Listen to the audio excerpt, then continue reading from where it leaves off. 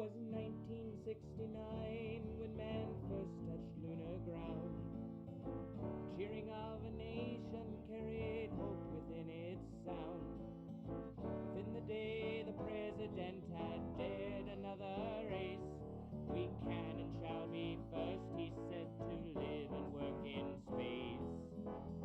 And I think, where would we be if we hadn't gone this way? And how would we be living on that other sunny day? Would we have the things that we have now? Have we won, have we lost? Or would we have been here anyway? Would we want to pay the cost? In 1972 the shuttle All right. Good morning, everyone. Good morning, Sunnyside Galaxy. Welcome to Kingdom Death Monster. Let me check if you're on the name list. Oh, welcome to the name list, Sunny. I did just wake up like half an hour ago. Yeah, good morning, DJ Discotech. And good morning, Yoshia. And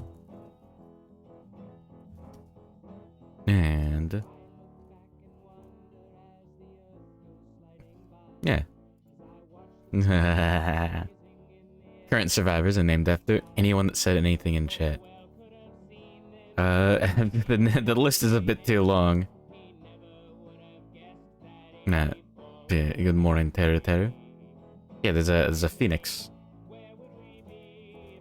Alright, yeah, welcome to the list, DJ Discotech.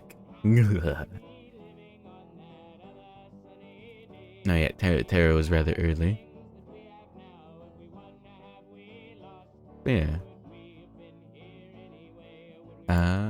Let's set up the showdown board for the Phoenix so we can see the stats very easily. Fallout Boy? Why would I know what Fallout Boy is? Hey, good morning, Banera Pune. Get your wiener back. This might be a fight where someone could. Yeah. every survivor has been named after someone that said something in chat in order.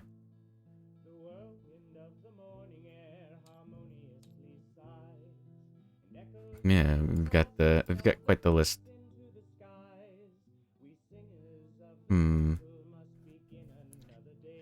Puchigiri, who almost instantly lost his genitals. Very sad affair. All the way to who's the most recent? Caleb Horse VT, who was born to Robert Brown and the Riker.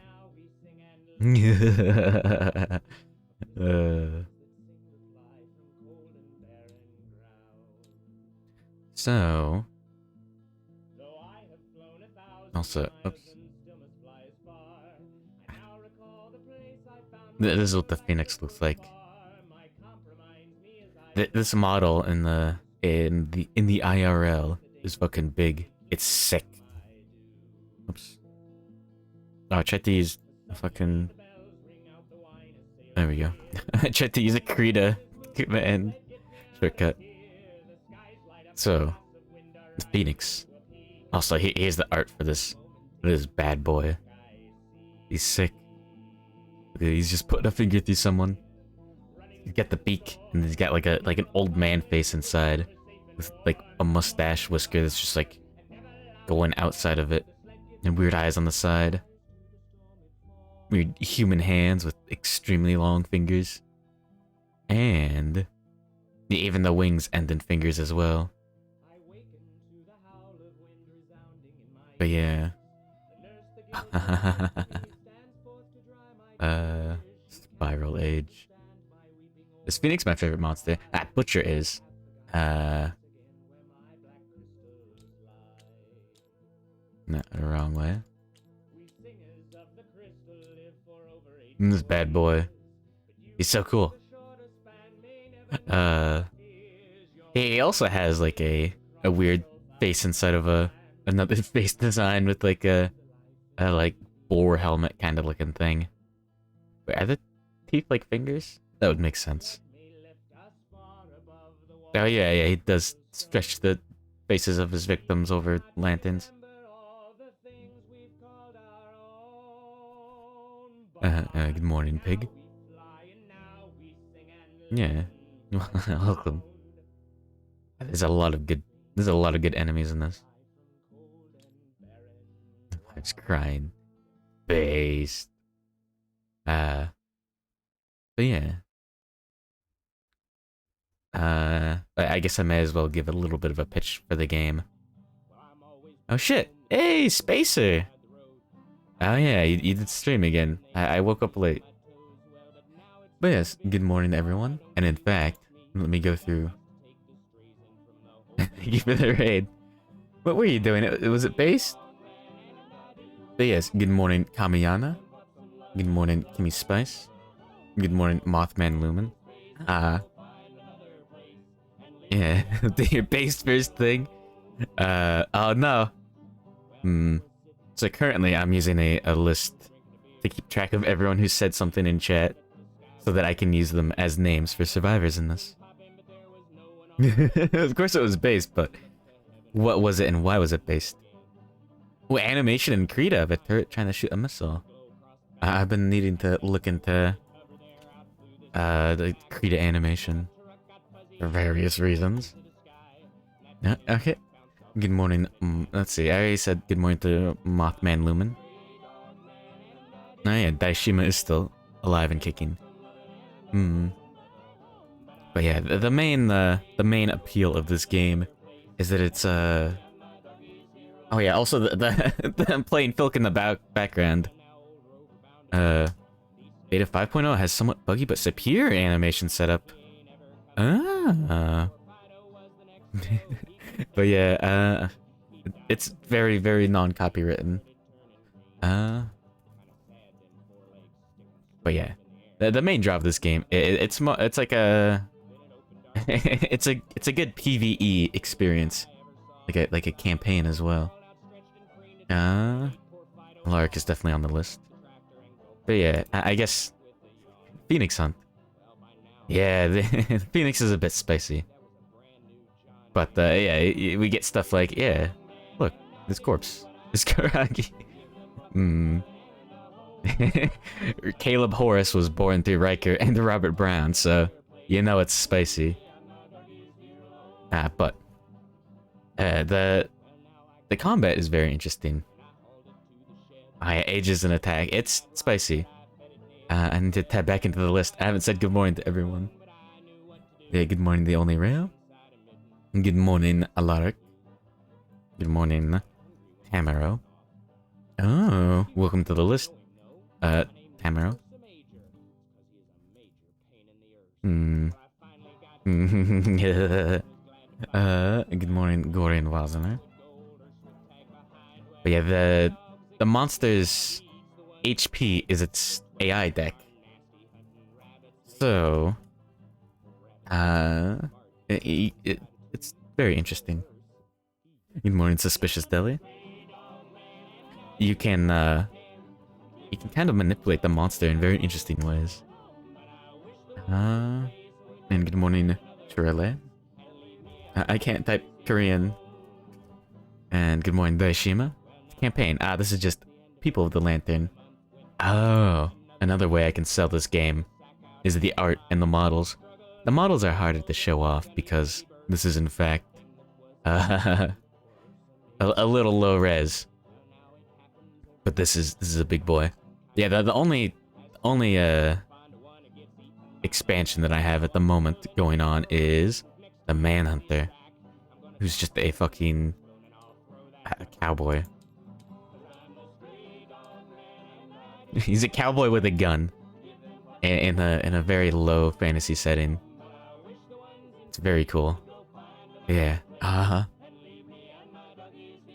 Let me finish writing down my list. But yeah, Good morning, Spacer Haywire channel. Spacer Haywire Chan. There we go. Showing some pictures could break TOS. Forgive me for being a bit late on the chat uptake. And good morning, Antrost. Antrost is definitely on the list, right? I think he died a little early on. Oh, no, you're on the list. Yeah. And good morning, Power Nelson. Who died early on. That guaranteed. Good morning, Legion 24. There we go. 24/7. Fuck. There we go. And good morning, Blessed Heretic. And good morning, Masonic. There we go. I'm all caught up. Oh, if you're interested in the album playing... Power Nelly. The current album is Bill Sutton Past Due.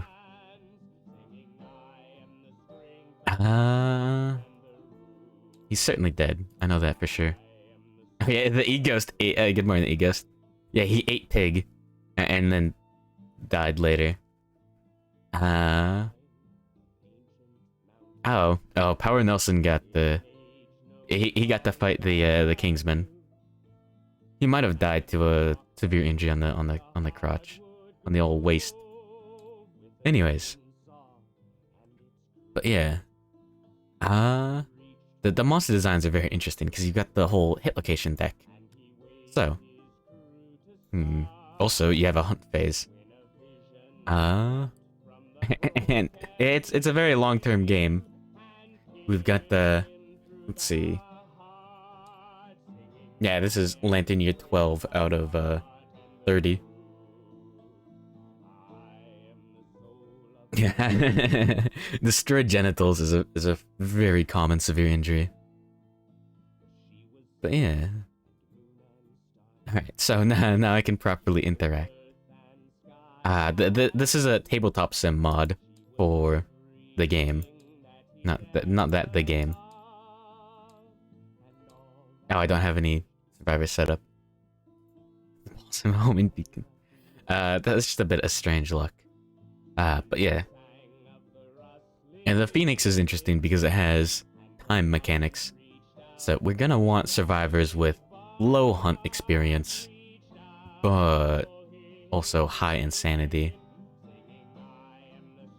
No one's got a spicy level of insanity.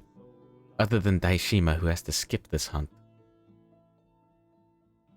the nurse. Oh, there's also some pinup designs. I don't... Yeah, Alaric, you haven't been created yet. Yeah, you're 74th on the list. Gomenasari.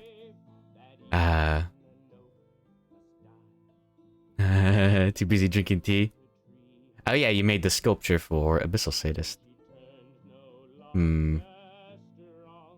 Let's see. I mean, we could take Karagi out on this, because it would be funny.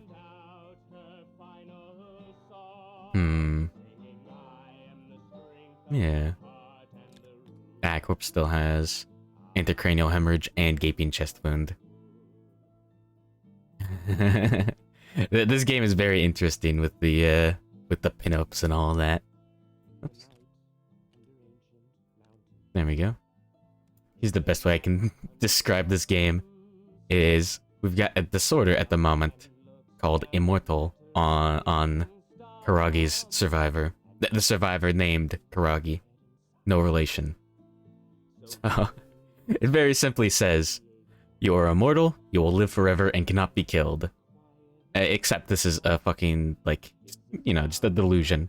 So, while you are insane, convert all damage dealt to your hit locations to brain damage. And you're so busy reveling in your own glory, you cannot spend survival while insane. The nightmare breastbone. The Forge God looks interesting. The models in this game are fucking incredible. I recommend looking up Kingdom Death Monster. and then looking at the price, and then deciding a lot of things. Deciding which organs you don't need if you're that interested in the game. Oh yeah. And also Karagi's got this face on at all times.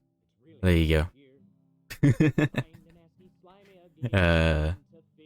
The art is very good too.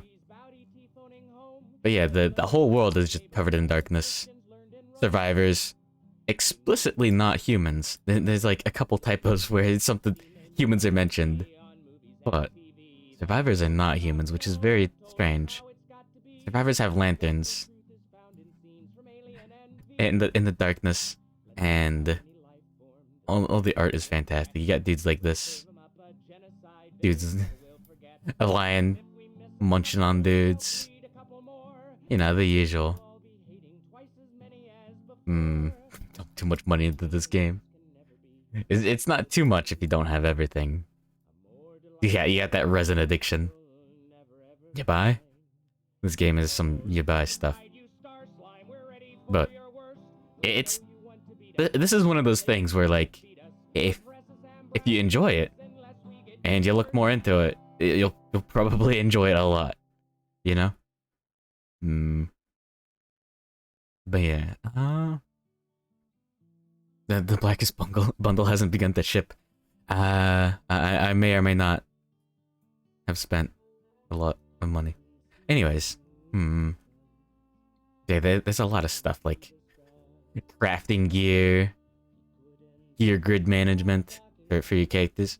I'm a big fan of the gear grid just because of how restrictive it is. This is the inventory system for characters. It's just a 3x3 grid.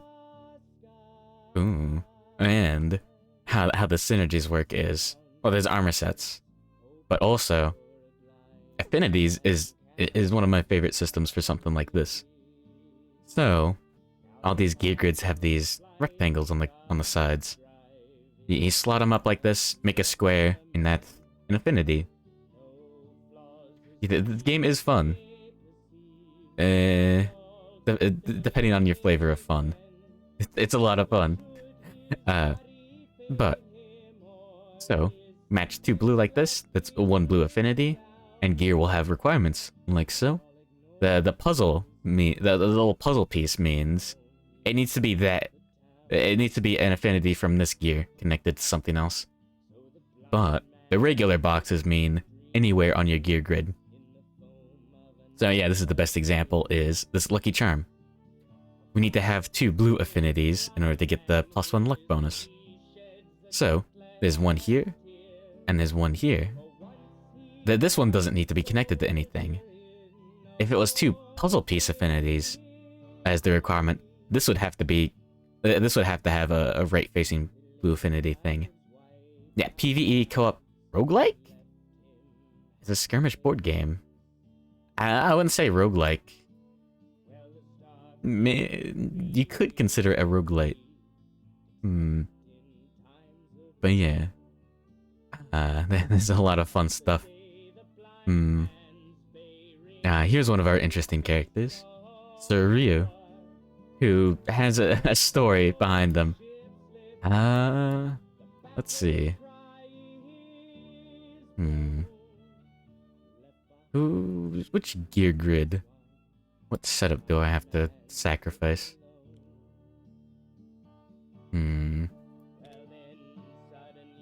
Maybe this one? Let's see. Tossing the strange system in it is. Fair enough. Who currently has a Zanbato? Here, let me sell you on the game. No, I don't know if this can sell someone on it. But, it sealed the deal.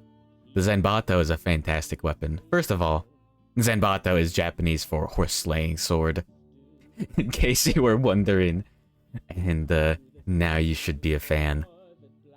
It's slow, so it can only roll 1 dice for it. It's got solid accuracy. And it's got high strength. And it crits. It's got +1 luck because of deadly. And wound, it has devastating 1 when you fill out the affinities. So it's slower, but when you wound, it does 2 damage instead of 1. Yeah, combined with Frenzy. Ah, the perfect Slayer. This game is one big Berserk reference. Let me go ahead and show off the biggest Berserk reference. So, Guts' sword is called the Dragon Slayer, right? It's just a weapon that you can make in this called Dragon Slayer. It looks a little similar. Don't tell the lawyers, boys. Yeah. So it's like a Zenbato, but even stronger. And one of the strongest weapons in the game is Perfect Slayer, which is just even fucking more comically strong. Big strength number with devastating 2 instead of 3. Devastating 2 instead of 1. And let's see, what else? Oh, it's big enough that it gives you -2 movement while you have it. And it's got slow, so no matter what your speed modifier is, you only roll 1 dice. But it has 3 speed, which is a weird synergy with the Berserk. Well, not Berserk. There's a fighting art called Berserker, I believe. I think that's the one that allows you to just suffer Frenzy whenever you want. But yeah, Frenzy lets you ignore slow on melee weapons, and there's a few ways of getting it consistently. So, the whole gimmick with the Perfect Slayer is that if you get Frenzy, you'll be swinging 4 times with a sword with extremely high strength. So it's very consistent with wounding, and it fucking does 3 wounds every time you wound. Oh yeah, you need the... Yeah, there are 2 hunt events. We'll get to hunt. Fuck. Let me just explain the most impressive mechanic. From a whatever standpoint. The hit location and AI deck. So I mentioned before, the AI deck is the monster's health. So, instead of taking down HP every time you attack, well, let's run through it. Let's go with the Zenbato, just as an example. So, 1 speed. The top left of the card is the attack profile. So the number up there where the 1 is the speed. That's how many dice you roll. The 6+ is how many of those dice is the accuracy. What number of those dice have to roll to be considered a hit. So, let's see if I can get lucky enough to roll 6 or higher. Don't worry about it. So that would be it. If I rolled just 1 dice and rolled a 7, that would be a hit. And then 6 is the strength. So that's what you add when you attempt to wound the hit location that you draw. So rather than just rolling for damage, you draw hit locations for each hit. Oh shit, thank you for the gift subs, Pazanyam.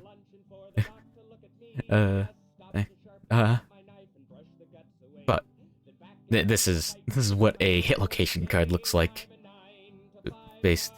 Happy Halloween. I got a good idea for Halloween. I'm gonna be a bread bug. And good morning, Karagi. Yeah, welcome to the name list. But yeah, thank you for the gift subs. You're 156th on the list. I need to do something about that soon. But so yeah, instead of seeing if you hit a monster's AC and then rolling for damage, you draw that many hit locations. So first strike. So if you draw multiple hit location cards, if you have higher speed, all that fun stuff, you'd have to choose this one first. You normally get to choose the order, but first strike forces you to choose this. Oh, this is a fun one. Reflex.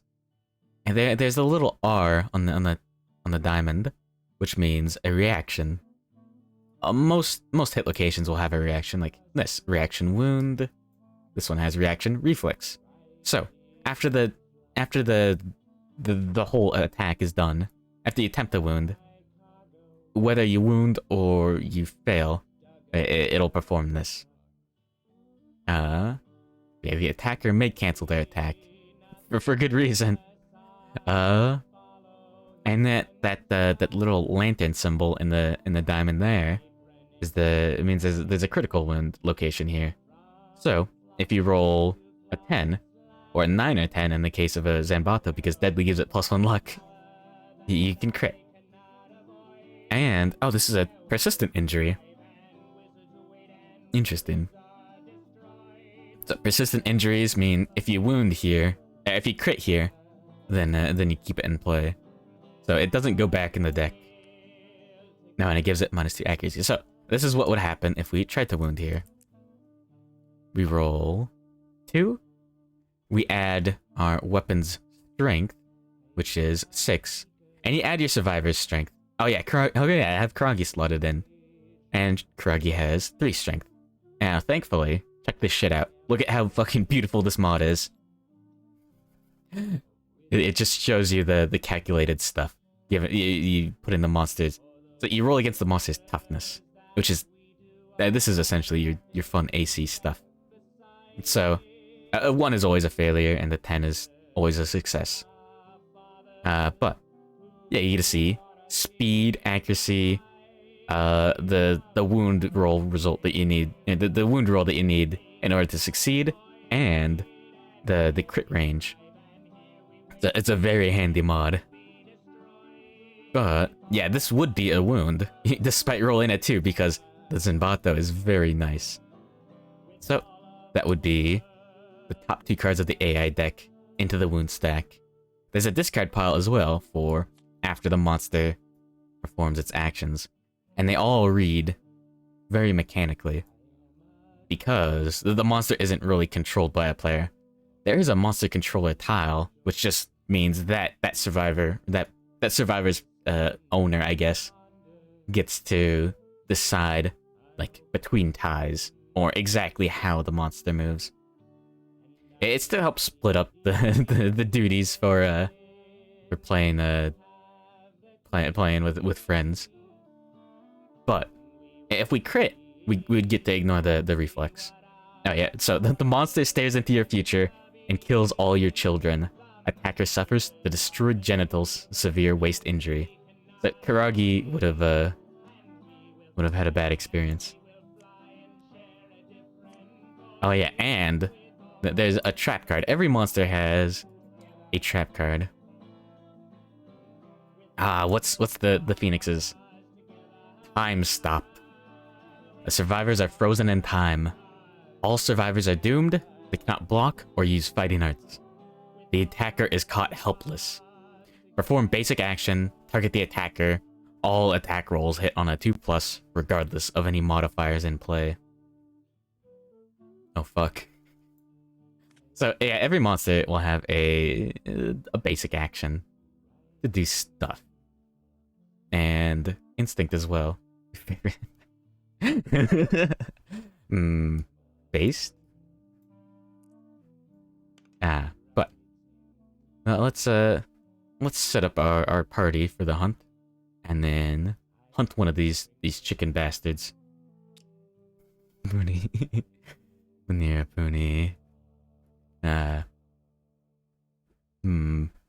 yeah, Karagi's fucking full of pilk and immortal. Let's see. Junie has 5 insanity, but he's a little up there. Yeah. We could take him out. That sounds like a good choice. Oh wait, no, I wanted... He's training Katars. Oh yeah, there's also weapon types and masteries and all that fun stuff. He's got 3. So he gets to ignore cumbersome. He doesn't have a extra speed on it yet. Oh yeah, I'm playing with Community Edition, which features some... it's basically the mod balance pack. It's interesting to say the least. There's a lot of neat changes. making like really bad options a lot more reasonable. Like some of the weapons. Let's see. I want survivors with a little bit of hunt XP. Mighty Germ has Transcended Masochist. Based. Wait, I had another survivor training up bows. Let me see. Dr. McJones. Oh, he's got Thundercaller. That's a fun one. And Destroy Genitals, so it's a little bit less bad if he does. Oh, he's almost up to maximum courage. Maybe I should save him for later. Transcended Masochist, first of all, has very interesting art. This game is grim and anime and immature. Whenever you gain a bleeding token, gain +1 survival and insanity, and ignore the effects of the echmophobia and apathetic disorders. Yeah, fighting arts are like positive quirks in Darkest Dungeon, and disorders are like negative quirks in Darkest Dungeon. Now, yeah, we can start training Shield as well. We could take Spooky Snip.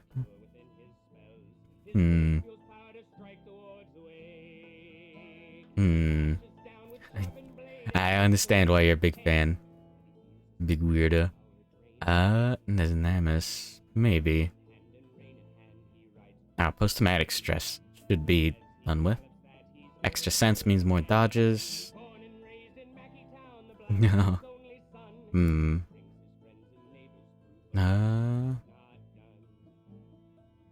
Let's see. I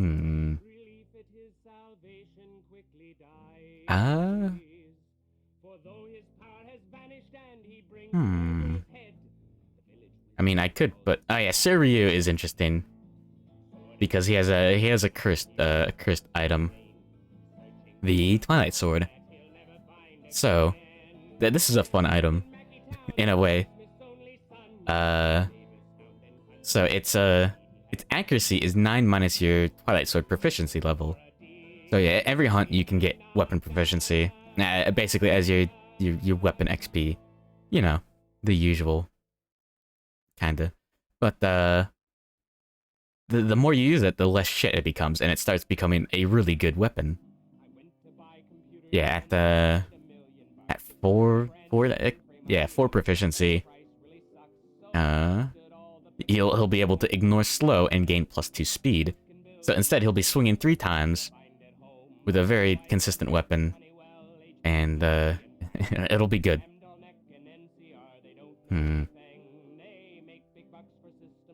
Yeah, let's put him on this gear grid. We'll have to move our stuff around a bit. And let's take Junie.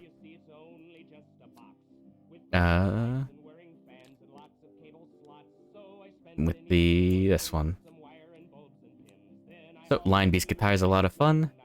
Deadly means +1 luck. And Lucky Charm gives him 1 more luck. And it all adds up to be pretty okay.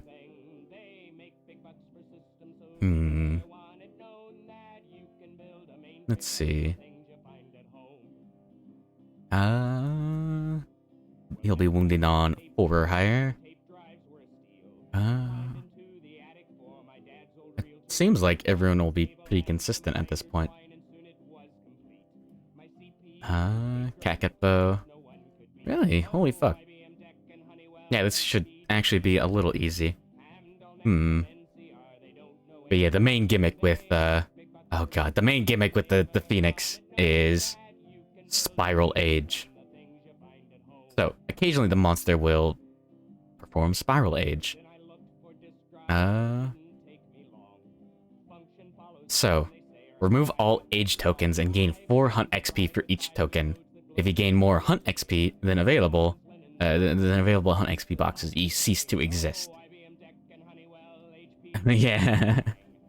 And when you cease to exist, if you invaded family, all survivors with your surname lose 2 weapon proficiency levels. It's a bit silly. You cease to exist quite a bit more than usual. Let's see. Here it is. Dreaded Decade. So, this is where you put your age tokens. So, you can spend an action to roll 1d10, and if the result is equal to or less than your insanity, you get to remove all those age tokens. Otherwise, you suffer spiral age. So, the more insanity you have, the more consistent it is to remove them, remove the age tokens, which is a good thing. You don't want age tokens. All right. Let's see. Karagi does not have a shield. Do it like this. And we don't have one more Lucky Charm. We don't even have one more Monster Grace. Anyways. Suryu. Oh, there we go. Cat Eye Circlet. So. Yeah, let me put it like this. Just in case. Cat Eye Circlet is a very, very interesting card. This makes the game a lot more consistent. So, you can spend your action to reveal the next 3 hit locations and put them back in any order. So you get to, rather than drawing it raw and drawing, I don't know, trap card or something, you get to just organize it a little bit. It's very useful. And Rawhide Headband, which is, if you have to complete the affinity like this, but that's easy enough to do. Reveal the top 2 AI cards and place them back on top in any order. Oops. So that makes it much more easy to dodge the monster. Oh, fuck.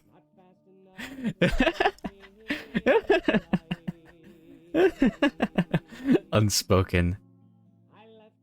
This one's a fun. The Phoenix has a lot of goofy bullshit. Okay, this is all the flavor you need. So, if this was drawn, the Phoenix unspeaks a name. The survivor with the most age tokens suffers unspeak, randomized in case of ties. Roll 1d10 and subtract the survivor's current age tokens from the result. If the result is equal to or greater than their understanding, they suffer lost name. Otherwise, nothing happens. So, they gain +2 understanding, erase the survivor's name, remove all age tokens, and lose all survival. Until they are renamed at the settlement, they cannot gain survival. If a survivor is given the same name, they cease to exist. So that could move someone up in the list a little bit of names. Yeah, and that's a fun one. But anyways, yeah, you'd be able to... Whoops. You'd be able to, figure out what the... At least choose what the monster is going to do next. Or, if you're very confident in your ability to wound, you could put the card that you don't want the monster to draw on top. And then, when you wound, that card will go into the wound stack. And, yeah.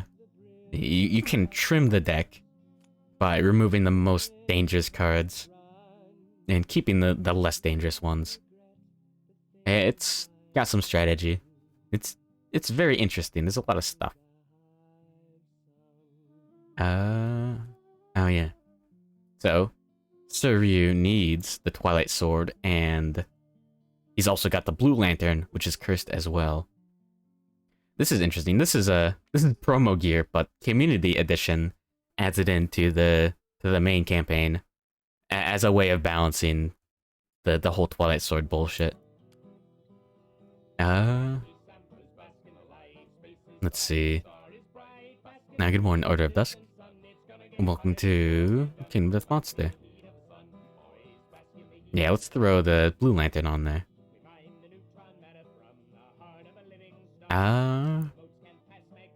Counter-weighted axe is fun. But... can we sustain that? Or can we put that on anyone else? This is the best example of the Community Edition that I can give.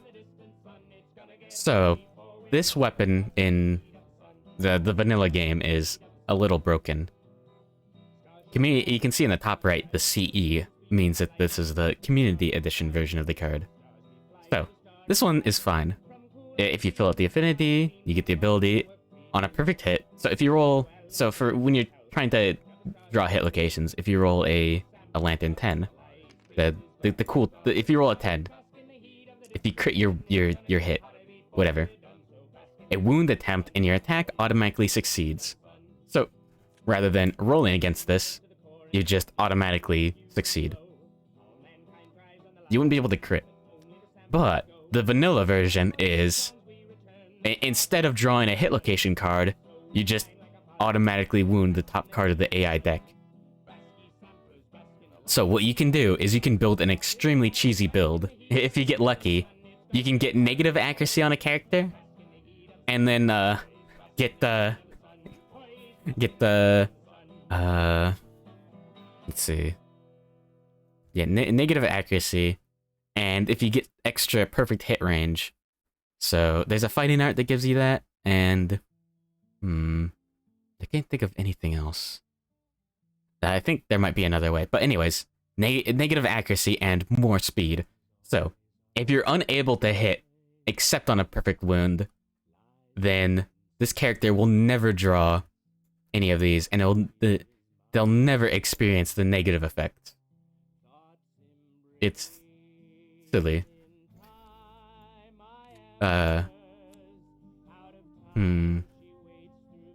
Yeah, being able to skip the hit location deck is a very important part of optimization. That's why Zenbato is so good, because low speed, high strength means you're less likely to get those wound reactions, and devastating means it deals 2 damage instead of 1 per hit location.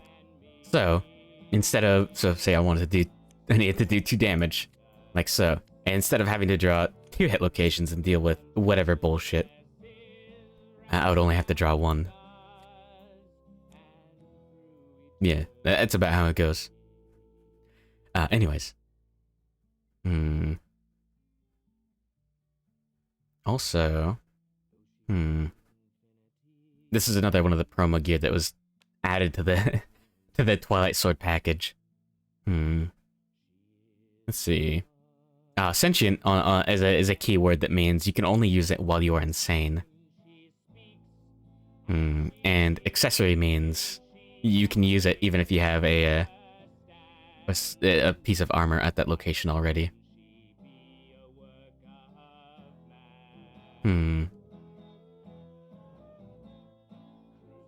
I guess this is an okay setup. Yeah, fuck it. So, Karagi is the tank, and if she gets insane enough, Immortal means instead of taking damage to her hit locations, she'll take it to the brain instead. So she can tank even more. Abyssal Sadist means she'll be getting survival and insanity. So survival is a fun mechanic as well. So it doesn't refresh during the fight, normally. Except for things like Abyssal Sadist, which Abyssal Sadist is really good. But it's a resource for performing cool stuff, like the survival actions. So you can spend a survival 2 once per round. Dodge, avoid the damage from a hit. Dash, gain 1 movement and use it immediately. And you can do this during the monster's turn, during an AI card, so it's... I'll explain this, because I will use this. The Phoenix basically requires it. Unless you're a fucking transcended masochist in real life. Surge, gain an action and use it immediately. Or Encourage, call out to a fellow survivor, they stand up if they are knocked down. So, you can basically double your DPS with Surge. And Dash is just a very great defensive option, but it costs survival. Which, the survival limit starts out at 1, and increases as you get more innovations. So we've got this is your tech tree.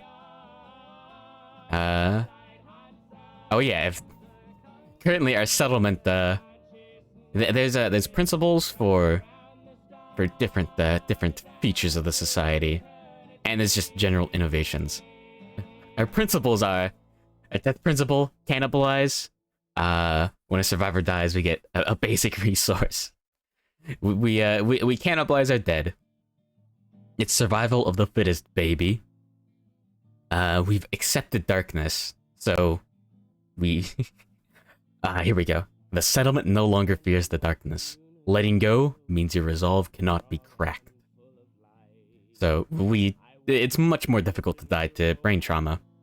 Embrace the darkness. And we're barbaric.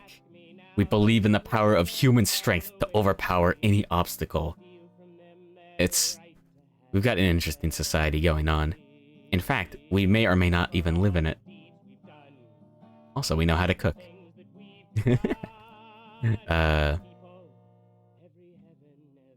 Oh, this one's fun though. Inner Lantern is the one that lets you surge, so it's very important to get. The settlement finds the light within. All survivors gain the surge survival action. It's a little poetic. I don't know. Anyways. Let me double check everything. So, Kanagi. 2 evasion. Yeah, monster grease is very good. Because 1 evasion is good. Less chance for the monster to hit you. And if you build your gear grid right, you can get it up to 2 evasion. Like so. Any other stat bonuses? So the way that the mod has to do stat bonuses is with the permanent tokens. So, you can see Karagi's evasion. There you go. It's very neat. Mighty Germ has 1 strength, 1 luck, and 1 evasion, and nothing else from the gear. Suryu has 2 strength from the Monster Tooth necklace. Good. That's nice. Do I need Monster Tooth necklace on Suryu? Let's see. We aren't going to be attacking with Piston Tooth. Oh yeah, he's a nice thing in the mod. You can hide the weapons here like this. Counterweighted axe is just barely hitting maximum strength. So yeah, hitting on a 2 and up, or wounding on a 2+ is the best you can do. We could mess around with his gear and take that off. Oh, yeah, if we put on the Twilight Cloak. First of all, he's got a lot of armor on the head. And second of all, he'll always be able to use the Twilight Sword, even if he loses a bunch of sanity. That's good. That's actually pretty good. We could put the pickaxe back on. Oh yeah, so the hunt phase is while you're walking to the monster. You're hunting the monster. But yeah, there's some gear that interacts with the hunt phase, and I would like to show that off as well. Because it's good, it's good.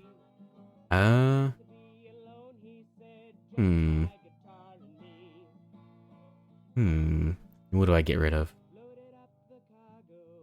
Bone darts are good because they have range and they're very cheap. You just throw on the bone pickaxe. I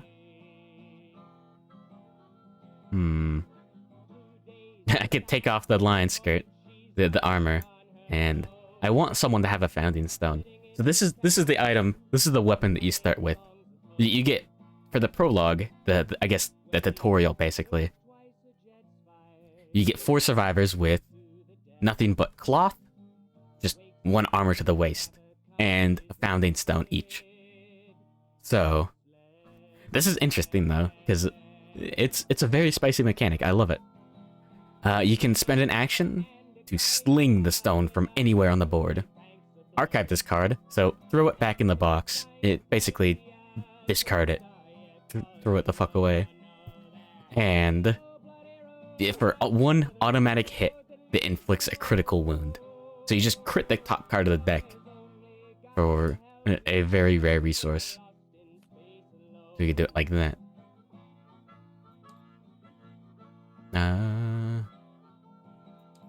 There we go. Yeah, Sir Ryu looks pretty cool now, I guess. He's got a lot of armor at the head location. He doesn't need the skull helm. Although it's not bad. Yeah, this should be good. Isn't that a chunk of the stone that was covering them? Oh. Here's the prologue. I read it once on stream. I guess for everyone who hasn't left, this is the prologue. It's a lot. It's fantastic. Once upon a time, there was a place of carved stone faces. A man with a lantern lay sleeping a dreamless sleep. The man knew nothing. One day, the man woke up. He rubbed the dried ink over his eyes and opened them. Around him, he saw other people stirring, and beyond, a horizon of unbroken darkness. A woman approached the man with the lantern. Her soft hands reached out to him. They had no words. They were a mystery to each other. Suddenly, a monster emerged from the darkness. Its eyes wild with hunger. It attacked. The people were no match for the monster. It tore their flesh and crushed their bones between its teeth. Some it devoured whole. Overcome with terror and grief, the man with the lantern collapsed to the ground. Cold stone noses pushed into his side. There was no escape. But the man did not want to die. Desperately grasping at the cold stone faces, he felt a crack and tore at it with all his might. A piece of stone came free. It was sharp and deadly. The man with the lantern scrambled to his feet, his weapon clenched in his fist. He took a deep breath and roared into the darkness. Somewhere in the place of stone faces, nameless men and women stand together. They have nothing but a need to survive and a lantern to light their struggle. And there you go. That's the introduction that the game gives you. Also, the art in the rulebook is fantastic. Look at this. This is assemble starting miniatures. There's a lot of personality in this.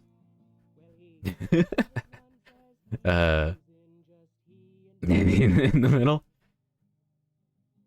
It's all decked out, yeah. But yeah. Okay, funnily enough, sharp and deadly are weapon key words, and the founder's stone has neither. Anyways. Alright. Let me see. I probably should have started on that. Kill or be killed. It's a doggy dog world out there. Anyways. Oh yeah. So 1 evasion from gear. No other stat bonus. Oh yeah, here's a nice thing with the mod. Check this bullshit out. Accuracy tokens. No, not there. Let's see. Sir Ryu has 3 Twilight Sword proficiency. So if we want to apply the 3 accuracy bonus from having Twilight Sword proficiency, it may or may not be the Master Sword. We can put it directly on the gear card, and there we go. It applied. So watch this shit. Yeah, Twilight Sword, accuracy 6+. There we go, 9+. It's very useful. There we go. So yeah, if you have some sort of specific bonus like that, you can do that. Oh yeah, you need more noodles? Wait, did I say good morning when he showed up? Good morning, Zenokata. He cared not to wear any milk-bone underwear. Have a good night, Zenokata. Have a good night, Power Nelson. Fuck. Sleep tight. Don't let the bed bags bite. +1 luck. +1 evasion. You've got that represented. I can go ahead and delete those tokens. And we can put these back in that. Oh, we can drop Fecal Salve for a Monster Tooth necklace and get a +1 strength bonus on Junie. So he'll be more consistent. Was your death valiant? I think you were... It was probably good. There you go. Oh yeah, you get the King's Curse, and... I forgot what you died to. Oh shit, and thank you for the raid, Aiko Kane. Good morning, everyone. Welcome to Kingdom Death Monster. Yeah, a very nice board game. Yeah, good morning, Aiko Kane. What were you doing? Was it based? Are you on the list? Good morning, Arceal Ardor. Yeah, welcome to the Survivor name list. You're currently 157th on the in the list. But yeah. What were you doing? Was it based? Yeah, we're fighting the Phoenix. I have everything set up, and I should be ready to go on the hunt. So, yeah, there's a bunch of innovations that have bonuses like the partying survivors gain +1 survival. Tentacle dog. Alright. So a current, we got it written down here. +3 survival for departing. I did a subathon. Nice. Did you get any Subway sandwiches for it? Yeah, we go. Crimson Candy. Okay, that's at the start of the showdown. Let's see. You shoulda. You fool. Alright. Yeah, let's continue playing the non-copywritten music. Oh, the bag Subway? Yeah, meatball marinara with, like, banana peppers, pickles, American cheese, and whatever else you're feeling like that day. It's good. Spinach, too, is good on it. Anyways.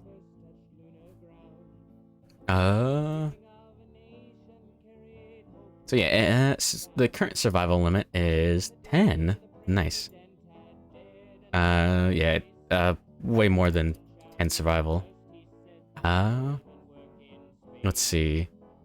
Yeah, we need to depart, gain 2. We already get 3 from innovations. What other bonuses? Leather Mask, +1 insanity. Groggy has 3+ insanity. She's officially insane. So now Immortal is doing its job. So she cannot spend survival until she goes sane. On insane. And then, but all damage dealt to hit locations is now brain damage instead. Let's see. Mighty Germ. 3+ survival is more than enough to get to 10. Any other bonuses? No. Oh. Yeah, the funny thing is, Suryu got the Twilight Sword rather early. The fucking Master Sword. And then immediately got Fear of the Dark. This is the worst. One of the worst disorders you can get. You cannot bear the oppressive darkness any longer. You retire. If you gain this disorder during a hunt or showdown, you put on a brave face until you return to the settlement, vowing never to leave the Lantern Horde again. Oh, that's an important detail I skimmed over. It's a fun one. The entire settlement is based around... It's just a bunch of survivors that gathered around a giant pile of lanterns out in the darkness. And... here we are. We'll see about that. Something will happen with that, maybe. Don't worry about it. Let's see, Suryu. Let's see, 3 survival from innovations.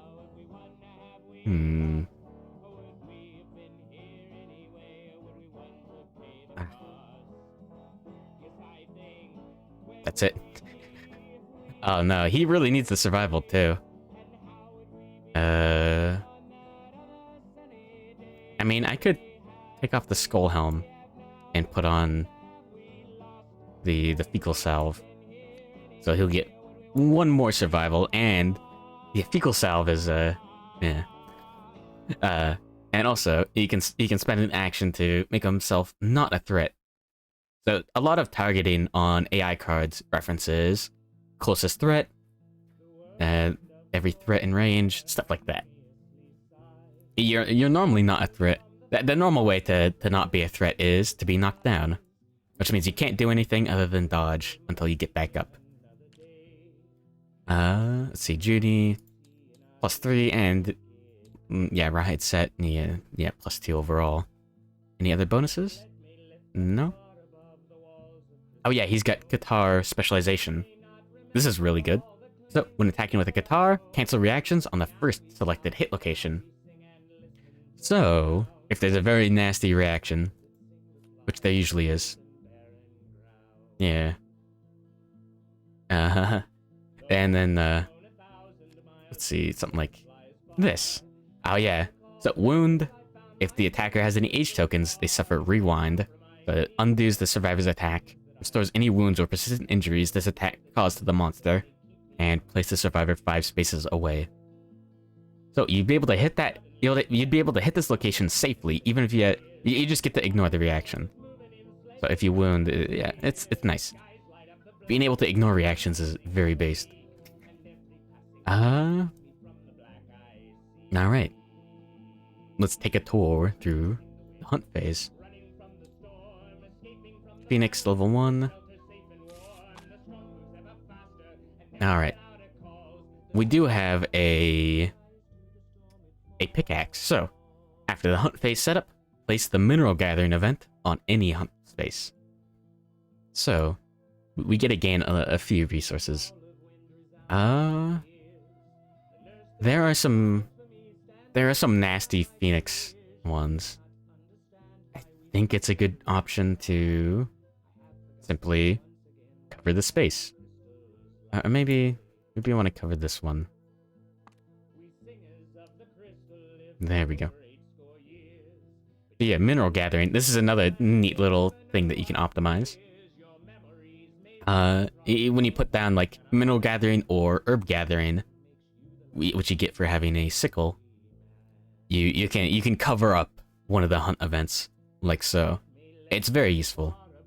But let's go for it. Let's do let's do hunt event revealers in order. So one at a time, each survivor takes turns being the event revealer. There's some stuff where that does matter. But here we go. Yeah, the basic ones, the ones that look like this, are always just random event. There are cards. There's a whole deck here, though. There are some cards in some of the expansions that they can get shuffled into here, which is interesting. So you just have like actual other random events. But here's the hunt. Here's what the hunt phase looks like. Oh yeah, let's roll the dice. So yeah, we just roll a D100. So 3, 5, 35. Yeah, there's a nice search bar here as well. So we can just search for the number and find that page. So, 35. Oh, we got this last time, I believe. Broken Lantern Oven. The survivors come across the shattered ruins of a small settlement. Ashen corpses dot the ruins, disintegrating at the slightest touch. An extinguished lantern oven stands intact at the center of the settlement. The event revealer rolls 1d10 and adds their understanding. If the result is 5+, gain the lantern oven innovation. The settlement already has this innovation. The event revealer harvests a broken lantern basic resource from the remains. So, yeah. Karagi's understanding is 3, so that would total up to 10. That's more than enough. So we already have lantern oven. Oh yeah. Let's go ahead and organize this stuff. So yeah, the resource decks are interesting because this is the hard limit per year of how many of whatever resource you can get. There we go. One broken lantern. But yeah, let's do the easiest way to do event revealers is go left to right, like so. So, if the settlement has Song of the Brave, which we do, the group may nominate a brave survivor to investigate the ruins of the settlement's lantern horde. They gain +1 courage and roll 1d10. So, I can look ahead on the table a little bit, but you could get the apathetic disorder on a 1 to 5.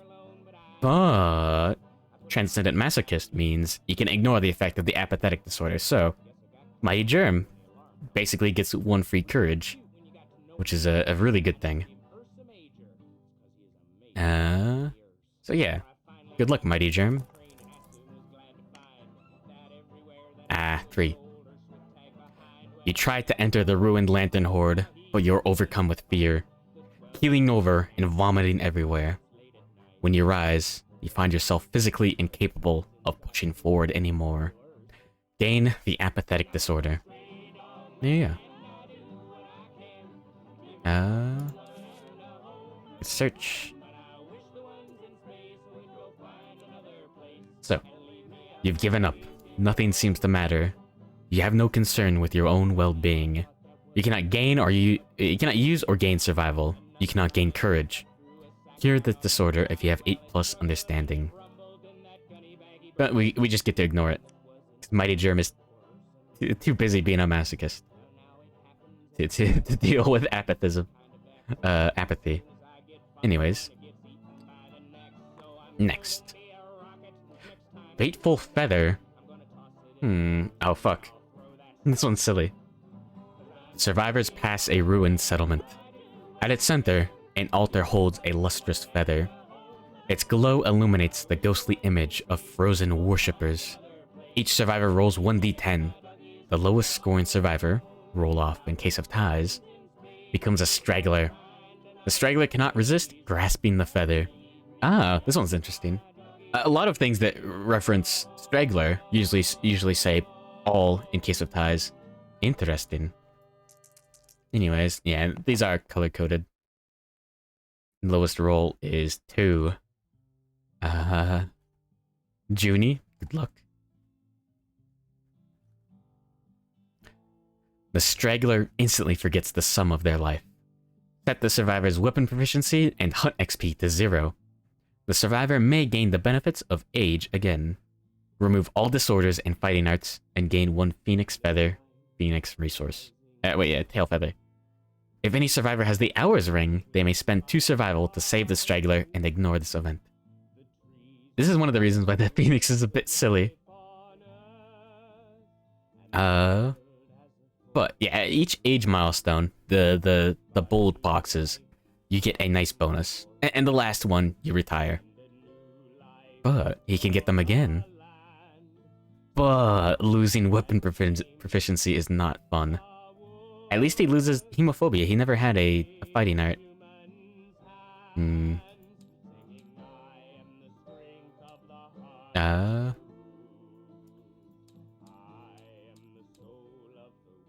Oh yeah, you can do fun stuff like this.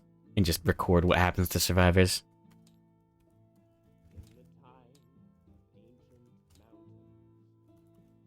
Like that, there you go. So he no longer has Qatar specialization, unfortunately. I wanted to use that, damn. He doesn't lose his name or anything, right? Nah, just all disorders and fighting arts. And 1 tail feather. So getting a resource is very good though. Especially the Phoenix resources. So the Phoenix doesn't actually give that many resources if you beat it. Let's see. Nah, we'll see when we get to the showdown. But they're used for pretty good gear. Anyways. Well, that sucks. Alright, random event.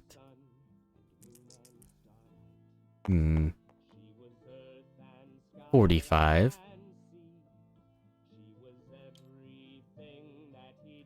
Jagged Valley. A valley of sharp, white stones opens before the survivors, looking just like a toothy maw. As the survivors push and climb through the jagged spires, they find that even the shallowest nick bleeds profusely. Each survivor suffers 1 event damage to the body. Unless a survivor has bandages to patch up their wounds, all survivors also gain plus 2 bleed tokens. Eat fresh spire. No! You son of a bitch.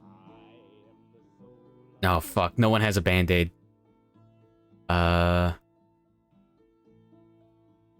Someone should have taken bandages. Oh fuck. The showdown can also give that's very, very not good. What event damage just can't kill you, basically.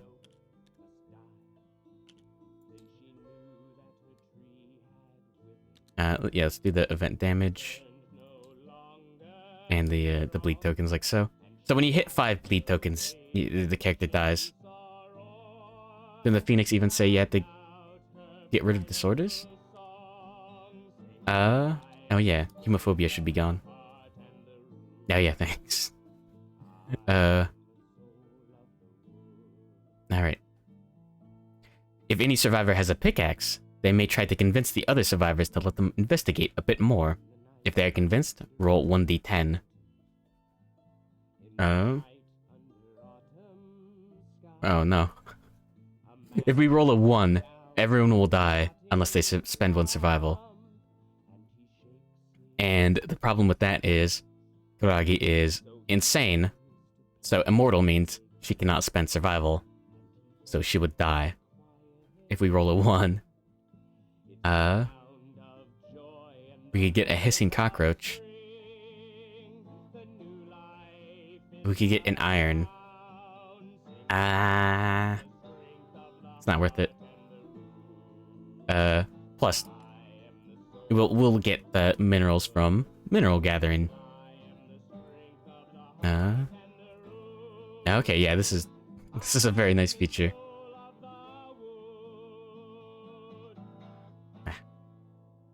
So, mineral gathering. We just roll a d10. Every survivor with a pickaxe rolls on the mineral gathering table. And it's just Suryu. Kuragi more like Voragi? No? 3. You strike a stone that resembles your face. It explodes, covering you in blood. Gain +1 insanity and the hemophobia disorder. So if you roll 8 or higher, you can if you put this after overwhelming darkness, the very middle of the hunt event table or whatever, the hunt board. So anywhere over here, you get you can keep going and get even more wacky stuff. But hemophobia, I just deleted that on someone else. There we go.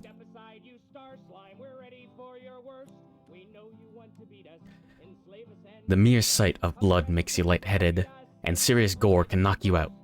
During the showdown, whenever a survivor, including you, gains a bleeding token, you are knocked down. Fuck, he's gonna be knocked down constantly. Yeah, this is gonna be a bit silly. We're gonna have to go as fast as we can because bleed tokens are not good. And the Phoenix can cause more bleed tokens. So Kuragi is in a very, very poor spot. Being unable to spend survival while insane.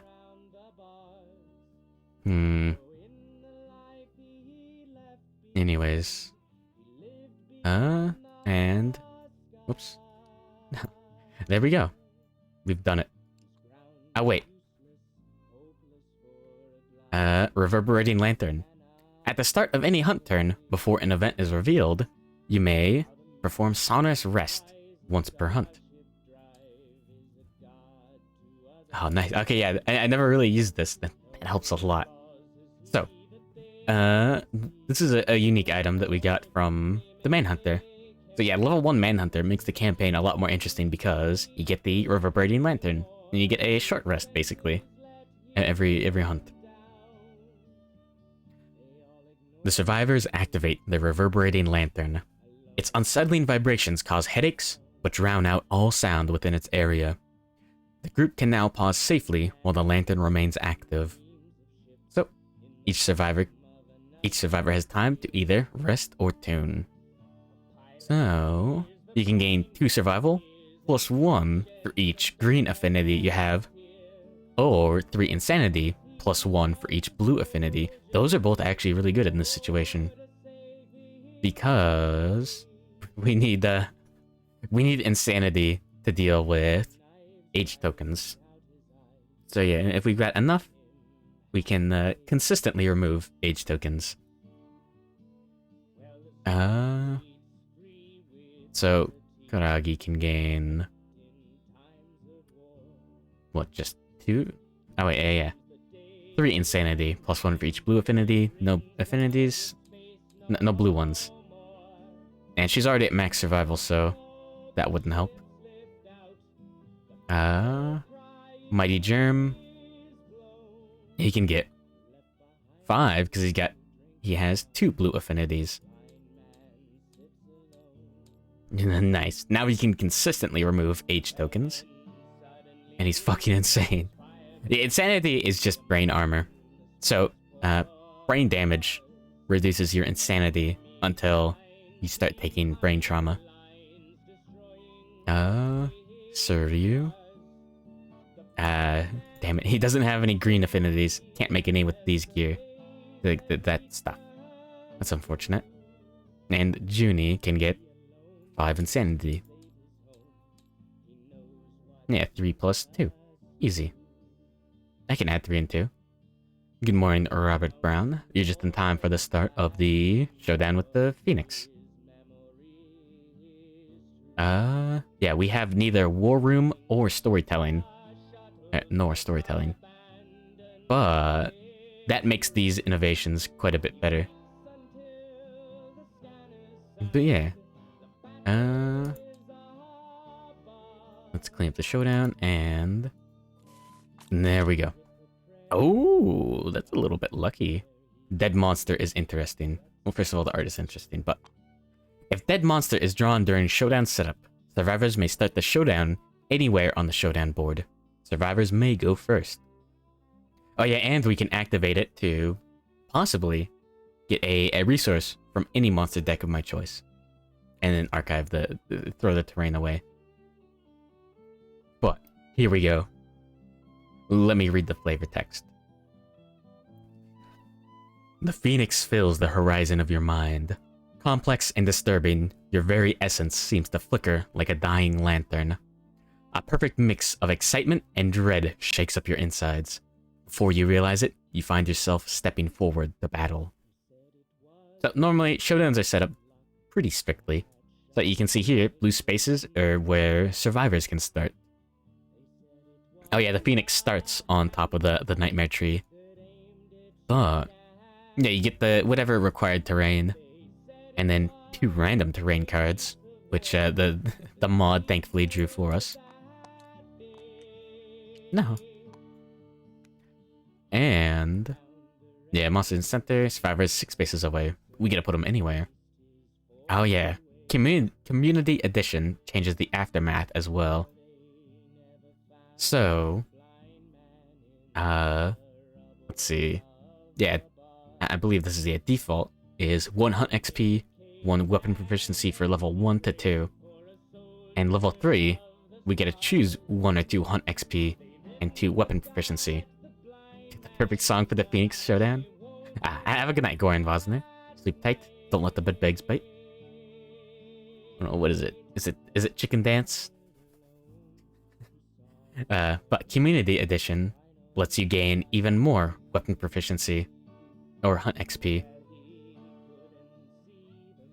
Oh no. What have you done? Oh. You bastard. I never thought. I never would have imagined it would have been Kiara. Anyways.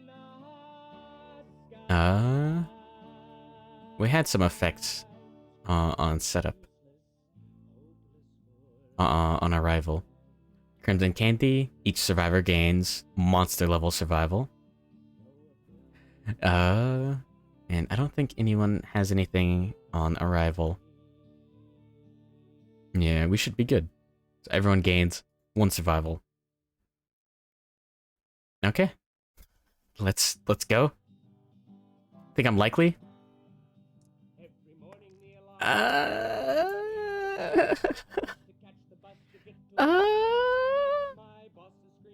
Maybe. Those 2 bleed tokens means someone can easily die. Let's see what happens. Yeah, the monster's basic attack. He's got a fun thing called Razor Wind, where after the attack, survivors in the blast zone suffer knockback 7, bash, and bleed 1.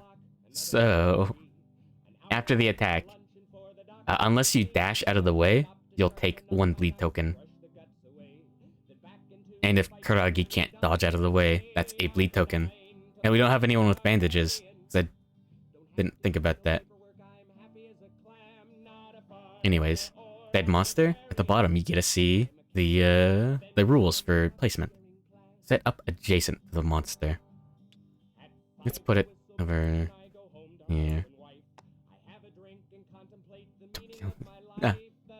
Kuragi should be fine. Stone columns, obstacle, impassable. So yeah, you just can't go over it. It does block line of sight because of obstacle, all that fun stuff. Destructible. When a survivor collides with this, stop their movement and archive the terrain. They suffer 1 damage to a random hit location. And when the monster passes over this, archive it. The nightmare tree is interesting. Yeah, obstacle, impassable. So survivors can't move through it. Monsters absolutely can. We can spend an action. Each survivor can do this once per showdown to possibly gain a broken lantern or a lonely ant.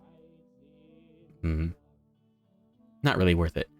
But here's a funny thing. This does block the Phoenix's line of sight while it's on it. So, anything that calls for survivors in field of view won't be able to find anything. Let's get ready.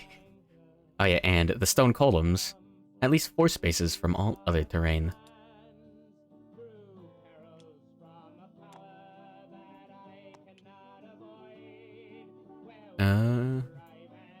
It sounds fine. Let's see.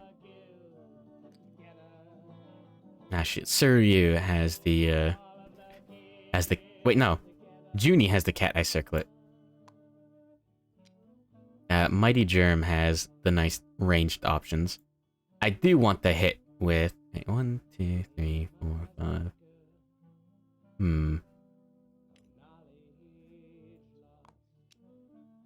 If we put it here, yeah, he can run behind cover immediately after.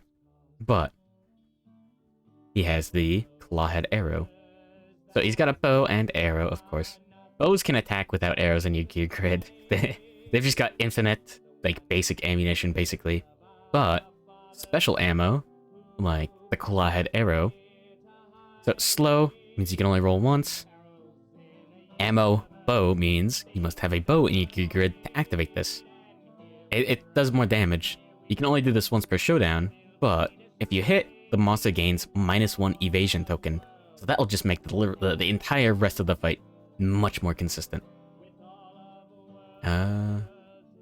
Maybe Suryu can start further away. Yeah, he can do the blue lantern.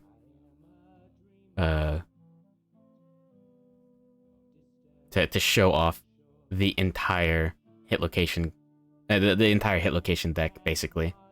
Let's make sure that's shuffled, and that as well. See, Mighty Germ won't be attacking with Fist and Tooth, likely. Froggy. There we go. Junie. There we go. And that should look fine.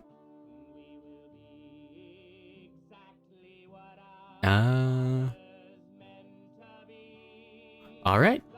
Let's fucking go.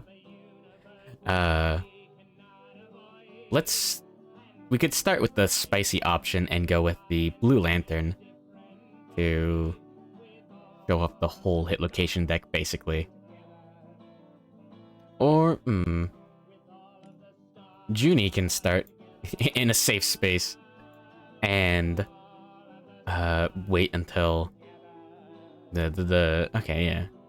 So yeah, he can start with the Ice Circlet, and then Sir Ryu can start doing damage with the Twilight Sword.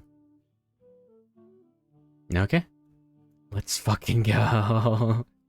So, normally the Phoenix would start first, and that would be a fucking horrible experience because there are cards that could just like one-shot the entire team. Yeah, you could just get insta-gibbed for no fucking reason. It's quote-unquote fun. We got very lucky with that dead monster. So yeah, let's start taking the turns. And an hour and a half in. He's full of Pilkin ready to hunt. He is rather insane. That does make sense. Alright, so let's take Junie's turn first. Let's go ahead. Spend, yeah, each turn, each survivor's act, they get a movement and an action to spend. If you spend your movement, you move up to 5 spaces. You don't get to move like 3, spend your action, and then move 2 or something. You do it all at once. And you don't get a move, have another survivor move, and then you attack, and then the other survivor attacks. Yeah, you have to spend survival for that. So, alright. Let's go. Ice Circlet. No whammies. So yeah, reveal the top 3 hit locations and put them back in any order. So this will decide a lot. Glorious Head. If the attacker has any H tokens, they suffer rewind. No one has any yet, so that might be good. It's got a good crit. Feathered Wing. The Phoenix blows everything away on a wound. Survivors in the Eye of the Storm gain +1 insanity, and all other survivors suffer knockback 7 and bash. We could give it -1 movement. Glorious Soft Belly. If the attacker has any H tokens, they suffer rewind. But it makes you crazy. Wouldn't that be fucked up? Maybe. Oh yeah. But yeah, the Phoenix has several traits. So, these are just like... This is your fun modifiers. So, materialize. Occasionally, something will call for the Phoenix to materialize. Crazy... The sequel to Crazy Rice. That Crazy Rice blew in on a crazy wind. So, remove the monster from the showdown board and place it adjacent to the target. It must be placed so its base covers as many other survivors as possible. They suffer collision as normal. Spiral Age. We went over that earlier, but the Phoenix can remove all age tokens and make you suffer 4 hunt experience for each token. And if you go past the max, you fucking disintegrate. You cease to exist. And Zeal. This one's the annoying one. At the end of each monster turn, perform basic action. Yeah, look at that face. Anyways.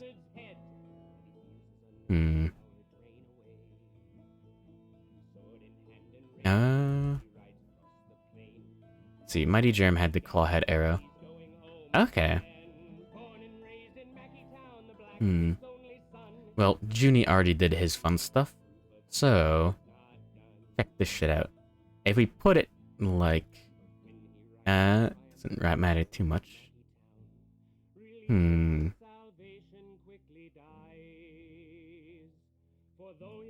can put that there.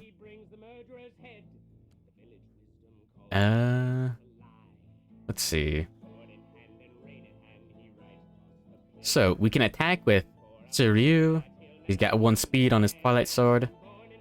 And then move to one of these spots, right in the middle of the sides. And then do the same with Mighty Germ. Attack with the Clawhead Arrow with 1 speed.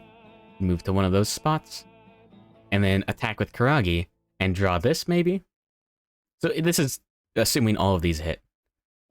And then the Phoenix will get, and then everyone will be in those Eye of the Storm spots. Now, good morning and good night, Bone Miser. Hello and goodbye. Sleep tight. Don't let the bed bugs bite. You were definitely on the list, right? Yeah.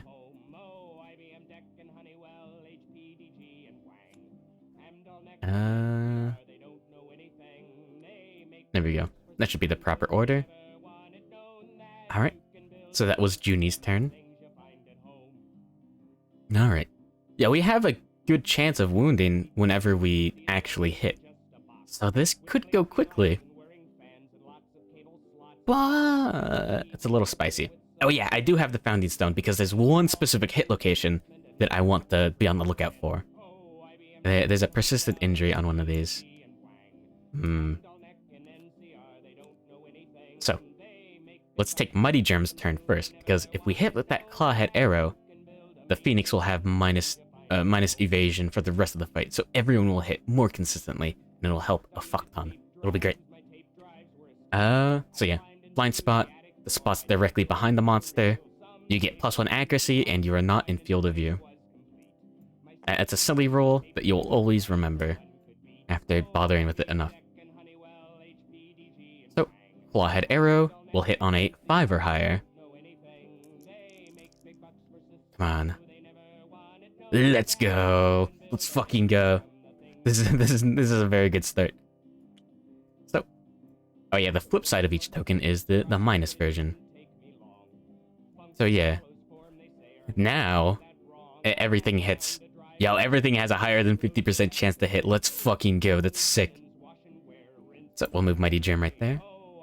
Oh yeah, also, stuff like the Catgut Bow has Cumbersome. Almost every single bow does. So, you have to spend your movement in addition to your action in order to use a bow. So yeah, it's a little interesting. Stereo. Oh yeah, he has a shield, so +1 armor to each location. And you can spend an action to ignore 1 hit the next time you're attacked. But who cares about that? Let's fucking go. Oh yeah, Twilight Sword normally has Cumbersome, but once you have high enough specialization, you get to ignore it. You invested and you didn't expect to be. The Phoenix is fucking terrifying because it's got some very brutal cards. And even then, Razor Wind is a fucking clock and a half. You basically tick down your survival every turn. There's a lot of mechanics that can mess you up. Oh wait, no, we want to attack with Suryu before we move. Yeah, that was Mighty Germ's turn. So, Twilight Sword will hit on 5 or higher. 1 speed. There we go. Wait, I forgot to do damage. Hold on. Mighty Germ draws a hit location. The Glorious Head. I'm too busy. Ah, damn it, almost a crit. So 6 is more than enough to hit wound. See, the monster has 10 toughness. Mighty Germ has +10 after gear and the weapons bonus itself. We can ignore that. Oh yeah, let me double check everything. Fear of the Dark, Hemophobia. So whenever someone gains a bleed token, we need to remember to knock people down. Anxiety. Karagi does have Stinky Gear, Monster Grease, so she does not get the priority target token. Mortal, always fun. And you may not spend survival unless you are insane.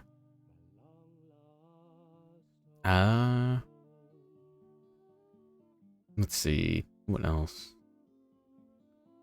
Okay, that's all I need to remember. And of course, Abyssal Sadist. Oh yeah.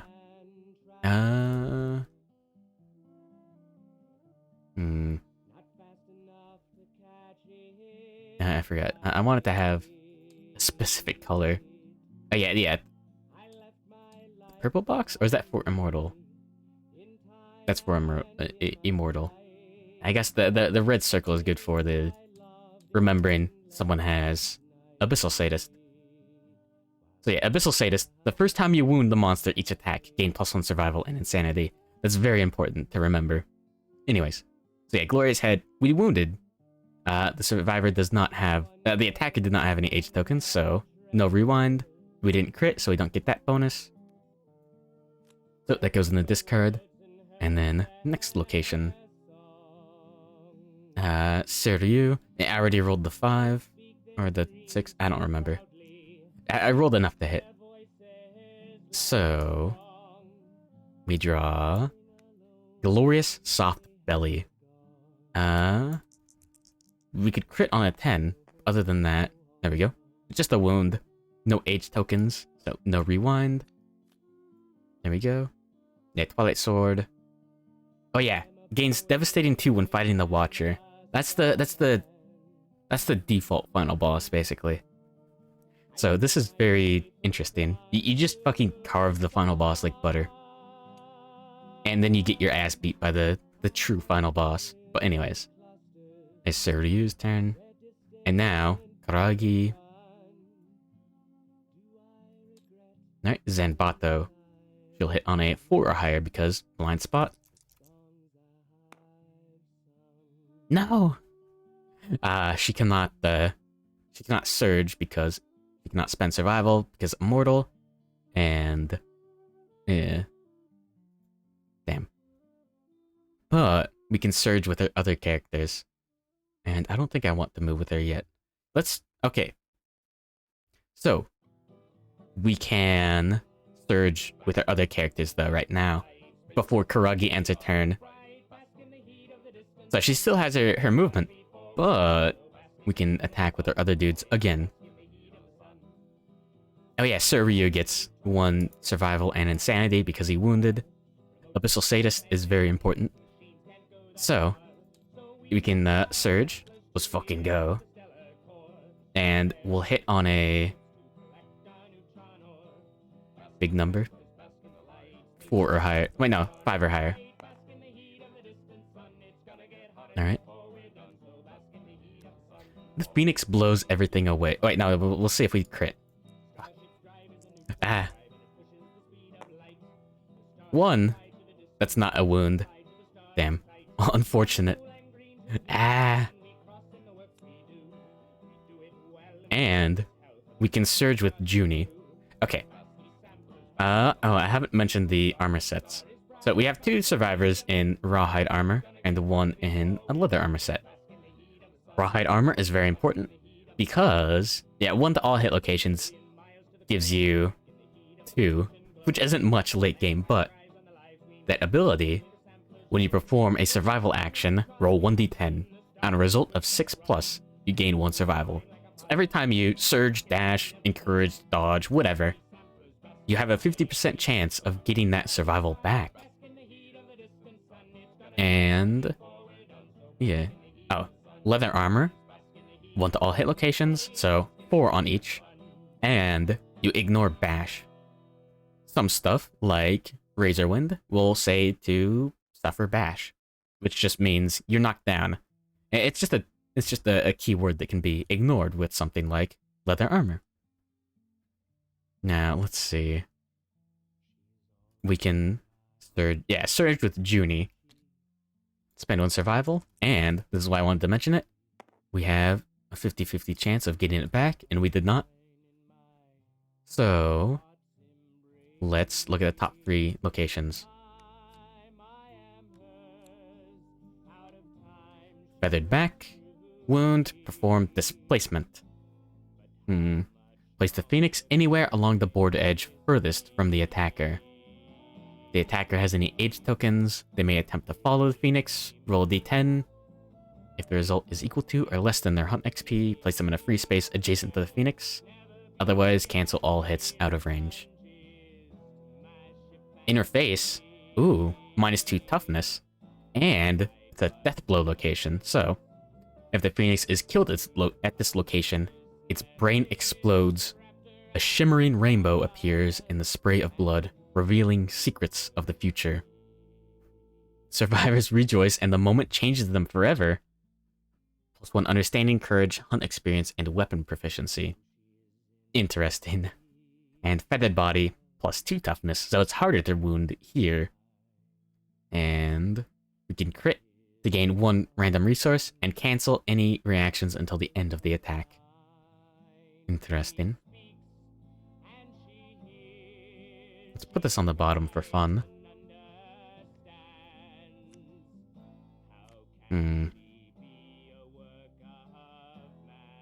And I could try to wound. I could like dash and surge to use the catgut bow.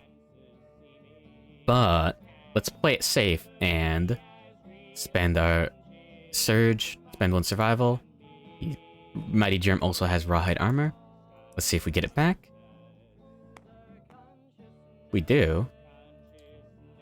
And we'll activate Rawhide Headband. So, reveal the top 2 AI cards and put them back in any order. Bored. This is a mood. So... Oh, interesting. While bored is in play, the Phoenix gains -2 toughness tokens. Instead of drawing AI, perform Spiral Cyclone. Survivors in the Eye of the Storm gain +1 insanity and suffer, and +1 survival. All other survivors suffer damage equal to the monster's level, knockback 7, and bash. After Spiral Cyclone is performed, discard board and perform Disdain, which is the 2-tone. So Disdain. Every monster has an instinct. So if their targeting fails or if it calls for it, place the Phoenix at the center of the Nightmare Tree. It emits a hissing moan. All non-deaf survivors suffer brain damage equal to the monster's level. Perform Spiral Age. End the Phoenix turn. Oh, and the other AI card is Excrete. The Phoenix defecates on all survivors unfortunate enough to be in its blind spot. Each survivor currently in the blind spot rolls 1d10 on the table. Propelled parasite hits the survivor's head, dodge, or suffer a random severe head injury. That could be a kill very easily. Gained +1 survival and 1 Meeklint droppings. Or gained rainbow drop. That's interesting to say the least. I would rather it draw board and gain -2 toughness. Although, gaining resources like that is very good, but it has a good chance of just killing Karagi.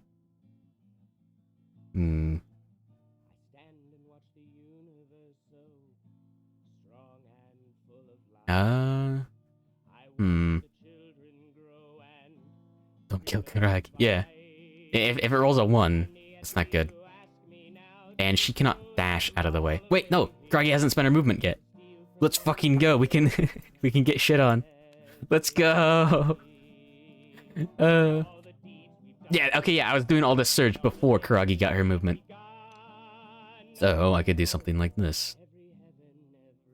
You die for a good cause. That's not a good cause. So basic action is closest threat in range. Yeah, at the end of the monster turn, perform basic action.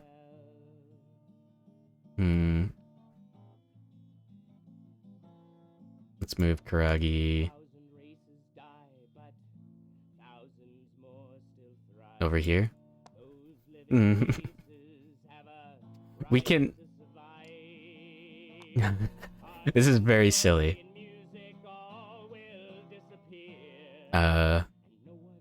We can dash with our other survivors to put them in there, in the spot.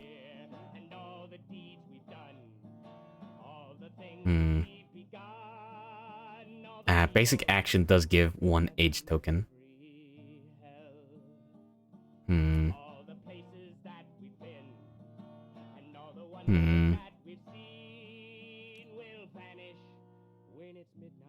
Alright. So let's spend one survival to dash with Sir Ryu. Spend one survival to dash with Mighty Germ. Yeah, rounds reset at the monster's turn. We don't get the survival back. There we go. And it's not worth it to... We could dash right now with Junie, and then during the monster turn, before it actually performs the card, we could dash over there, but then he wouldn't be able to dash out of the way of the basic action. Yeah. It's not worth it for the one extra. It could be. Anyways, this is weird. But, okay, next turn. Oh, yeah. It's starting with whoever's at the leftmost as the monster controller is interesting. Oh, yeah, so the way that it incentivizes you to target your survivor is you get the survivor gets +1 insanity if you target your own survivor.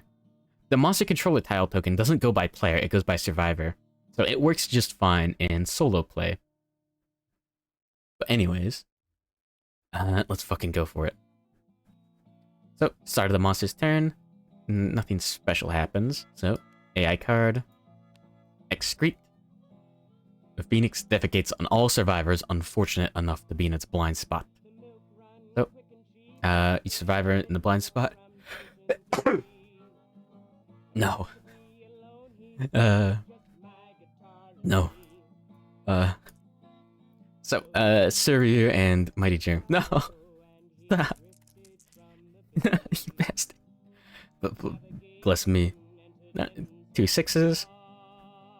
So, doused in feces. 1 brain damage per monster level, +1 survival, and muculent droppings each. There we go.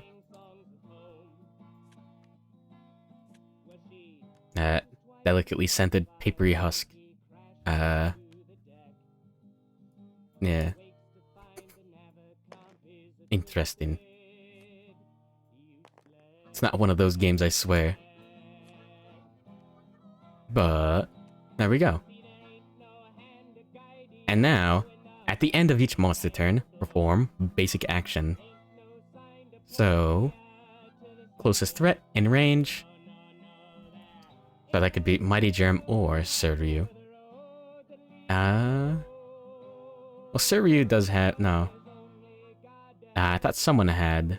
that was someone else that had, extra sense, which lets you dodge an additional time. I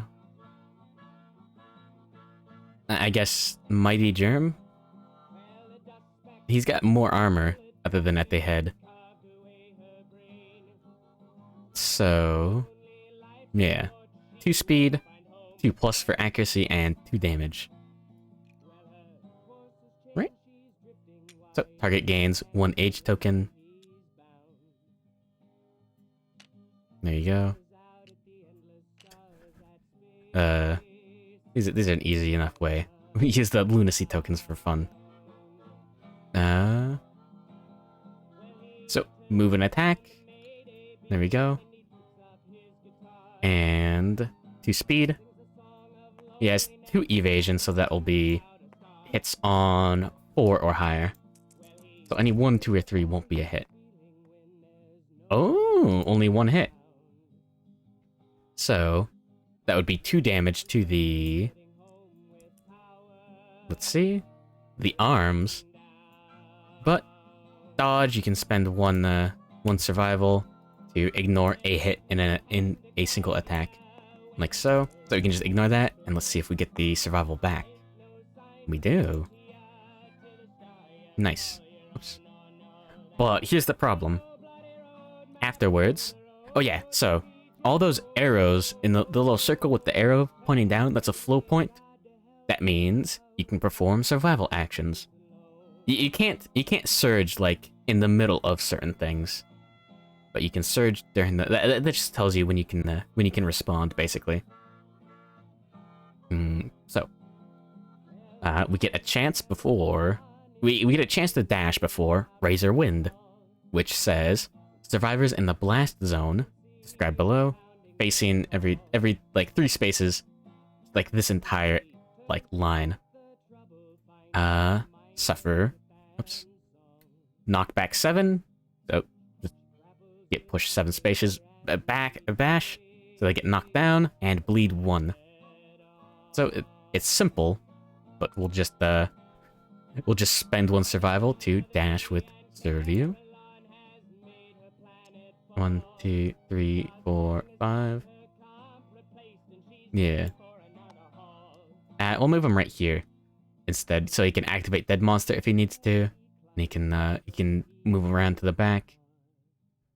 And we can dash with Mighty Germ as well. Let's see if we get the survival back. We do. Nice. And we can move him to about the same space. Let's put him right here. Yeah, Karagi can go to that spot. Or when bored comes into play.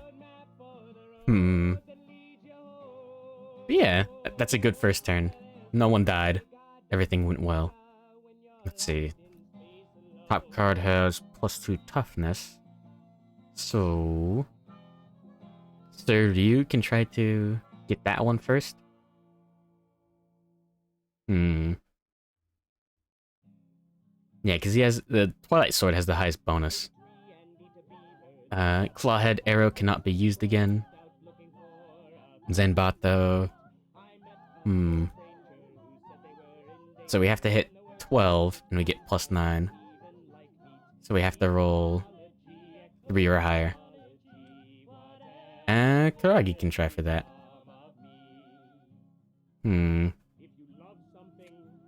What else? Displacement is annoying. And Karagi does have the highest.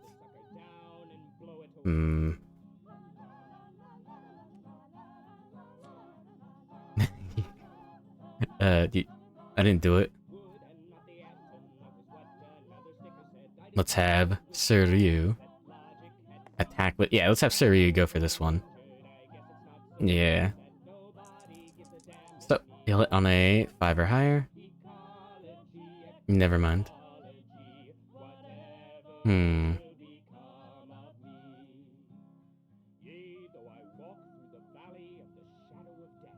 Let's surge. And attack again. Use that action. There we go. So this will hit on anything other than a 1 will wound, because +11 the strength for Sir Ryu. Ooh, a crit. He doesn't even have any luck. So yeah, luck just adds 1 to your crit range. So Karagi has 1 natural luck from a lucky event, and Zanbato has deadly, so +1 luck. Anyways, critical wound. The terrific attack slams into the Phoenix's massive frame. It hesitates, shocked that a puny human could harm it. Gain 1 random Phoenix resource. Cancel any... the Phoenix staggers. Cancel any reactions until the end of the attack. Wait,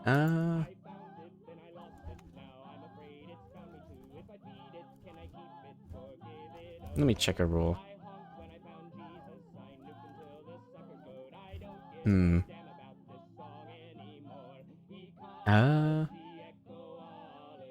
Let's see.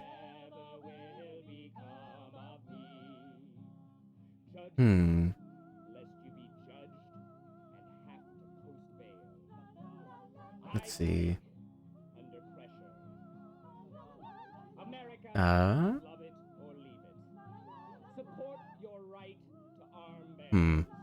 Never mind.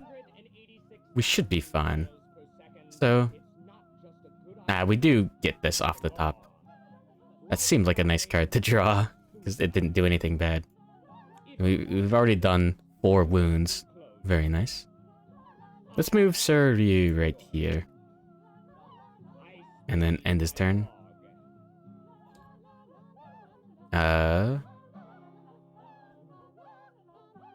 Yeah, Kuragi. Right here. And attempt to wound. Or attempt to hit at least. So 4 or higher. That is a hit. There we go. Perform. Well, if we wound, it will perform displacement. So if we get an 8 or higher, it won't. Oh, we could do an extra wound as well. Spicy. Ah, 2. That is just a wound. Well, because of Zenbato. Wait, no, that doesn't go there. Wait, no, that does go there, yeah. So, Zenbato has devastating, so it does 2 wounds. Yeah. That card is still there.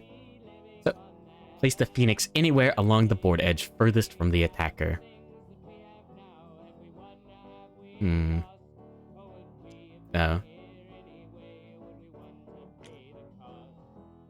Yeah, we could put him right here. We could let Junie have a turn with the Phoenix. 1, 2, 3, 4, 5. We can put him in the blind spot. Okay. I think that means the board's... wait. Ah, that means it goes on this one somewhere.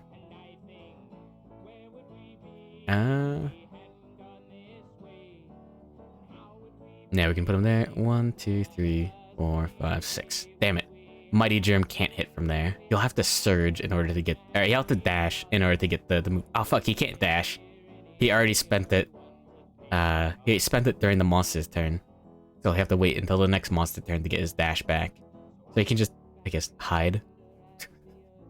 Now you can activate... Oh, I think it'd be better to activate a Rawhide Headband. Damn.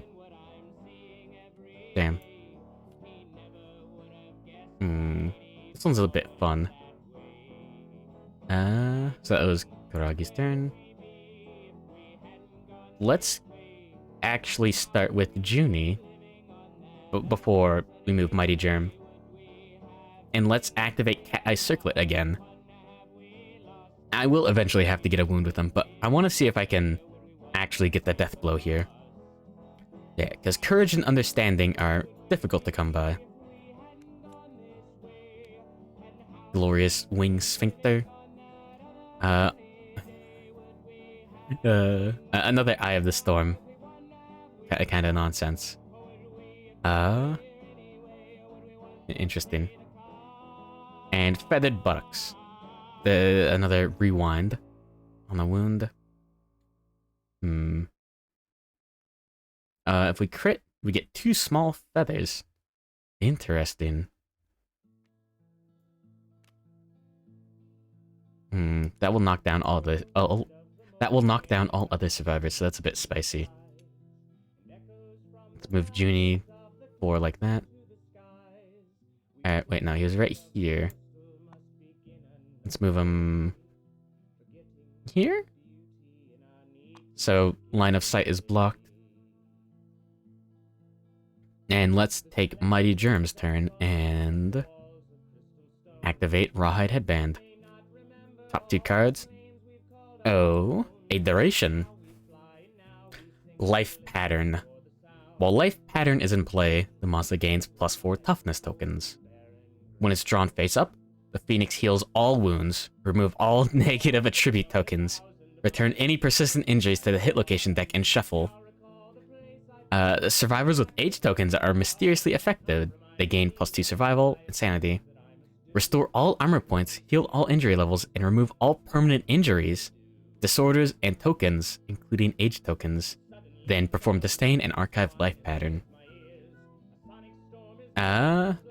No one in this fight has a permanent injury. And also no one has 2 age tokens. Peck. Last threat to wound in range. And otherwise... Dane. No shit, I didn't keep track of wounds.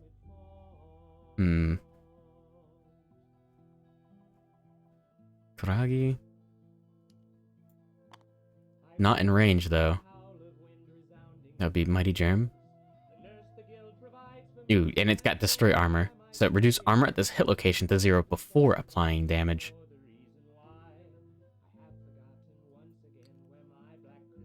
Disdain will give everyone brain damage equal to the monster level and perform Spiral Age. Which will give everyone hunt experience. Which will age everyone up, basically.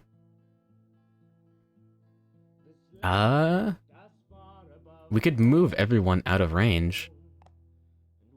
Yeah. So therefore, instead, it would perform Peck and instead perform Disdain. That's not a bad idea. Big brain? Maybe. Duration means you draw it and then you put it on top of the deck. And then when you draw one more time, then whatever effect will happen. We'll put them like that. And let's move Mighty Germ right over here. We'll be able to attack with Junie. Finally. Next turn. Oh yeah, everyone has wounded already with their weapon proficiency, whatever. So yeah, you only get weapon proficiency at the end of a hunt or end of a showdown if you actually wounded with that weapon. Yeah,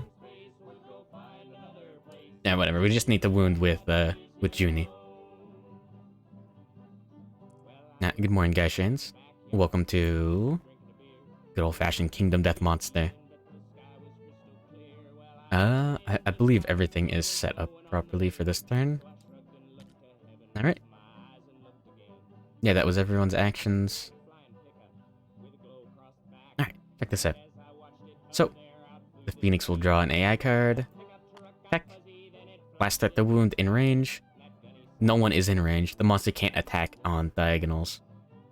So yeah, I could move here and wouldn't be able to attack. So instead... Now, the hunt is actually going very well. We've already done quite a lot of damage. And no one died during the hunt itself. So, no target, perform Disdain. So, put it on the center, it emits a hissing moan. And all non-death survivors suffer brain damage equal to monster level, which is just 1. And perform Spiral Age. Oh shit. Wait, no. During last turn, I forgot. I was going to Surge with Mighty Germ. Let's see if I get the... before end of the turn. 9, so he gets it back.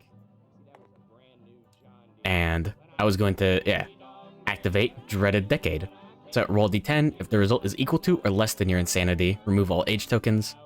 Roll d10, it's 10 or less. Yeah. So then the age token would be removed. And then monster turn happens and he draws this. Might be. So, 1 brain damage to everyone. Curious, why do I only run 1 Qatar? Because of paired? It's more optimal. Because first of all, you don't want to draw too many cards at once. But second of all, you're spending an entire slot in your gear grid for +2 speed. I guess I mean, I could do that instead of a Monster Tooth Necklace. Plus, early on, if you get 2 Lion Beast guitars or something, it's like much better to just put the second pair on someone else. It's great. Yeah, if you have every survivor with a Lion Beast guitar, you'll get a lot more resources because Deadly and a lot of crit locations gain you resources, so good stuff. Alright, so that's over. And now, Zeal, end of the turn, basic action. So, closest threat, could be any of these. I guess, serve you? You can take 2 damage to 1 location. I don't want to have to dash out of the way with Junie. Maybe I... Now, he does have the rawhide set, so... That's fine.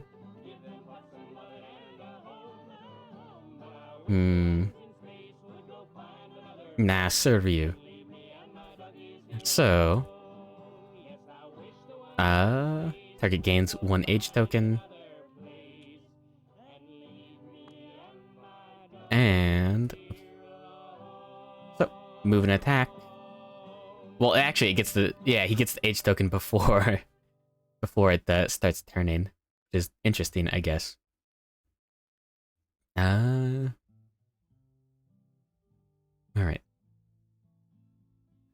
Now let's see. So... 2 speed, it'll hit on 4 or higher. Yeah. It'll deal 2 damage. Now, beforehand, we could surge to activate Leather Shield. So it would block. Yeah. Oops. There we go. So it block ignore 1 hit in the next time you're attacked. Lasts until your next act, and you cannot use block more than once per attack. Oh, 0 hits. I fucking wasted the survival. Damn it. That was worth it though, because if he got hit twice, he could spend 1 to dodge as well, and take 0 damage.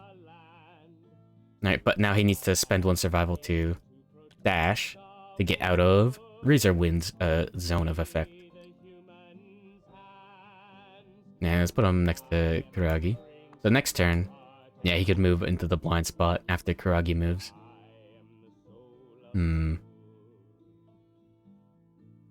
What did the next one do? I had Eye of the Storm.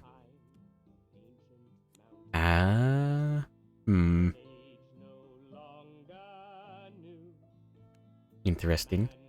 Holding hands with the immortal dog. Your dog is weak and easy to kill. I would like to get a wound in with Junie. Okay, so yeah, survivor turn now.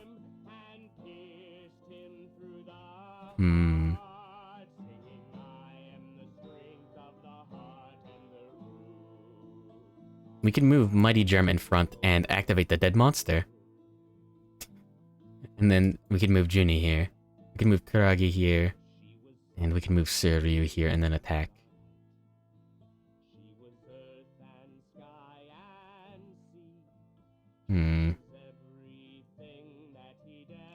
Yeah, let's go with Kuragi first.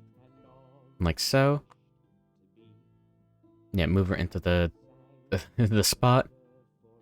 And go for it. So this is in the blind spot, so hit on a 4 or higher. There we go. That was a miss. That's actually fine. Suryu does have an H token. So let's move Mighty Germ here. And yeah, that was Karagi's turn. Let's activate the dead monster. So roll d10 to scavenge. Let's see. 5. 1 random basic resource. Archive this terrain. That's fine. Monster hide. Yep, just the hide. Is that Mighty Germ? Alright.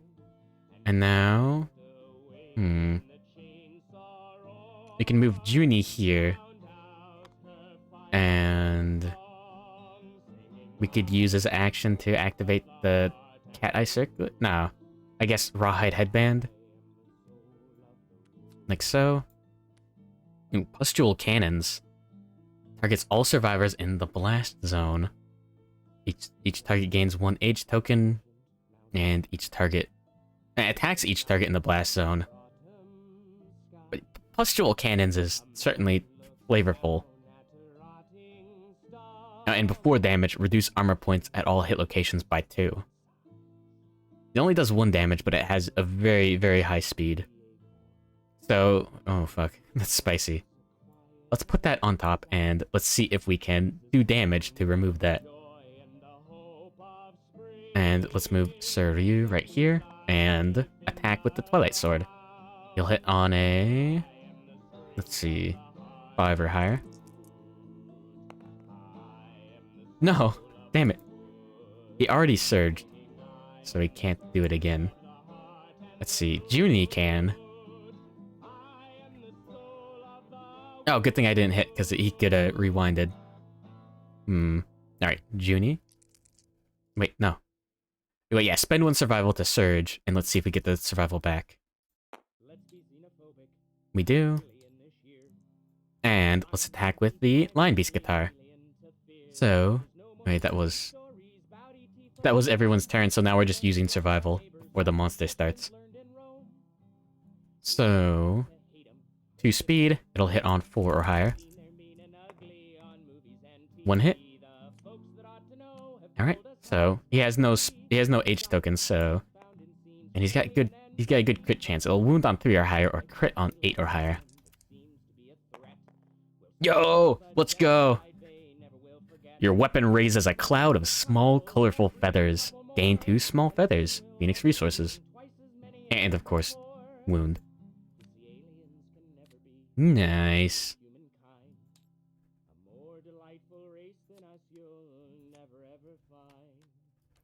Yeah, gaining resources from crit location. Holy shit, yeah, we've gotten quite a few free resources. This is very nice.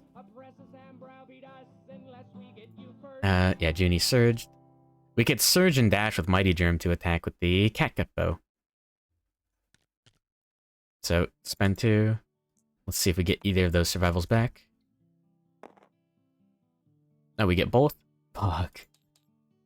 Alright, so, good luck, Mighty Germ. Yeah, so, Catgut Bow, 2 speed, hit on 6 or higher. 2 hits. Oh, I forgot about fucking Abyssal Sadist. Karagi should have 2 more insanity than she does. No one gained any bleed tokens, so no Transcended Masochist. And, Suryu has been missing quite frequently. Unfortunately. So, let's perform... yeah, let's do the wing sphincter first. Because everyone is in the Eye of the Storm. So they can gain +1 insanity. So, we'll wound on a 3 or higher, or crit on a 9 or higher. It's a wound. There goes that one. Oh shit, we don't have... oh no, we don't have Rawhide Headband. Everyone already surged. So we'll draw a random card. This will be fun. So, the Phoenix blows everything away. Survivors in the Eye of the Storm gain +1 insanity. All others gain, knockback and bash. Crazy. Ah, go stupid. Ah, go crazy. Go stupid. Ah. Yeah, I already moved one over, right? Oh yeah, that was the, yeah. Was this one. And interface. -2 toughness to wound this location. This is a death blow, so if we did kill it here, we would have gotten some nice bonuses, but... so this will only fail to wound on a 1. Oh, 9 is a crit. But there's no crit location here. Okay, so nothing happens, unfortunately. Alright. Next turn. And... hopefully this isn't anything bad. But... top card? Haze. Ooh. Oh, that's not that bad. Lantern lights trail in the darkness. Everything slows, and thoughts are clear. Each age token gains the following effects while Haze is in play. -1 movement, -1 speed. Speed and movement cannot be reduced below 1. Movement from dash and actions from surge are not affected by Haze. This is fucking cool. It's not that bad. And because it's a mood, it stays out in play, so that's like afflicting a wound if you think about it. Because now there's 1 fewer card in the deck. But I love the idea that you can when you push past your limits and dash and surge and all that fun shit, it goes beyond. It's just cool. Okay. And now Zeal. Now good morning, Netio-chan. Netoyo? The channel. Welcome to the Survivor name list. In fact, based.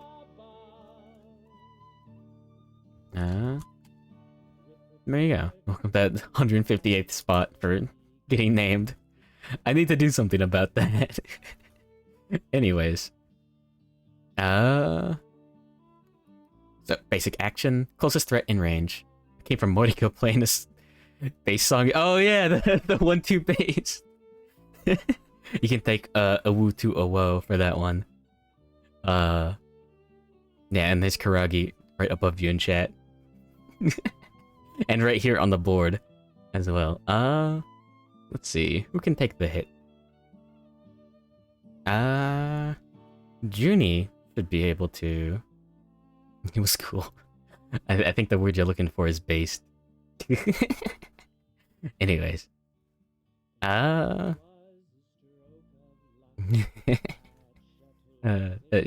Junie. Yeah. Let's see, where is he at? Right there. So, 1 H token.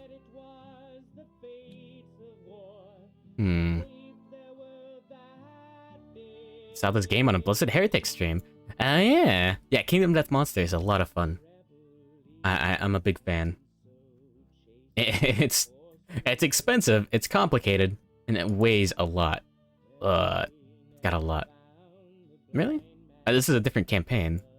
Fighting a different monster. This is probably a different tabletop sim mod. If it looks similar, it's probably of the same game. So, Junie's getting hit by the basic action. 2 speed, it'll hit on 4 or higher. But yeah, that should be then. There are some differences between the different mods.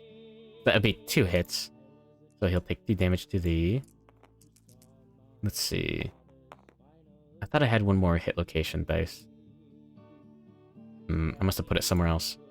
So, 2 damage to the waist or to the body. We can dodge one of those. Like so. Ignore the one to the body. We'll take 2 to the waist. Let's see if we get the survival back.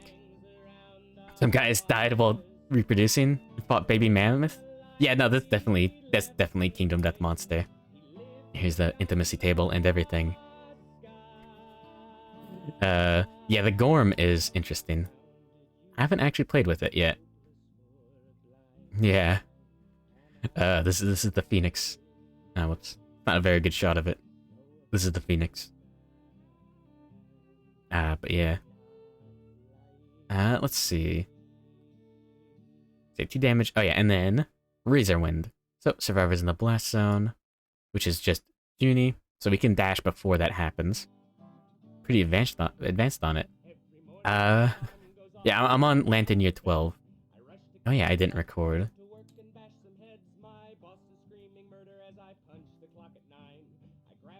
Phoenix level 1. Only some hours in. Yeah, this is the time chicken. It's infected chicken, and it does in fact cause time travel nonsense. Don't worry, there's no magic in the setting, don't worry. Anyways, spend 1 survival, form dash, and let's see if we get the survival back. And we do not. So let's move Junie right here. Junie also has the cat eye circlet, so we need to surge with him. Damn it. Oh, we could use Surryu to go crazy and use the blue lantern again. He's already got the hit in. Yeah, he can do it. Alright, well, now it's the survivor turn. So... Oh shit, thank you for the raid, Shady. Good morning, everyone, and welcome to Kingdom Death Monster. It's a board game and a half. But yeah. Good morning, Calavera. Mute raid. Eh? Let me check the list of names. Oh, welcome to the name list, Calavera.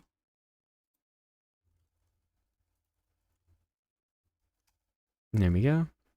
Shady, go to bed already. What were you doing? Was it based? I refuse to accept this. Yeah, Shady's on the list as well. Let's see. So...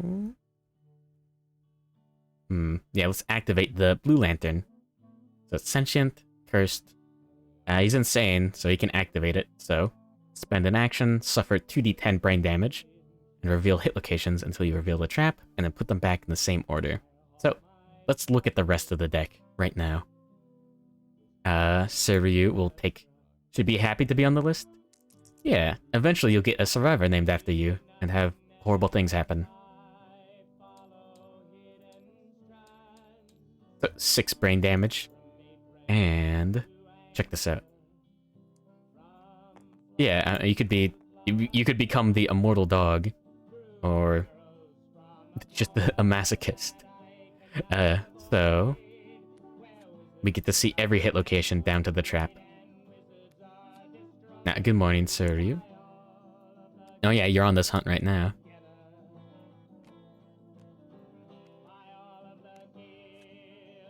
Oh, that's... okay, it's right there. Yeah, time stop. Glorious Crest. Turn to face the attacker. Form displacement on a wound. That one's annoying. That one does yeah, damage. Yeah, this is the time chicken. The phoenix. Feathered neck.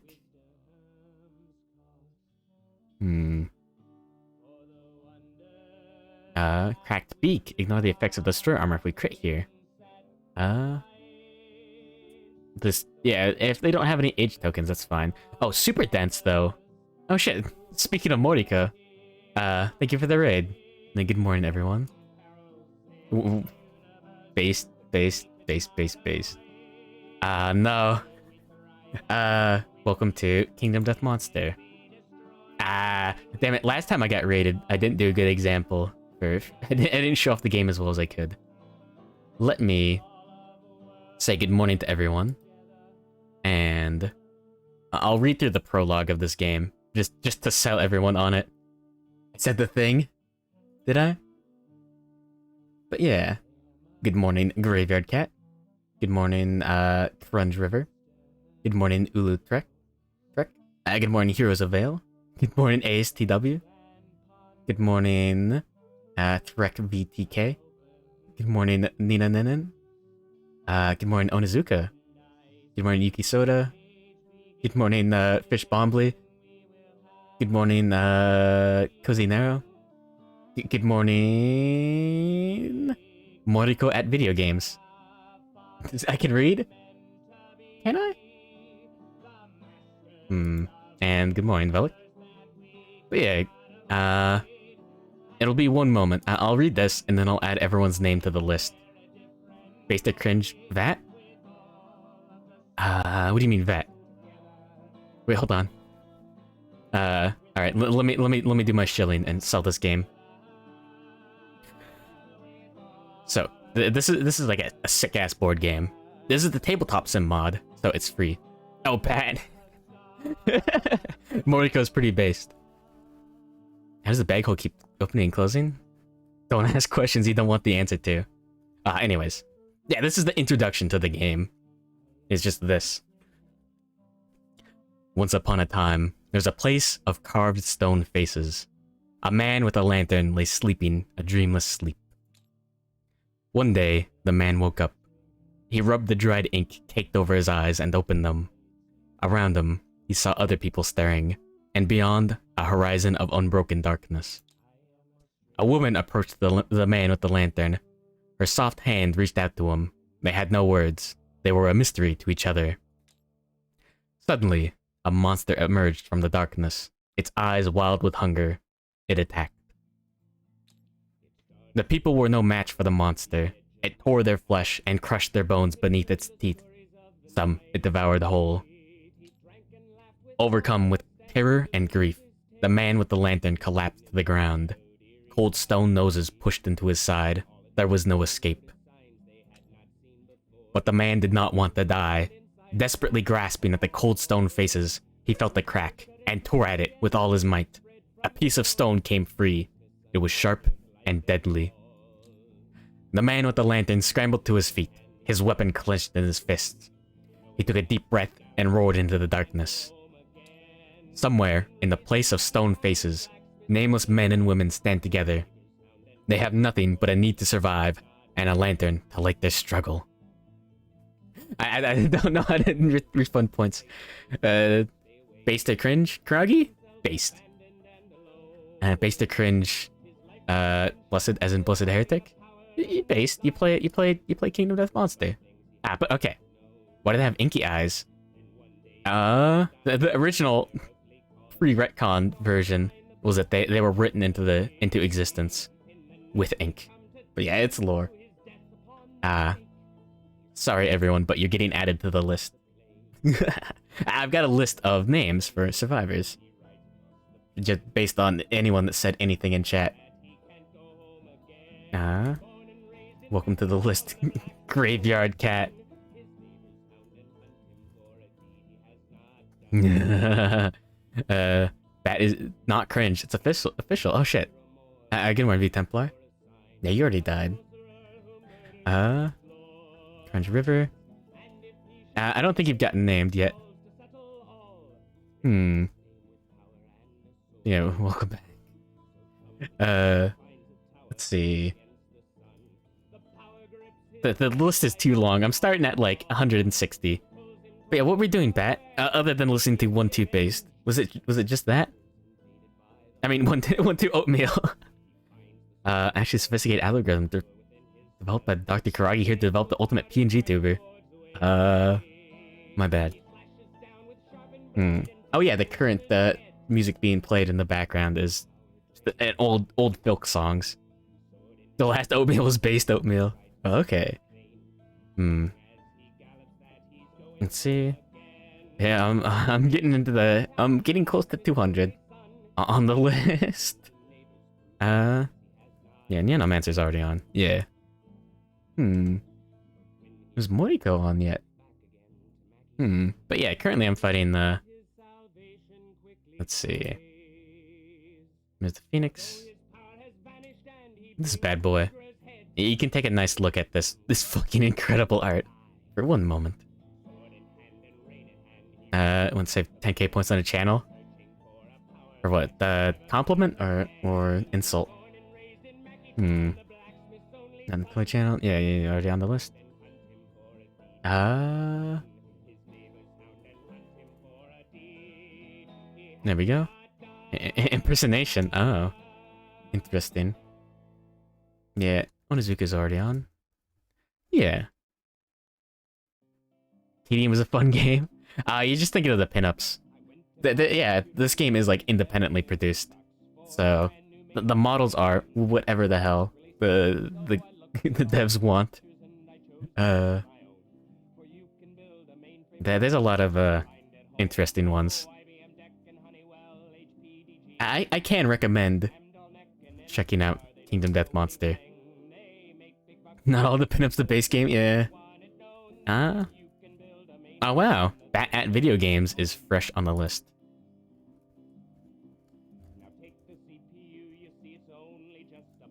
The pinup art makes a lot of people upsetty spaghetti in the board game community.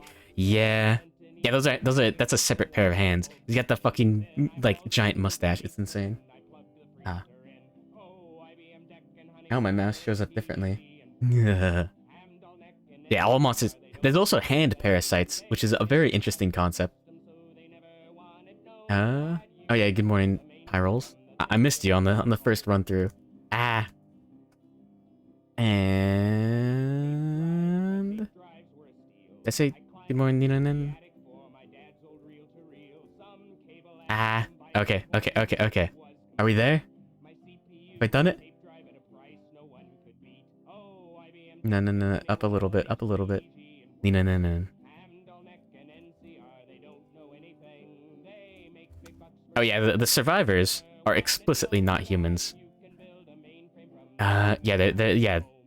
we could get some hand parasites as a reward for this fight. Anyways, the cool thing about this game, like, mechanically is, instead of checking against, like, AC or something, and then rolling to see how much damage you do, you check against the monster, you check against your weapon's accuracy. You draw hit location cards, and then you try to wound, and then instead of dealing damage to HP, the monster's AI deck, which is its cards of moves, is the HP. Survivors are and are not humans. I thought it was just typos whenever they're referred to as humans. Humanity left you a long time ago? How'd you get back? Oh, you managed to get Abyssal Sadist.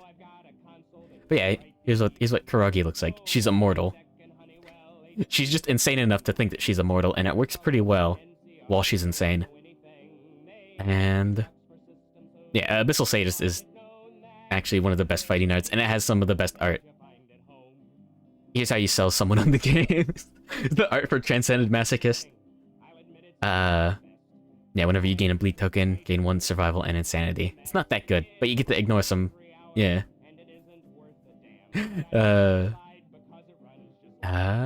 Battle UI. So you just used the Blue Lantern. Wait, what were the cards again?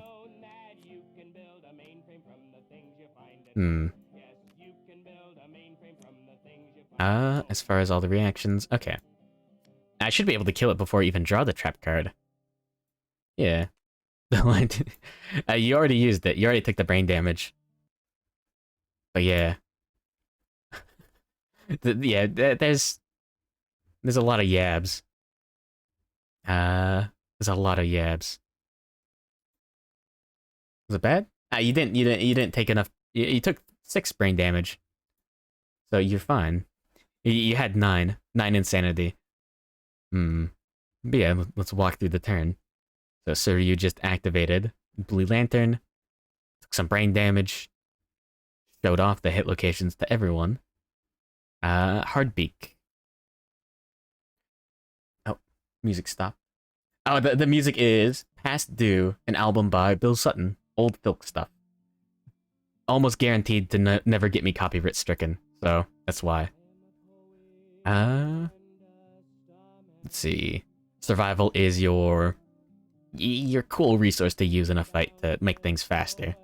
To dodge a hit, take an extra action, or move again. We'll show that off. So Suryu wants to... you still got the movement. Survival is your desperate attempts to not die. Yeah, and over the course of a campaign, yeah, your settlement will get more innovations, and a lot of them will increase your survival limit. It starts out at 1, and it gets bigger. Yeah, this is basically Monster Hunter for Chads. For board game Chads. Okay. Let's see. That's only 1. 1 brain damage for each age token. That's fine. Yeah, Monster Hunter Darkest Dungeon, Berserk. The game has enough berserk in it. Check this shit out. It's Dragon Slayer. That's the fucking name of Guts' sword from Berserk. It's not like a thinly veiled reference. It's just the fucking sword from Berserk. It's just the sword from Berserk, and it's really good. And there's an even harder to get version of it that is just actually fucking insane. But anyways, let's show off survival. So again, surge once per round, spend 1 survival, and gain an action and use it immediately, which will be attacking with the Twilight Sword. Oh fuck, this is a bad example to start on. Its accuracy is 9 minus your proficiency in the Twilight Sword, which is currently 3. So it takes guts to use. Fuck, not fucking Berserk 2016. Oh, it offers a Behelit? Interesting. You don't know Griffith's name? But anyways. So accuracy would be 6. Oh wait, yeah, 6. So he'll hit on a 6 or higher. So here's what the attack profile looks like. Yeah, here we go. Bone darts is better. So 1 is the speed. That's how many dice you roll. 7 plus is the accuracy. That means any dice that roll 7 or higher are a hit. So you draw that many hit locations, however many dice roll that high. And then 3 is the strength, which you add to your wound attempt on whatever hit locations you draw. So, let's go for it. The mod is fucking insane and calculates a lot of bullshit. So, yeah, there's a bunch of modifiers. Character can have... Each survivor can have accuracy, strength, evasion, speed, all that fun stuff. It calculates that, and also it calculates some of the monster stats as well. And it even, like, has the tokens work with it. So, say the monster has -1 evasion token. It'll show -1 evasion when you put a token in the token slot. And it'll calculate that against the fucking accuracy. It's insane. It's great. I love it. I'm thoroughly impressed every step of the way. Mostly. There are no strains added to this yet. Anyways. So, we spent 1 survival to surge, gain an action, use it immediately, use the action for Twilight Sword. 1997 Berserk anime was, yeah, it was good. The soundtrack was by the same dude that did Paprika. Oh yeah. And the blind spot of the monster, the 3, whatever spaces are directly behind. Whoops. You get +1 accuracy and you're not in field of view. Don't worry about that one. That's a rule that you'll never forget. So 1 speed, hit on a 5 or higher. Yeah, Susumu Hirasawa. 9, that is a hit. And we draw a hit location. Because we rolled 1 dice and 1 hit. So, hard beak. Super dense, so it will break frail weapons like bone darts. Or Zanbato, which is Japanese for horse slaying sword. A Ruiner soundtrack. Oh, I'll have to look that up then. If that's by Susumu Hirasawa. So, reflex. So after we wound, there'll be reflexes. Let's see if we wound. 7. That's higher than 2. The Twilight Sword has a lot of strength. So yeah, we add 9 from the Twilight Sword and 2 from Suryu's strength. So 7 plus 11 is much more than the monster's toughness of 10. You can also see the stats on the reference card, which it doesn't really matter for this, because it does everything for you. But the monster's glare pierces the survivor's puny mind, causing explosions of pain. Turn to face the attacker and roll 1d10. If the result is less than the attacker's hunt experience, they suffer 1 brain damage for each age token they have. So yeah, reflex... a reaction reflex will happen whether you wound or not. The only time you get to ignore it is if something lets you, or you perform a critical wound. So, roll 1d10. Hunt experience is 3. 1? Oh, it's less than the hunt XP. Yeah, he suffers 1 for each age token, which is just 1. Oh yeah, we did wound, so top card of the AI deck goes into the wound stack. Yeah, we're gonna actually fucking win this round. Nice. Junie needs to actually get a wound in.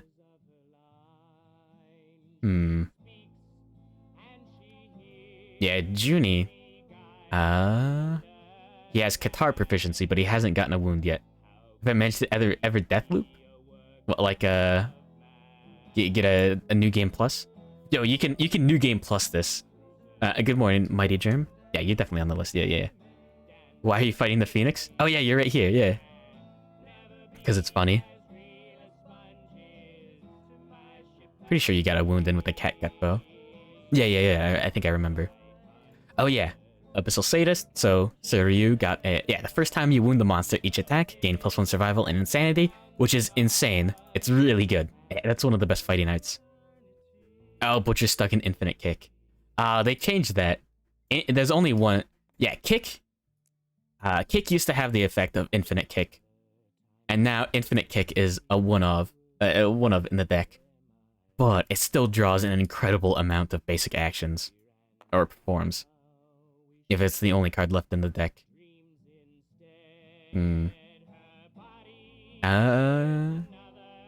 So that was Suryu's turn. We'll leave him there. If you have that as the final card, it keeps going? No, the card's in play, and you'll attempt to draw a card. There's nothing, yeah, so he'd perform basic action instead. I've looked it up. There's a lot of silly rules that can happen. So let's move Junie there, and take his action. Oh yeah, the mod even calculates the movement. It doesn't account for obstacles, which would be insane. But you can see exactly how far you can move. So yeah, so Lion Beast Qatar. This one's fun.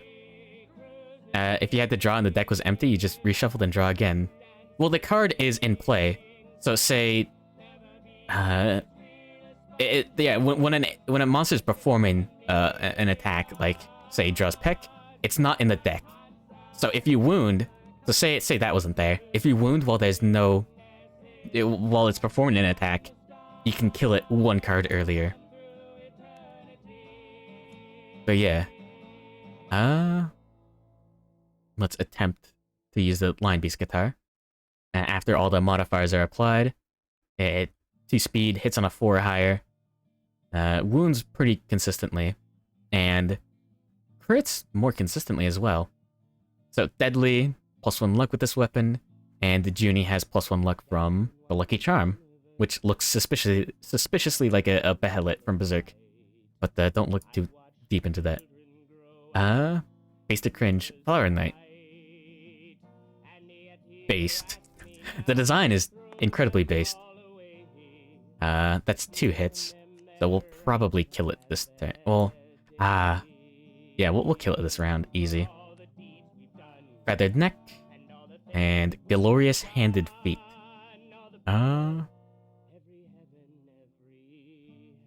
The fight itself and the rewards are cool. So let's do the Feathered Neck first. You strike the monster's thick neck. So you can see we'll wound on a 3 or higher, and we'll crit on an 8 or higher. Damn it, no crit. We would have gotten a random resource for that. So, deck is empty, this card gets shuffled in. And card goes into the hit location discard. And now, Glorious Handed Feet. Used all 10 key points. Why? So, yeah, Reflex, he'll take some brain damage. Maybe it's... Well, I mean, I probably will wound on this location. Yeah. But yeah, the thing with Butcher, the kick, is that it performs it draws an AI card while the kick is still in play. Something silly like that. Oh, 2! That's not a wound. Anyways, Reflex, just a reaction reflex will happen either way. So, the monster's glare pierces the survivor's puny mind, causing explosions of pain. Yet again. 1d10. If the result is higher than the attacker's hunt XP, they suffer 1 brain damage per monster level. That is higher than hunt XP, so 1 brain damage. Wait, did it say higher? Oh, this one says less than. Interesting. That was Junie's attack. He did wound with the Lion Beast with his guitars, so now he's eligible for proficiency. I want to. Okay, Mighty Germ can. So yeah, that's Junie's turn. He moved and spent an action, so Mighty Germ can use Rawhide Headband to reveal the top 2 AI cards and put them back in any order, so we can see what card this is. It's Excrete. Nice. So, I want this to happen one more time so I can gain the resources for this. Each survivor currently in the blind spot rolls 1d10 and can get stuff. Alright, Mighty Germ, you go into the blind spot. Junie's already there. He's still got his surge. And he'll get his dodge back. Karagi, no. Yeah, we can move Karagi back here. Time to get shit on. Karagi can activate block on the leather shield, just for fun. And then Sir Ryu already took his turn to move and all that stuff. But we can pay 1 survival to dash. To gain a movement and use it immediately. We'll move here. And then start the monster turn. Does anyone else need to surge to do anything? We should be good. And whatever, I'll just remember. Yeah, Karagi's blocking. So, oh yeah, monster controller tile is interesting. This game is meant for multiple players, basically. You can play it solo, and it works just fine, and it's still a ton of fun. It may or may not be a little lonely to play with yourself, as the kids say, but monster controller tile goes to 1, 2, or 4, never 3. Huh? Never 3. Does synchronized strike not work against the monster? The one that you get from the drums? Yeah. 3 works as well. Drum? Wait, 1, 2, or 4 from what? 3 is terrible? You get a survivor no one is attached to and becomes the auto-sacrifice. No, you have each... Yeah, you have 1 player. So 1 dude handles the monster and the decks. 1 dude handles the rule books and some of the other decks. And 1 guy handles 1 survivor and the support survivor. Yeah. No, if you're not having a survivor that's like the support, the dedicated support, and it's a bit lame. Alright, so yeah, Junie's got the rawhide armor. There you go. Cool art. Let's see. So, start of the monster turn. The monster draws an AI card. That's excrete. So yeah, how you kill the monster is you have to deal 1 damage. You have to inflict a wound while the monster has no cards left in the deck. If there's no cards, the monster, instead of drawing an AI card and there's nothing there, the monster will perform its basic action. Saying it's fun when 4 players bicker who has to die in bad events? Huh. Really? And the support survivor is really good for events. Because you want the support survivor in every hunt. I guess it depends on the group. But yeah. Because yeah, not having a cat eye circlet or rawhide headband every turn is a bit annoying. So, excrete. The phoenix defecates on all survivors unfortunate enough to be in its blind spot. So, check this shit out. We'll have Sir Ryu dash to move into the blind spot like so. So yeah, that little arrow in the circle there between the text boxes is a flow point. You're able to activate your survival stuff and kick the monster's ass. During this stuff. Support circlet headband whip. Yeah. Yeah, I forgot about. Yeah, I never used whips really. So each survivor currently in the blind spot rolls 1d10 on the table.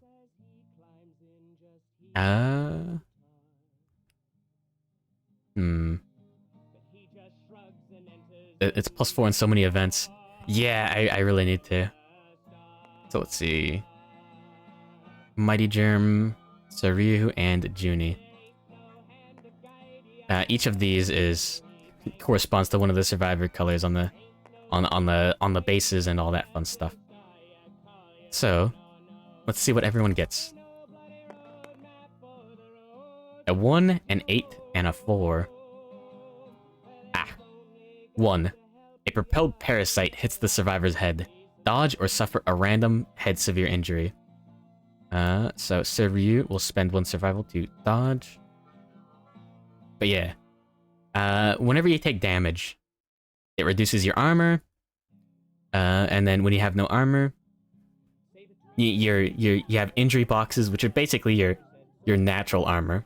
When you take off the heavy one, you get knocked down, and if you take any damage past that, you roll on the severe injury table, which is just 1 to 2, die, and everything else is a permanent injury, like destroyed genitals, which keeps you from performing intimacy, or something like a broken hip for -1 permanent movement, or just bleed tokens or negative attribute tokens for the rest of the showdown. Random event damage can't be dodged? Yeah, pretty much. Dodge just ignores a hit in an attack. So, yeah, spend the survival to dodge. 2 to 8, doused in feces. Suffer 1 brain damage per monster level. Gain +1 survival and Meeklint droppings. Phoenix resource.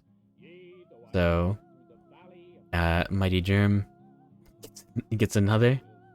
I think there's only 1 left in the deck. Yeah, let me triple check, and yep, only 1 Meeklint droppings. So the resource deck is also interesting because it limits how many of each resource you can get. You burp to craft weapons and armor. Yeah, this game is very silly. Yeah, does it count? Yeah, it counts as an organ. Stacking up the loot. Yeah, we got a lot of stuff. We got feathers and shit, and a hide and a broken lantern. The poop is for bread? I thought it was the pustules. Is it that as well? Interesting. A delicately scented papery husk. Soft interior with razor sharp edges. And lighter than air. I know the pustules is on that. Well, anyways. And now, one of the Phoenix's traits is Zeal. At the end of each monster turn, perform basic action. So, yeah, every monster will have their own basic act. Yeah, so, closest threat in range. Let's target Junie. Now, let's target Surryu. Well, yeah, let's target Mighty Germ. No, Surryu?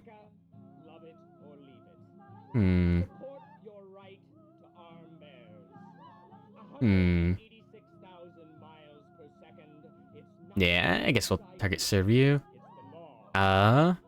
So, there's a flow point before the target gains 1 age token. So we can attack, we can surge and attack right now. The bread is interesting. I forget exactly what it does. I don't think I've ever gotten around to using it. You can gain some survival? Either way. We've got an annoying card on top. Oh, and then the trap. So, we can survival and priority target token. Oh yeah. We can surge with Junie. Rawhide armor gives him a 50% chance to get the survival back. Let's see if he does.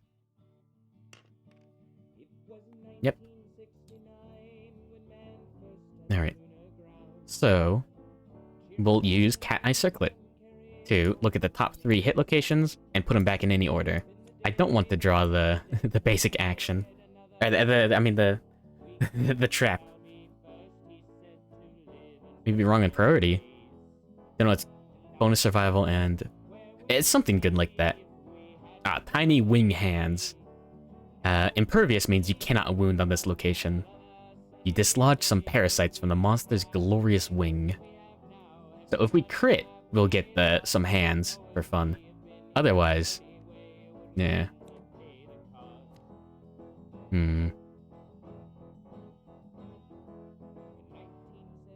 Let's see. Displacement is interesting.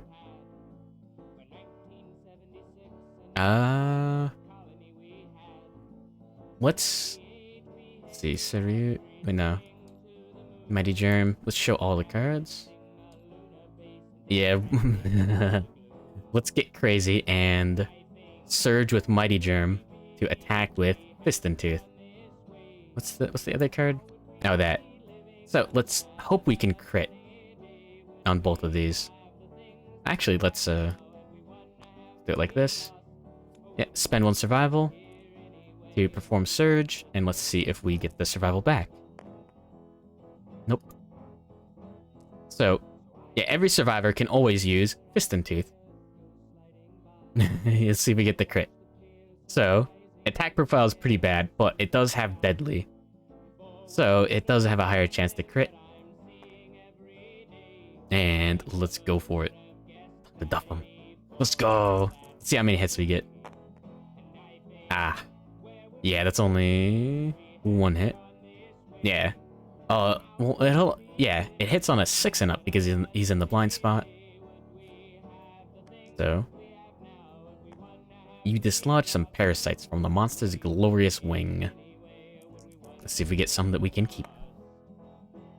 Oh, nice! So, critical wound, gain 1 small hands parasite phoenix resource. There's the hand parasites for you. There. You always get the loot. I mean, Junie got the feathers. That was pretty sick. Let's move the dice over here. Yeah. Still, extra resources are great. Oh, they count as an organ. Yeah, look at that. Still wriggling. Yeah, we can't Zenbato before the basic action is performed. Yeah, Suryu is the only one that can surge. Oh, he'll have to take the damn it. Oh, he already spent to dodge. Karagi has a immortal, and she's insane, so she cannot spend survival. Some Phoenix armor, hopefully.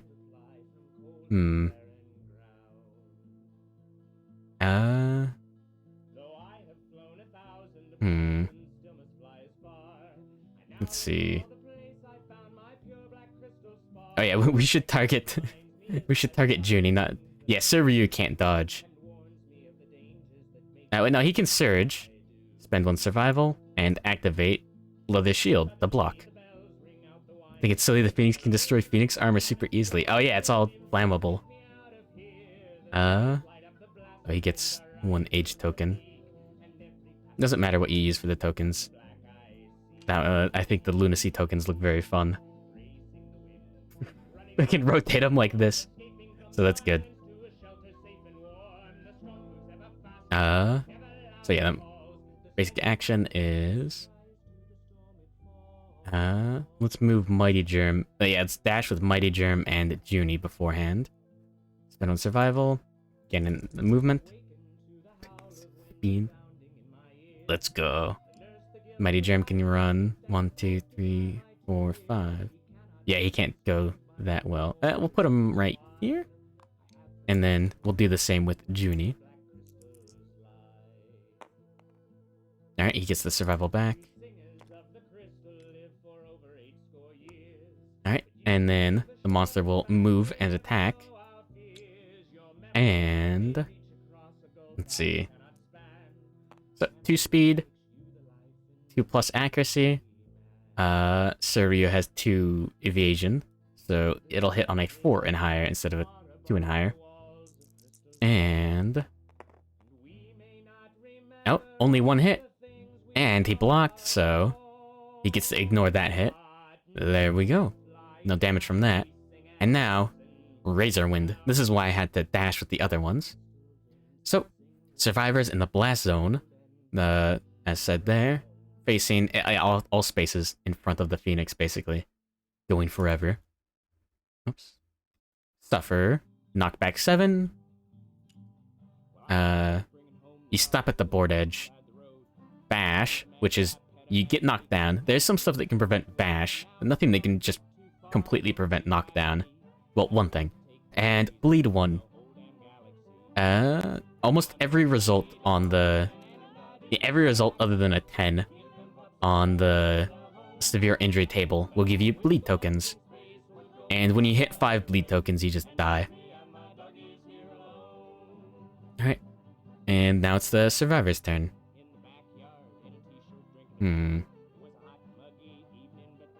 So, the only way to end this properly is with the dog. Let's move Kuragi to the back. And... wait, no, not yet, not yet, not yet. Let's take Junie's turn first. We'll activate Cat Eye Circlet. Let's see what the top cards... yeah, we can look at one more hit location. Glorious Primary Eyes. First strike. So if you roll a bunch... if you have high speed and you get multiple hits, so say I was attacking with Fist and Tooth, which has 2 speed and I got 2 hits or whatever, you get to choose the order, but first strike just means you have to take this one first. The attacker may cancel their attack. Oh yeah, and the reflex. After the attempt, even if you fail, the monster stares into your future and kills all your children. Attacker suffers the destroyed genitals, severe waist injury. That's a bit silly. Only time high speed is Pog is if you're super inaccurate, or if you ignore drawing cards. Yeah, the original, the vanilla axe, kind of weighted axe. What the shit? Yeah. So let's go with the Glorious Crest instead. So, oh yeah. Do I want to move Junie anywhere? He's good there. That was Junie's turn. That's different. That's not CBT. That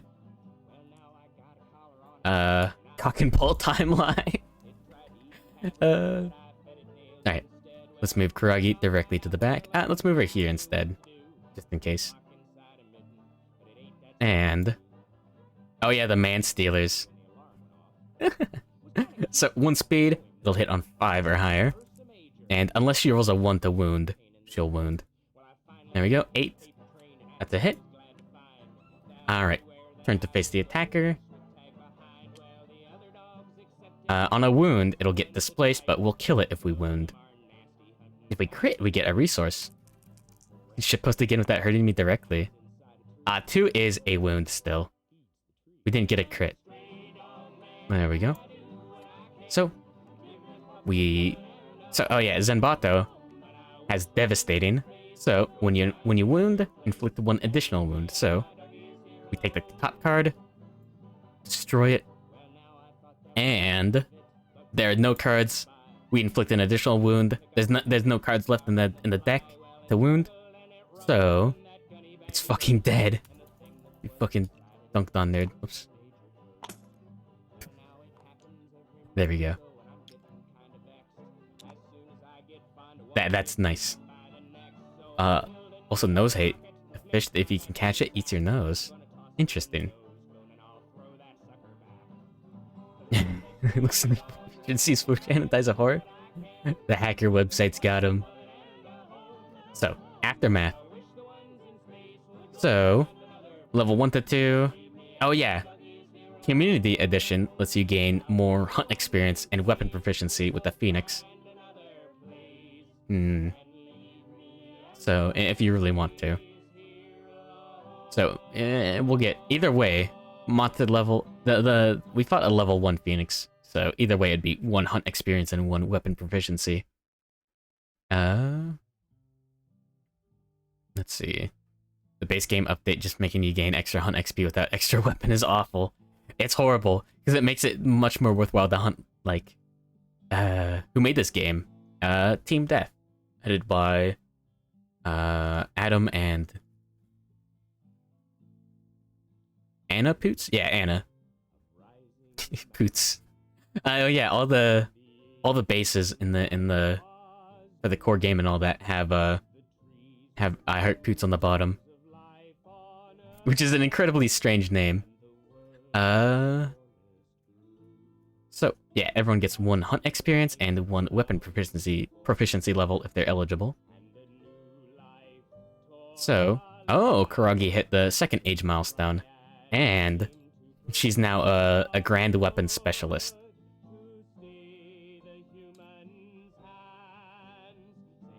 Hmm.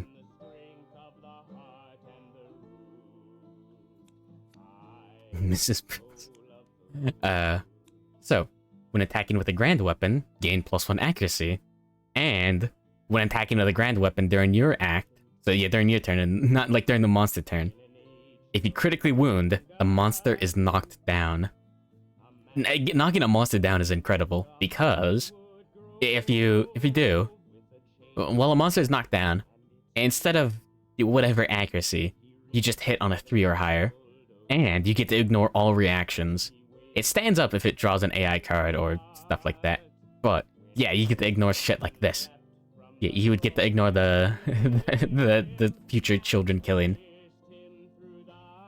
Oh yeah. Age milestone. Your time in the darkness changes you. Improved reflexes. The years sharpen your reflexes. Roll on the table below. So, 2d10 means we're probably gonna roll +1 permanent strength. Oh, 6. 3 to 6. Gain 1 random fighting art. Is there dick armor? Yeah, the waist. The waist like pants. I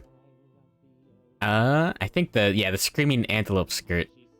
Yeah, the screaming skirt gets you like +1 to severe injury rolls on the waist, I think. So, fighting arts, basically positive quirks from Darkest Dungeon. Double dash. During your act, once per round, you may spend an action to gain movement. That's fine. That's not better than anything else Kuragi has. We might as well get rid of leader. But yeah, 3 is the max. A chastity belt would unironically be helpful. There's something silly like that. Oh wait, or maybe it's the opposite way around. Never mind, don't worry about it. Yeah, the Twilight... Mighty Germ. 1 and 1. He's almost a bow specialist. So Ryu... Oh, now he's got 4, so... When attacking with the Twilight Sword, ignore slow and gain +2 speed. So now... Oh yeah, so now he's hitting on, he'll be hitting on 5 or higher. With 3 dice, with incredible strength. But the problem with Twilight Sword is... Once you hit Mastery... Any survivor who attains Twilight Sword Mastery leaves the settlement forever in pursuit of a higher purpose. Remove them from the settlement's population. And you can place the Master's Twilight Sword in another survivor's gear grid, or archive it. So you can have another Twilight Sword user. Or you can just let it go. Junie, he lost all of his hunt experience and weapon proficiency due to an unlucky event. Alright. Showdown Phoenix. Alright, and additional rewards. The first time the Phoenix is defeated, gain the Plumery settlement location. Survivors with age tokens gain +1 understanding, and the group gains the following rewards: 4 basic and 4 Phoenix resources. So, Junie... Oh shit, we should have gotten age token on Kuragi. Getting 9 understanding can get you one of the best abilities in the game. Ageless. You can just choose not to gain hunt experience. No, Noodles, no. Oh yeah, here's another thing. Check this shit out. Welcome to society. Clean up showdown. It just cleans it up. There's like 30 minutes saved compared to playing like normal on physical. Oh, how did the Still Soul run go? I wasn't able to beat Pantheon 4. I did not die.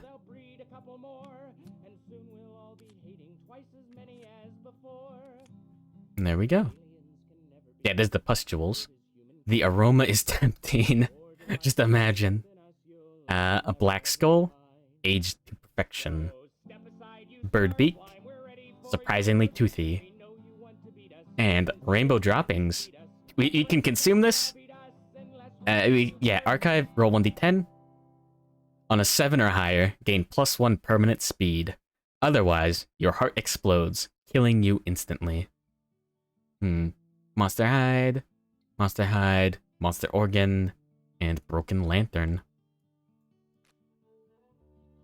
Alright. We got a lot of resources from all the bonus stuff. I spent like 20 hours trying to beat Pure Vessel. Yeah, maybe. Can of bang energy.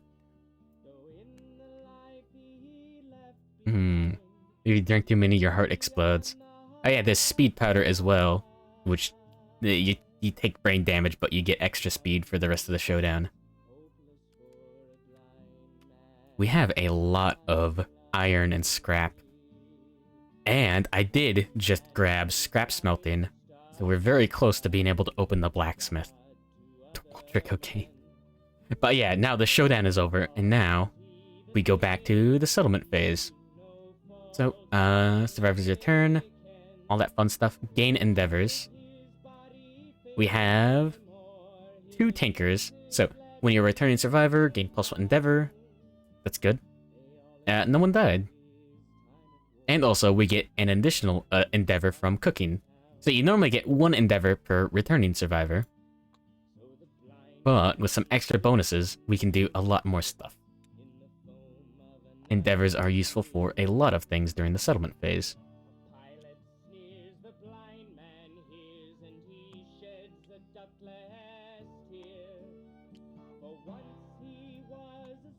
There we go.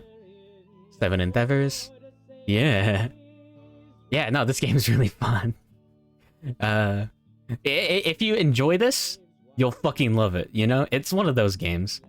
It has spawned some, like, you know, other versions, but we get to draw a settlement event card before we do any of the story. Any of the story events this year. Yeah, we got Hooded Knight and Hands of Heat. Yeah, you got a few friends you walked through the prologue. It's unfortunate how bad of an example the prologue is. I mean, it's good for learning. Best build, improved Dragon Slayer plus 8 friendship boosts. No. So, we draw a random event. Haunted. Oh, the survivor with the lowest hunt experience, choose in case of a tie, is convinced a powerful presence is nearby. Roll 1d10.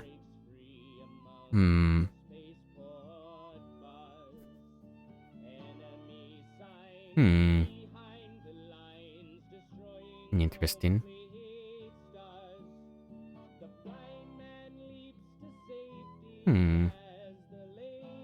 Let's see.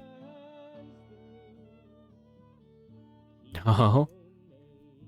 This will be interesting. But yeah, perfect Slayer and just anything is great. So we have to pick a survivor with the lowest hunt experience. Robert Brown hasn't done anything. Neither has Caleb. Who else has 0? Nekarine has Hoarder, which is a bit annoying. We might make a very fast weapon this phase.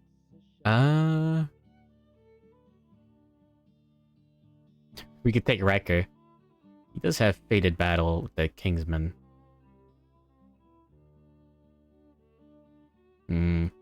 Nekarine, making bone knife? No. Let's see. Weapon crafter. Yeah, the rainbow katana.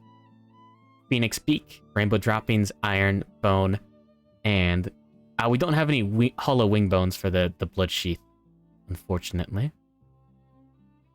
Damn. Lion set plus bone knife. No, there's a real build that you can use the bone knife for, but unfortunately, it's lame. Let's see. Oh yeah, how many? What's our male to female ratio? We can pick based on that. 1, 2, 3, 4, 5, 6, 7, 8, 9, 10. 10 out of our 17 living survivors are female. Interesting. Line set plus guitars. Yeah. Yeah, let's take Caleb Horse. Caleb Horse. I've been alternating between male and female for every new survivor, so. All right.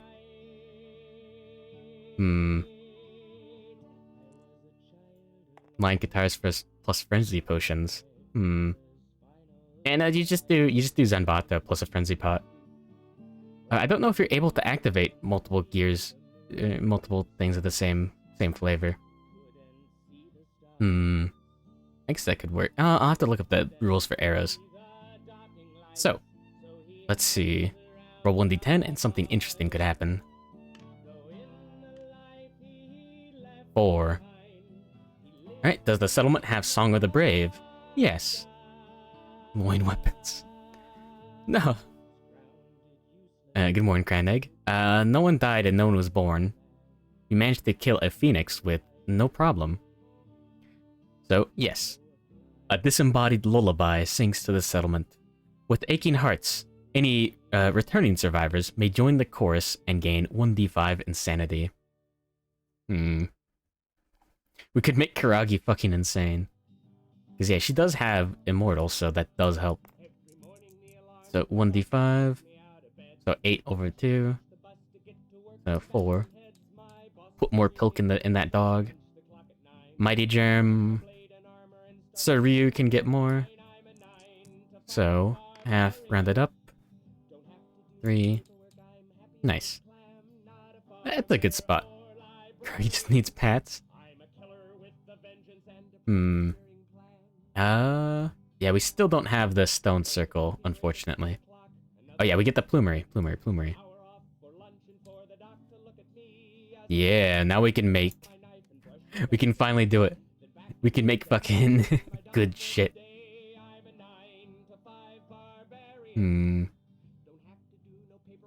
So we can make Phoenix armor now. And weapons. The weapons aren't that good, but the arc bow is. Oh wait, Community Edition probably made them better. The armor is good too. Oh yeah, CE changes to a lot of the stuff. Wait. Let's see, what are the requirements? What was I looking for? Oh yeah, for the armor. We could build some of the pieces. Yeah. Some of these are really good. Have any crystal mutants? No, no one got crystal skin yet, unfortunately. It's a ton of fun. But yeah, Leyline Walker is a very interesting... an ability, I believe, which gives you extra evasion if you have no armor. So you can combine that with crystal skin to have a good time.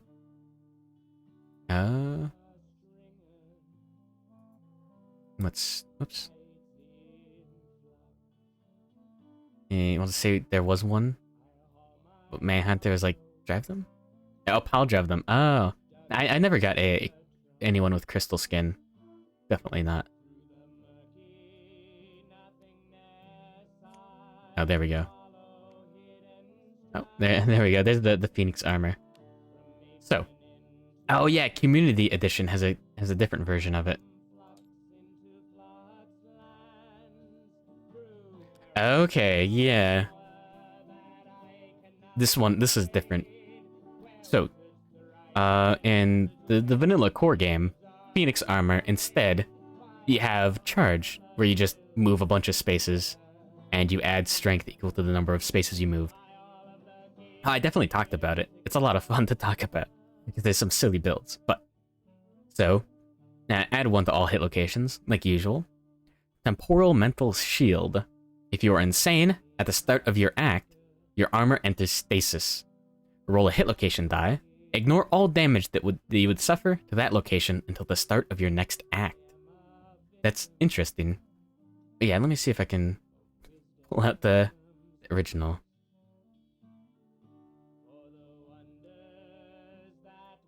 Yeah, here we go. Yeah. Oh no, this is the... yeah, damn it. This is for this. Like the green and red on the Phoenix armor. The Phoenix armor looks real cool. Alright, it's gonna chug.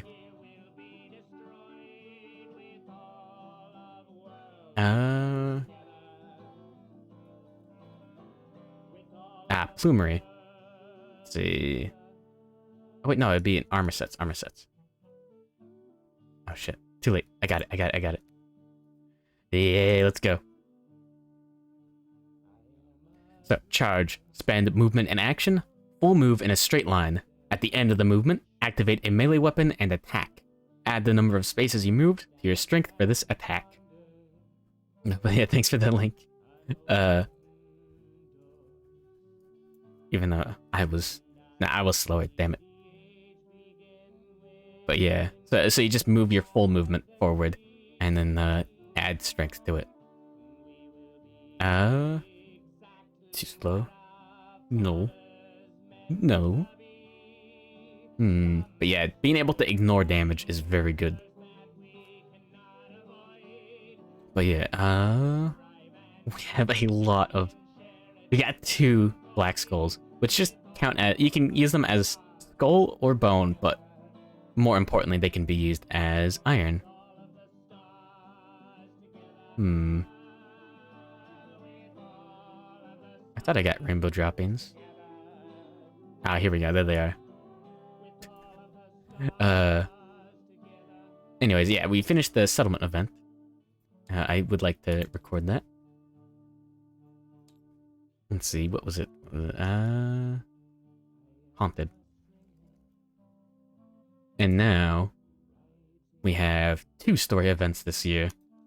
Hooded Night. A stranger emerges from the darkness.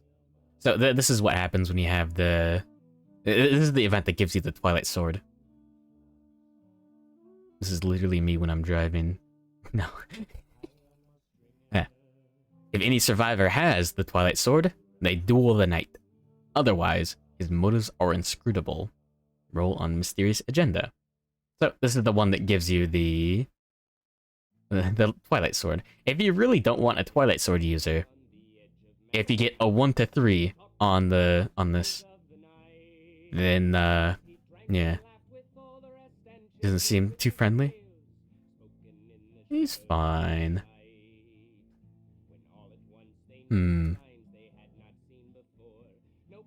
So, the Hooded Knight confronts the bearer of the Twilight Sword. They roll on a table, add +1 to the result for each Twilight Sword weapon proficiency level. So he's got 4. Horny Knight? No? 7, so 11. Gain 2 levels of weapon proficiency. +1 Insanity, +1 Survival. The Knight has Unfinished Business. There's different Twilight Knights. I don't know where the model is. Or is that some like custom monster? Anyways, Unfinished Business, just add Hooded Knight to the timeline 4 years from now. The bikini one. So 1, 2, 3, 4.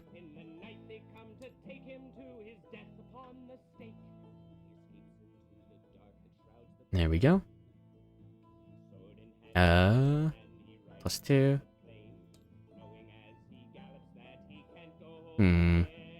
That's a bit unfortunate. So yeah, now he's pretty close to being unable to... He's pretty close to reaching mastery on accident. And getting the hell out of here. So now it's got Deadly. Oh, mobile's cutting out. Oh no. Well. So we add 6. We may as well use it to clear a difficult hunt.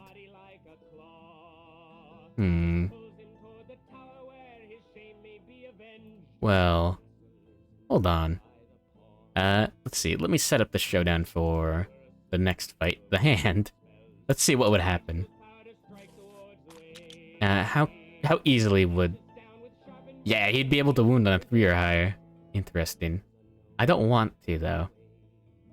Level 2 Phoenix?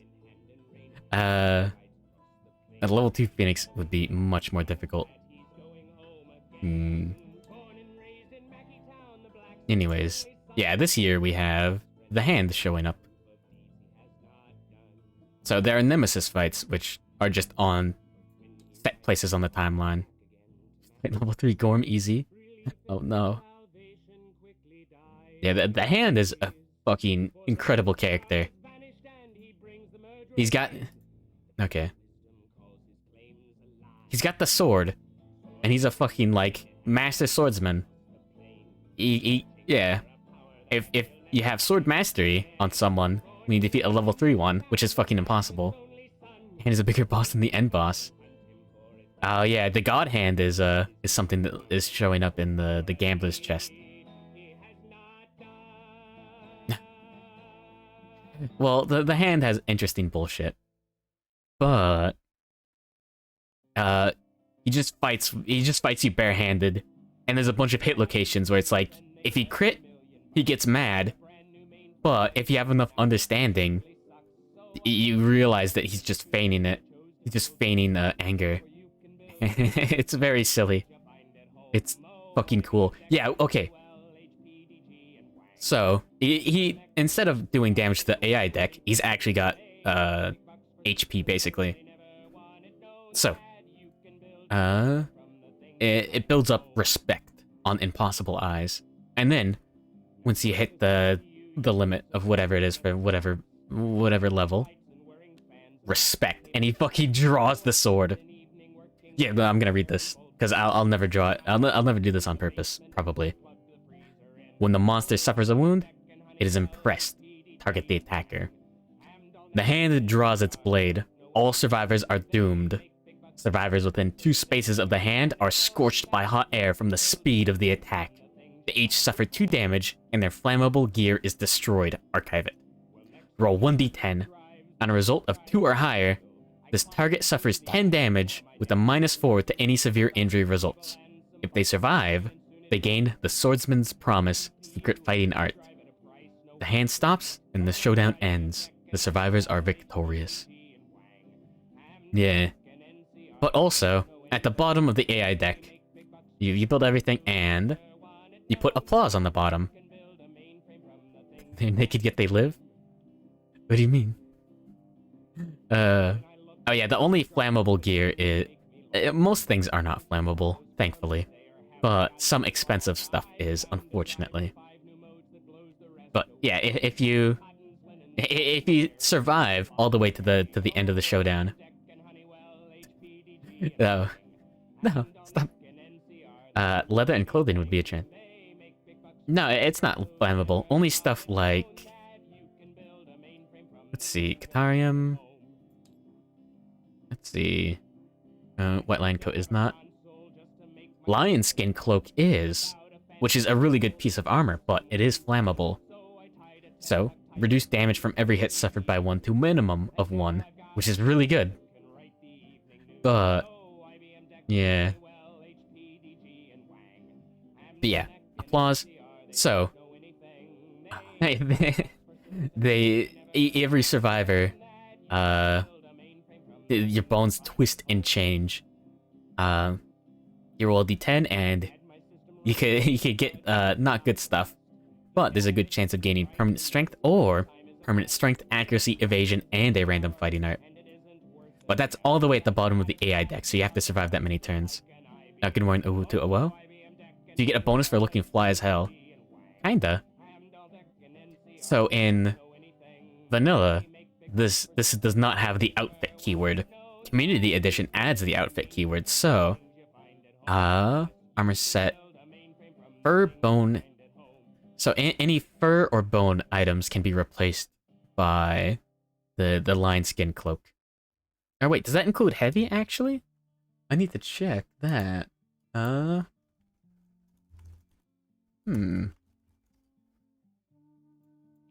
me see.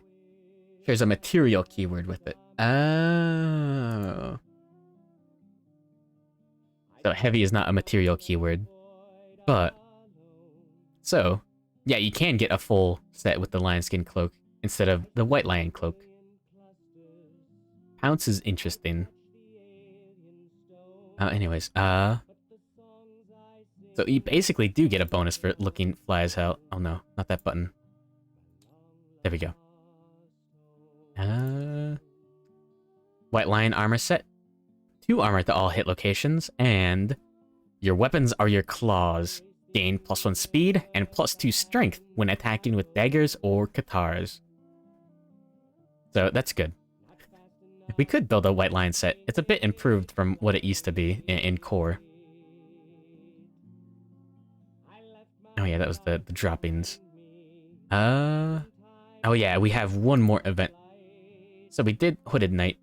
Oh yeah, we need to take off the year. Hands of Heat. It's like some druid nonsense.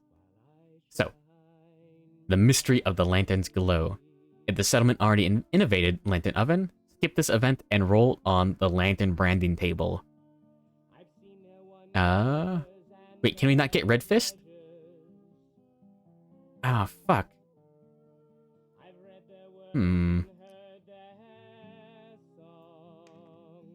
A feast culminating in the ritual branding of the settlement's finest warriors by the heat of an agitated lantern. Discard half the settlement's total resources, including storage, rounded down, nominate a survivor, and roll on the table below. I don't want tradition. We could get permanent speed, permanent strength, or... Ooh, blinded, but +1 permanent luck.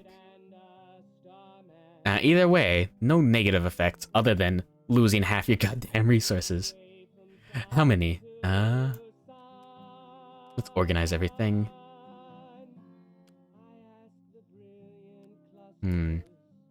So, bone, organ, hide. We got... Did we really just get 1 bone from that? Oh no.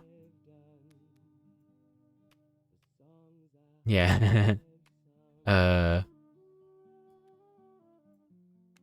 Organ, hide. I mean, we could build some interesting stuff this year, but I really wanted to get enough bone to make something even more interesting. Oh yeah, coffin bone is a bone as well. Organ. This counts as this could be anything. We could use that as a bone, hopefully. And we have a lot of scrap. And a bit of hide. Look at all that iron and scrap, holy shit. Yeah, hand parasite. It's a lot of fun. The parasite queen. There's some interesting stuff involving parasites coming up. 5, 12, 20, 29, 30, 31, 34 items. 34 resources. So we lose 17. Well, fuck.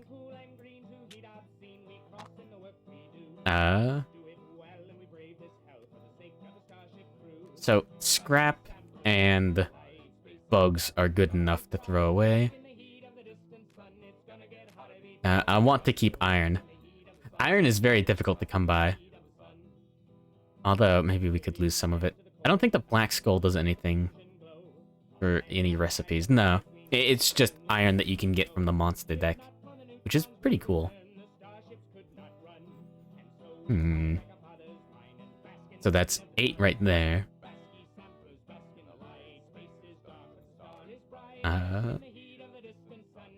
11. So yeah, basic hide. 12. We could throw out some iron. Maybe. Yeah. 12 there. We need 5 more items to throw away. Ah. Organs will be very useful. What do we need for... I can make a rainbow katana. Oh, that needs 6 bone? Ah! Fuck. No. I can probably throw away some iron.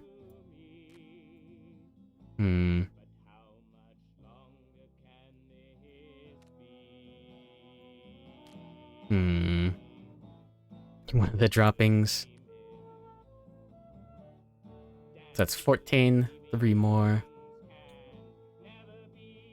So yeah, we don't even have enough bone to make the the rainbow katana. Rainbow katana says...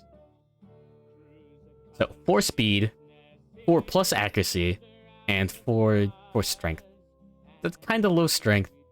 Very high speed, very high accuracy, and frail. But it can gain deadly if you have your affinities built properly. And check this out. Blood Sheath. So, when Rainbow Katana is left of Blood Sheath, it loses frail and gains sharp. So add 1d10 strength to each wound attempt. So you roll 2d10 basically. You don't get extra crit chance though, but you basically get an extra 5.5 strength on average. That takes it up to like 9 with very high speed. Very high speed and very high accuracy. And it won't break on super dense locations after you have the sheath. Oh yeah, and you can use the sheath to block like a shield. It's pretty cool in my opinion.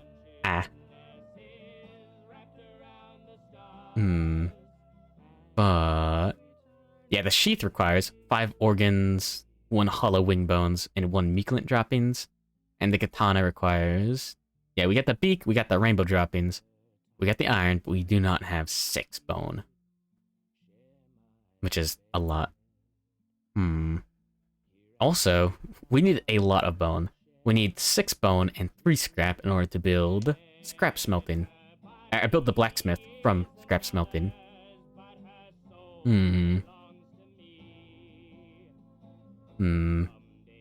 It's a keyword called stinky. Yeah, there's a surprising amount of stuff that interacts with that. What plumery stuff can we build? I have to think of it. Oh yeah, we didn't get a phoenix finger. We could have built Finger of God if we got one of those. So this is just a very good spear. Especially if you can hit it early through some sort of cheese. But... So yeah. Reach 2, like most spears. 2 speed, 5 and up accuracy, so that's very accurate, and 5 strength is pretty good. And as long as you have 5 or more survival, it gains +1 accuracy and +1 strength. So 2, 4 and up, and 6 strength. That's just very solid. The early cheese. If you get a... Well, not cheese, it's more luck. So if you get that dead monster terrain tile, and you got a high roll on it, you could choose to get a random resource from the Phoenix deck. And if you got lucky, you can get the finger bone. And then you can make a Finger of God earlier than you should. Or you could just get a black skull and get iron for cheap. No? What do you mean? It just requires 1 Phoenix finger. What does Finger of God do? It's just it's got a really good attack profile. Yeah, it's a weapon crafter. Yeah, exactly. You can get it without even fighting. But yeah, some of the armor is interesting. I believe the placard? Yeah. So, if insane, ignore the first hit each round and suffer 1 brain damage instead. This is just discount what is it? Discount immortal. Also, the feather shield is interesting. Oh, Community Edition brought this up to block 2. Holy shit. That's really useful. Reduce any suffered brain damage by 1 to a minimum of 1. So this is good on an immortal tank. So Karagi can start rocking that. Maybe. Also, block 2 is just really good. Let's see, what do we need for that? 2 small feathers and 1 muculent drop-in. That's rather cheap. It doesn't give you any other stuff. The placard, though. 1 iron, 1 leather. So we need 1 hide, 1 tail feathers, and another hide.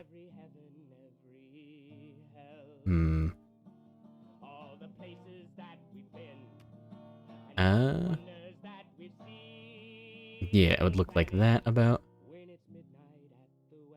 People keep telling you Dragon King is bad for flammable gear? Other than the lava pools, you don't get it. Yeah. Fair enough. A lot of stuff is weird. We didn't get a Phoenix Whisker or a Wishbone, so we can't build the bow, which is the best weapon here. Oh, in the core game. Yeah, this hasn't been changed by Community Edition. So the stupid thing is that all the Phoenix weapons in the core game were designed around the fact that the armor set would give you the bonus strength. So they had low strength. So they weren't good. You just used the higher strength weapons from other locations and just had a better time. Sonic Tomahawk is interesting. Oh, wait. Oh. This is Throne. Oh, Community Edition changed this to hell and back. Oh. Well paired, gain +1 accuracy, +2 strength, and savage. Interesting. Huh. So we can get someone to use axes with range. Small feathers. We don't have any hollow wing bones still. Only have 1. Okay.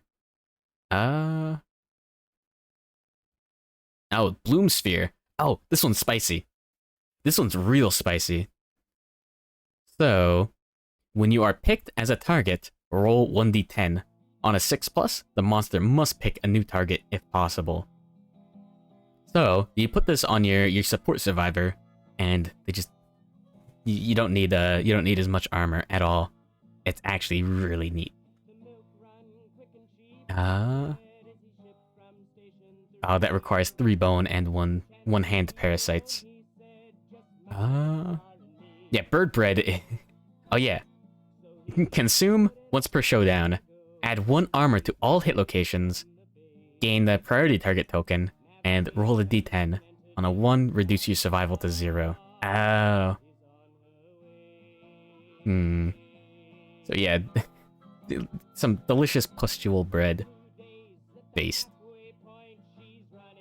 Oh yeah, the armor has been changed. I think the community edition changes are just to add the affinities to the armor. So yeah, despite being the cool, rainbow monster, almost all of the items didn't have any affinities at all. So that was something. Phoenix Helm. Oh, if insane, at the start of the showdown, gain +1 evasion token. That's really good. Hollow wing bones. Fuck. No.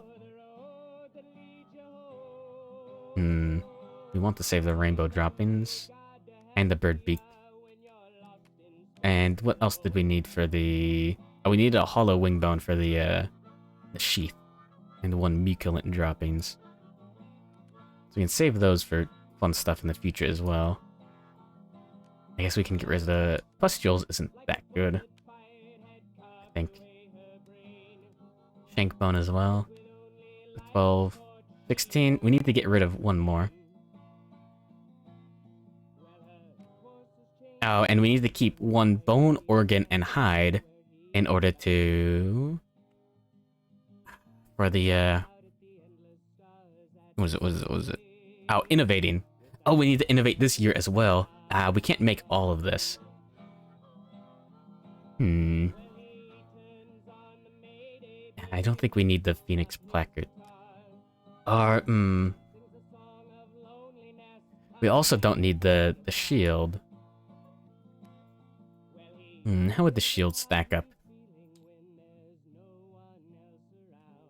We need one of each affinity. Interesting. We could. We could slot that into the Karagi. the Karagi, well, not necessarily Karagi always. But into this gear grid. Yeah. So you'd have Zenbato. Reverberating Lantern could be replaced by anything. But the Feather Shield could sit here, and that would give you one of each. So you would get that nice bonus, and you could block. Okay. But that wouldn't be useful on Karagi. Well, no, Karagi won't be useful in the hand fight coming up. I don't want to take anyone that already has weapon proficiency, that doesn't want Fist and Tooth. I guess we could ignore the Feather Shield this year?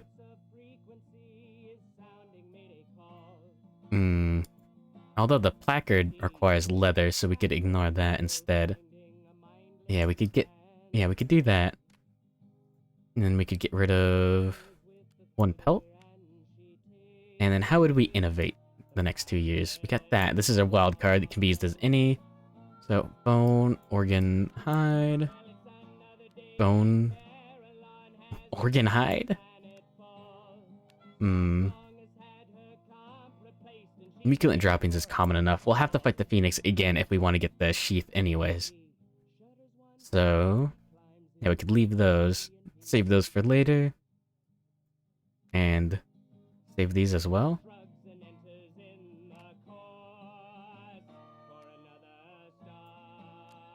Okay, yeah, and make the Feather Shield. That sounds okay. Yeah, we'll need a ton of bones in order to make the katana. And what's the timeline look like? Oh, Manhunter and Butcher is coming up shortly. That's a fun year. Yeah, Lantern Year 16. Especially if you have more Nemesis expansions. A lot of them add a showdown to Year 16. So that's fun. Yeah, this seems like a good... So 12, 17, and... Wait, did we have to lose 17, or was it 34? Oh yeah, and then 4 iron.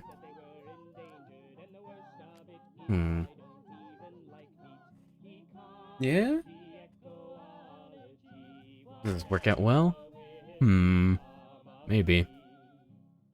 Maybe we could get rid of one more iron and keep one of the rarer resources? Nah, all these Phoenix resources are common enough. I would be able to keep one of these. We could keep the coffin bone, which we could use to make some good stuff. 4 iron is good. Well, how much iron do we need for everything at the blacksmith? The lantern set is interesting. We'll get a lot more bone. That's fine. Okay. So, this is 9, 14, 17, and this is 17 as well. So... there we go. Nope. So, we just lost half of our resources. Unfortunately.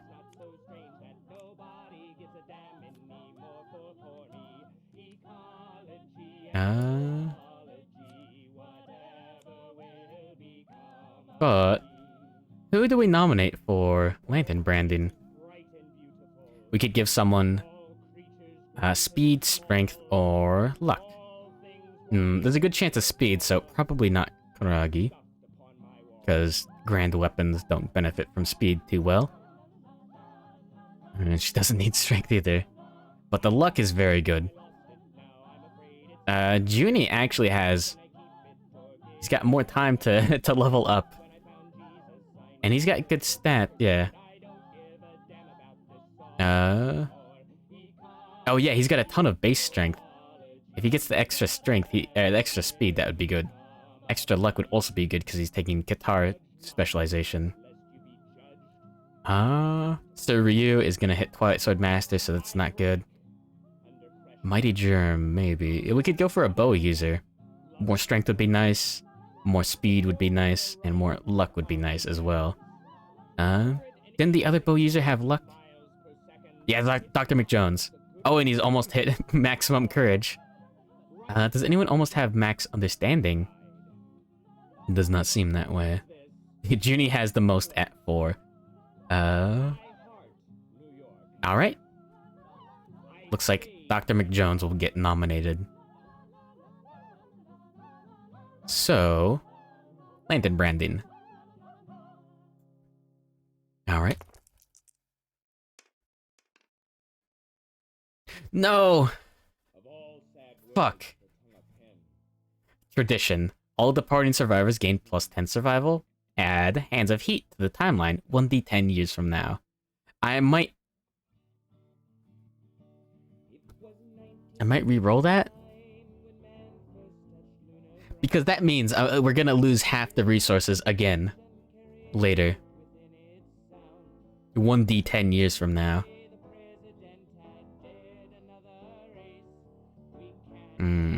Who still has their re-rolls?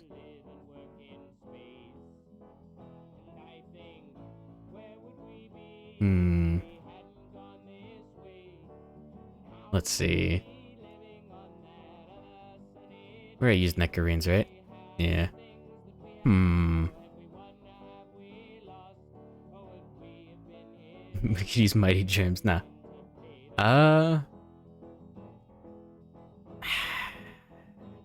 You deal with it.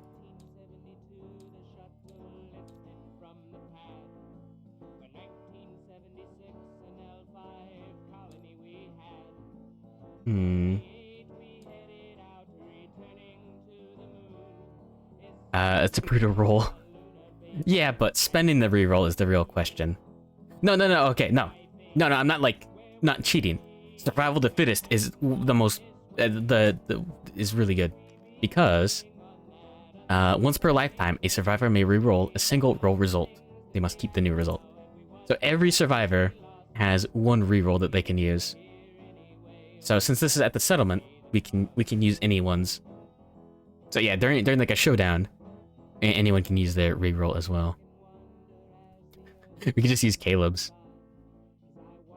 Well, no one's like actively bad, I think. Does Daishima still have a reroll, actually? He's very close to retirement. Oh yeah, we get a clear skip next hunt. Damn it. Yeah, this is part of the mechanics. No, I'm not cheating. Who the hell do you think I am? No! So what you want to do is you want to save the rerolls for intimacy. Yeah. No. It's a very, very central mechanic, so...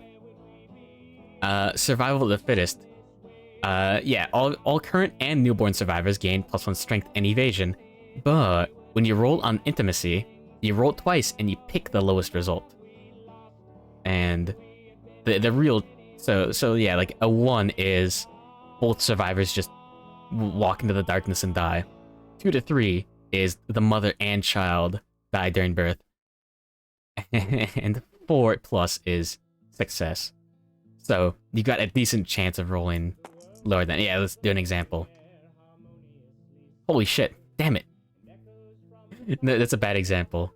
But you want to use your rerolls on that, so that you actually don't lose people to intimacy. So you basically just have a bunch of survivors with +1 strength and evasion. And occasionally, you get the... You can spend rerolls during the hunt and all that stuff. Oh. Yeah, we just use Caleb's. Hmm.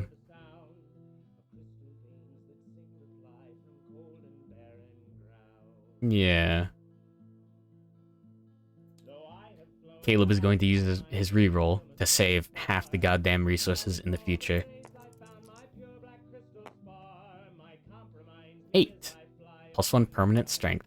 Ah, nice. But yeah. Was it Dr. McJones?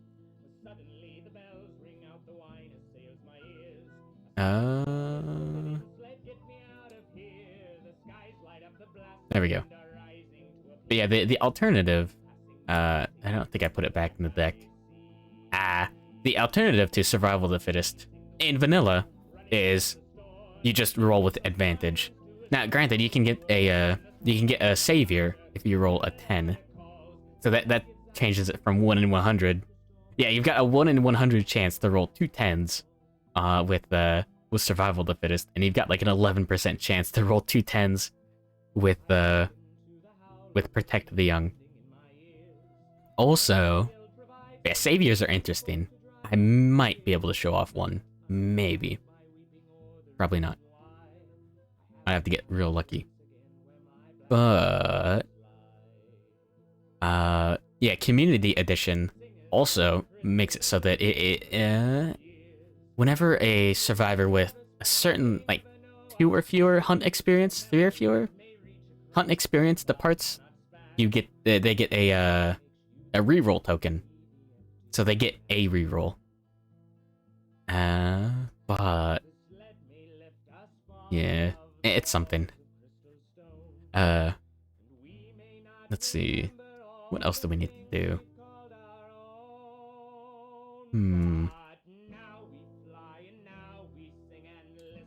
Oh yeah, that was Hands of Heat.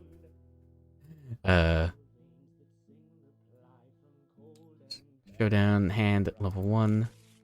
Yeah, let's take a look at all the stats and all that. What we really want is see this stuff. Yeah, rewards are interesting. There's a very high chance of -1 population. Which is not fun. Oh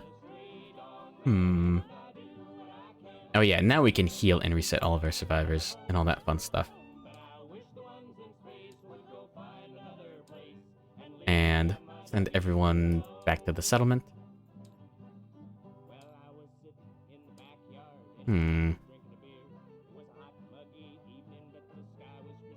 Oh yeah. We don't need those accuracy tokens anymore. Alright. So yeah, these are all cursed, so that's fun. Oh wait, no, the dormant Twilight Cloak is not cursed. So yeah, ignore sentient, which, yeah, sentient just means you have to be insane to use this. But yeah, you can't depart with this if you have 3+ understanding. And it's an accessory, so you can use it even if you have armor at your head location already. So the hand fight is interesting. Don't have to be crazy. Well, normally you have to. Well, yeah, with this one, yeah, you don't want to use this if you don't have. Yeah, if you have zero insanity, you'll just take a brain trauma instantly. I mean, you can survive with 1. Yeah, you can get if you roll 2 1s. Yeah. Yeah. Let's see. So we can build that 6 shield. Oh yeah. I want to see if I can make more survivors.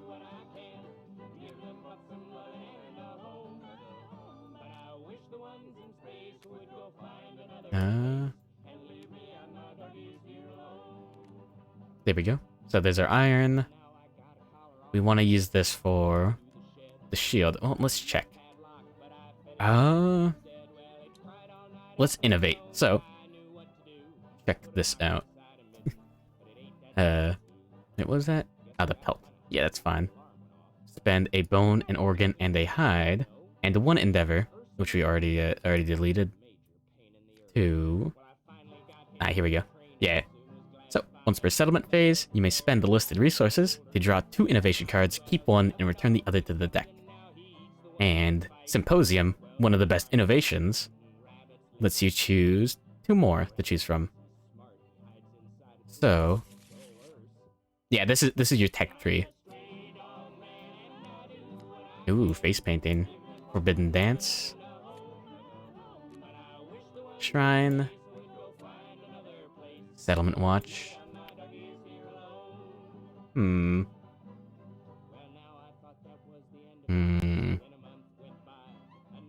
Settlement Watch isn't that good with Survival of the Fittest.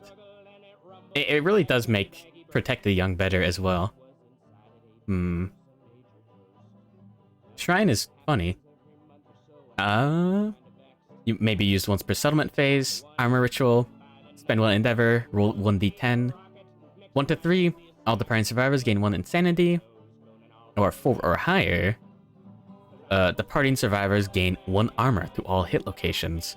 That one's pretty good. Forbidden Dance. When a survivor uses a Synchronized Strike Secret Fighting Art, reroll missed attacks once. So once per lifetime, you can roll on the Forbidden Dance. So, Ruined, -1 permanent movement. Perfect, +1 permanent evasion, or 10. King's Step, Secret Fighting Art. Also, oh, yeah, this buffs Synchronized Strike. Yab? No. That's not horny.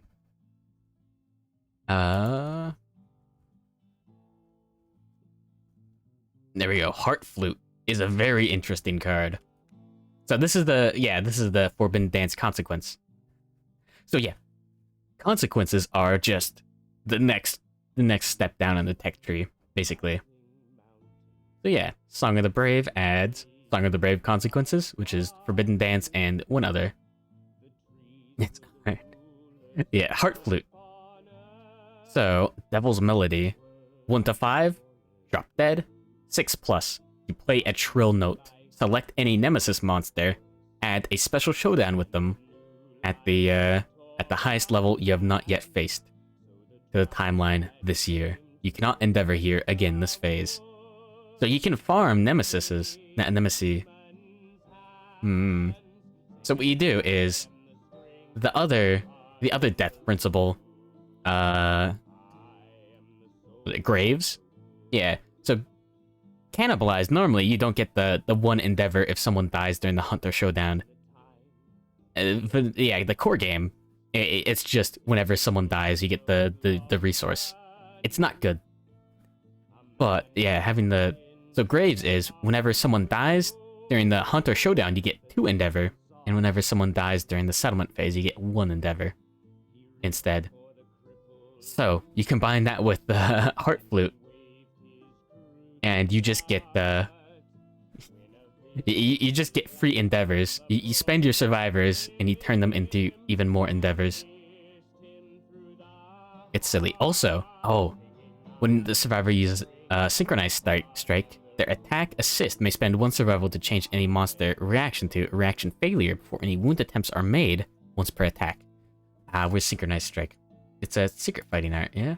Yeah. So with the drums, you can spend 1 endeavor.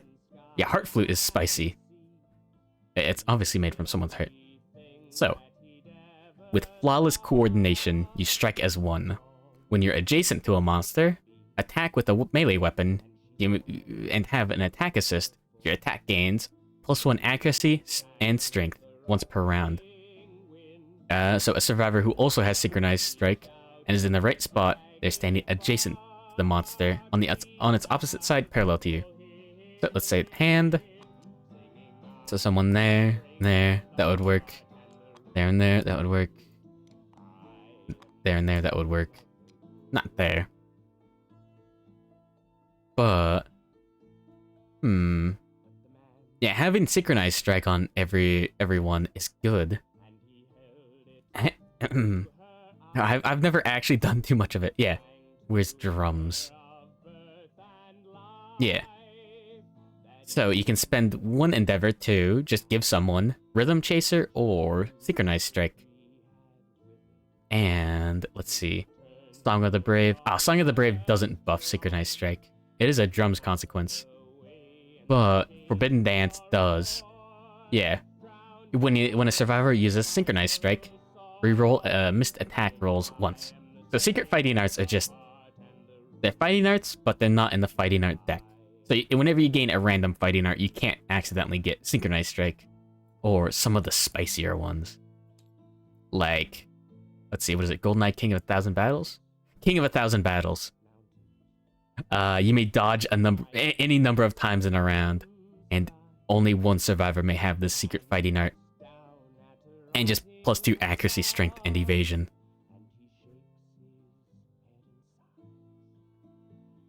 This is the spiciest one possible.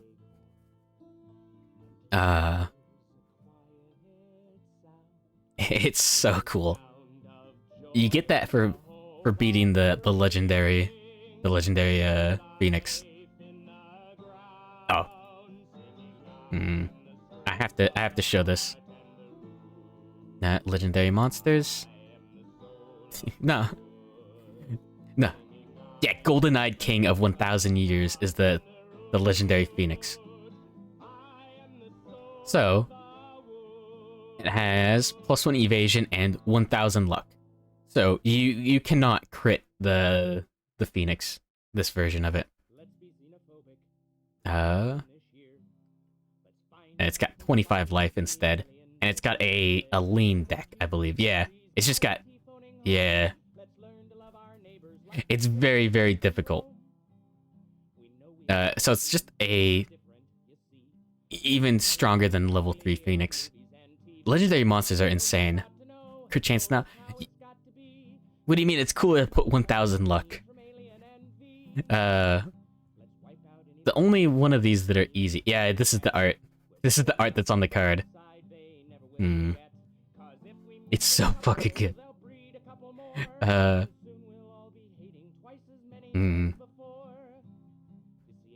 kind of want to read it. I won't. I won't spoil anyone on that.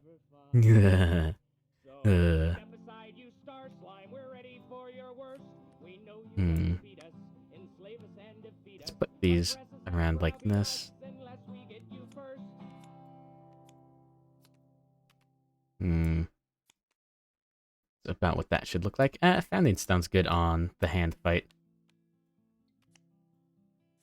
Is this Xenophobia in the background music? Yeah, it was. Oh, is that like a dank meme song nowadays or something? Someone else brought that up earlier as well. Oh, he said Star Slime, so that's funny. Oh yeah, face painting is... Oh yeah, face painting's really good. So, Battle Paint is interesting. Oh yeah, this is the Community Edition version. I can tell you the exact change. So, Battle Paint, whatever. Spend 1, 4 and up. Departing survivors gain 2 survival and 1 insanity. That's good. Founder's Eye, 4 or higher. Xenophobia is the theme song of every Space 4X. Okay, yeah. Yeah. That's what I've heard. But yeah. So, once per Lantern year, gain +1 to all rolls on the Intimacy story event. The core game version is gain +1 to all rolls on the Intimacy story event this year. It doesn't have a limit in the core game. So what that means is you can just fucking... you can stack that bonus if you have enough endeavors and then just always roll 10. It's interesting. Yeah, there's a thing called population spiking that you can do. Shrine does have a consequence as well, which will fatten up, won't thin out the deck really. It's only one consequence, right? Yeah, Sacrifice. This one's interesting. Gives you a free win. Yeah, for the rest of the year. Yeah. So if you have an insane amount of endeavors, you can just make more and more survivors. But sacrifice. Roll d10. 1. -2 population. 2 to 3. -1 pop. Departing survivors gain 1 insanity. 4 to 5. Grim acceptance. -1 pop. Departing survivors gain 3 insanity, but 6 plus. -1 population. You lose all your insanity, and you may remove 1 of your disorders. If you could not depart the settlement phase, you may now do so, even if you are retired. Who cares about the sanity? We can get that easy. Being able to send retired survivors out on a hunt is very interesting. Because one of the big things to limit a survivor is hunt experience. Because once you hit the max right there, you are unable to depart. Yeah, Daishima's almost all the way up there. But, yeah. Sacrifice another human to remove the pilk from Kuragi. Oh yeah, I still have to pick one. Settlement Watch is pretty much just 1 to 7, gain a random fighting art on a fresh survivor. It's good. Sorry, Grandpa. No, it's fun. Everyone wants to go on the hunt. I might take Forbidden Dance. How many years until... Well, it's got a consequence. Well, Shrine has a consequence as well. I could take Face Painting. That would help a bit.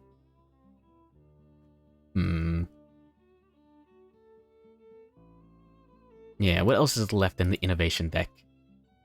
Pottery is actually pretty useful. Saga is good. I don't have Clan of Death, do I? No, I need family for that. Saga is pretty good. Pictograph is interesting. Storytelling can give +1 understanding.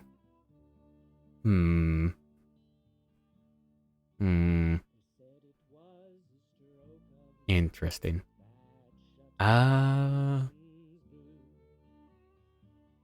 Let's take Forbidden Dance, and next year we'll start putting, let's take Face Painting. But if we get...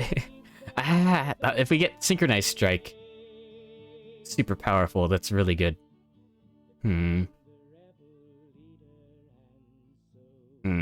Face Painting, that was good too. Let's take Face Painting. There we go. So yeah, now we have a better chance of drawing something better next year. Alright.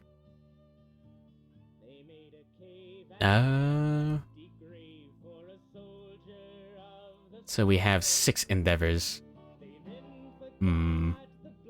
I don't want to do Augury. We could send someone to Scrap Scavenge. So down at the bottom of this, we can spend 1 endeavor to Scrap Scavenge. Search the Settlement's Edge, looking for stuff. 10 plus is +1 courage. 6 to 9 is a Broken Lantern.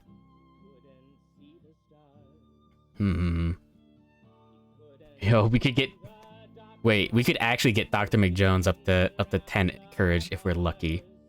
He does have Destroyed Genitals, but he does have Thundercaller. Oh wait, we'll get 1 from that. Interesting.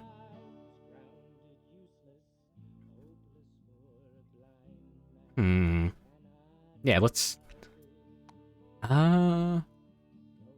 Oh yeah, I want to try Crimson Candy on Corpse.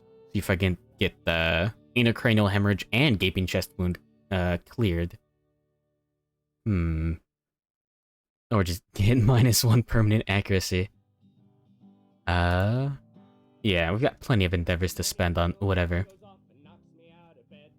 So, 1d10. 3, skip next hunt.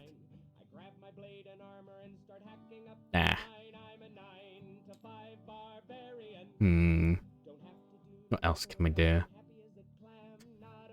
Oh yeah, we can use Scarification on some of our fresh survivors. -1 permanent movement is bad, but blinded is bad as well. But tough is good. Destroy genitals is not that bad, and +1 permanent luck is incredibly good. Bloodletting is also interesting. We can cure disorders on any of our survivors. Or warped pelvis, or intestinal prolapse. We can't really... No, we can't cook anything. Oh, we can give survivors... We can give people Abyssal Sadist. That's a good one.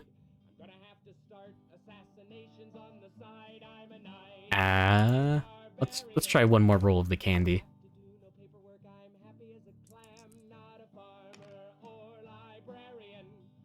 Oh no! -1 permanent accuracy. No. No, Corpse Ray had +1 accuracy. Well, that's fine.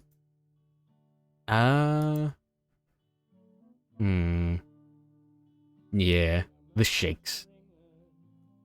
Abyssal Sadist for everyone is good. Yeah, just turn negative accuracy into speed monkeys. I thought she had speed bonus? No. Nothing too special. Oh, the movement. The movement is good. Yeah, I want to turn her into a... Yeah, she's training spears. So... Yeah, turn her into like a priority target token tank. Some silly stuff like that. Who needs Abyssal Sadist? Does anyone have Prey or Fear of the Dark? I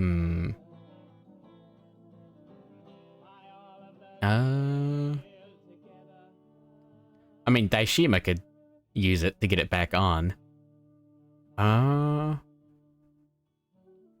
B30 maybe?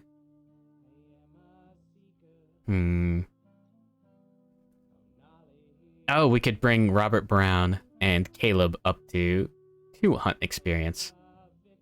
Well, I want to take them out on the hand fight right now.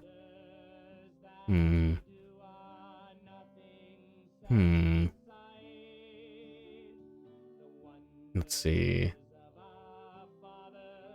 Might as well take Riker out as well.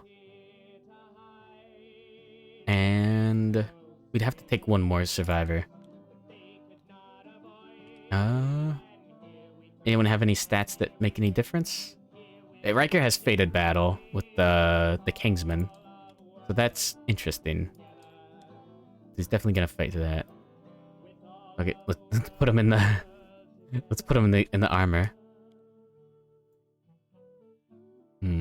It doesn't really matter who's wearing what. Shit, 2 fecal salves on the same gear grid. Oh yeah, that's what it looked like before. Nice. And then one more survivor. I mean, Neckarine... Hoarder is something. Screw it.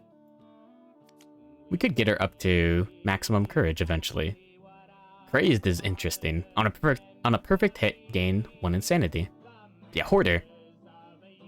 Whenever you are a returning survivor, archive 1 resource gained from the last showdown and gain +1 courage. I guess if we don't get any resources, that'd be fine. Hoarder's great when you need courage. Yeah, but well, earlier on I needed resources a lot more. Good interaction with... Oh yeah, Echoes of Death. Bring the Twilight Boy. I'm not gonna fight. I'm not gonna actually fight the hand. I'm just gonna survive the showdown. Which is the real gamer way to do it. So yeah. I want to use his last two years in the settlement sane as a way of We could get unlucky and have him lose all his weapon proficiency. Yeah, I want to use those for hunts or showdowns. Yeah, we have the manhunter and the butcher. Yeah, we could use him for the butcher level 2. That would be good. The big guns. Yeah, pretty much. For like 2 fights. Let's see. Yeah, I want to get stats on survivors that have a lot of time left. Oh yeah. I mean, we could take Junie as well. Because he managed to lose all of his hunt experience. So more stats will help a lot. Yo, he's got 6 stats. Is Monster also my favorite cheese? No. Martin Riker? Yeah, he's just... You become part of the Twilight, Twilight whatever. Twilight organization? Whatever anime bullshit. We don't really have any spare resources to use for augury. Seen random nights to duels? It's like a weird, like, brainwashed kind of weird nonsense. For probably a good cause? Yeah, let's scrap scavenge with Dr. McJones. How much survival does he have? 3. Yeah, he's fine. Part of the Twilight fandom. Pretty much. There we go. So. Scrap scavenge. 10, 1 courage, 6 to 9, 1 broken lantern.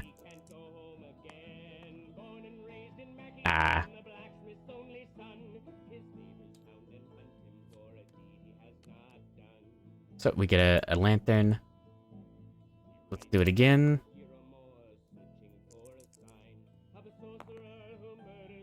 Same result.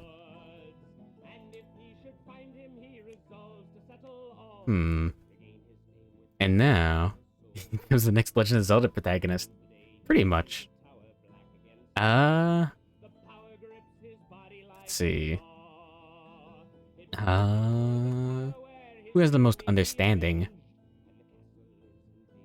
Oh, Junie? V30 has quite a bit. Junie actually might get ageless, if we're lucky. Same with Corpse has 3. Alright, good luck, Junie.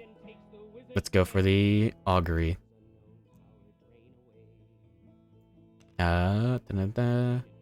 Organ grinder. We can spend an endeavor to do some fun stuff. So 1 to 3, lose 1 resource. If you do, gain 1 understanding. And we add +1 to the roll if we have 3 or more understanding. So it's harder to get understanding once you have a certain amount. But also we have a... Oh no, that's the delete button. Don't worry about that. Fuck. 6 +1, 7 is +1 survival. Damn.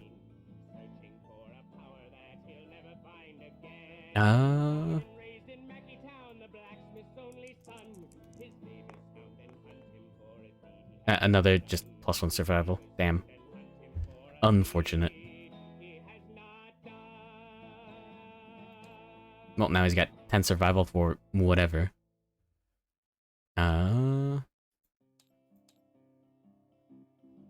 Yeah, this is a good setup for the hand fight, I think. Oh, yeah. So, we can do... yeah, 2 small feathers and 1 muculent droppings for a small feather shield. Alright, the shield.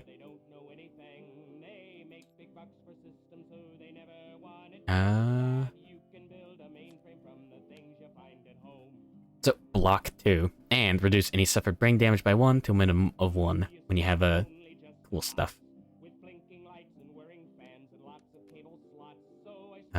Phoenix. Alright. Hmm. Yeah, that's pretty good. So, I guess Riker will be the tank. With, blocking too. Every single turn. And we can put a leather shield on one more survivor. Oh, joy. No, it's good. We don't need strength, really. Maybe. Hmm. No. LBK. How many Endeavor? How many? Alright, 2 blue. Hmm. Alright, Robert Brown will be the other tank. Hmm.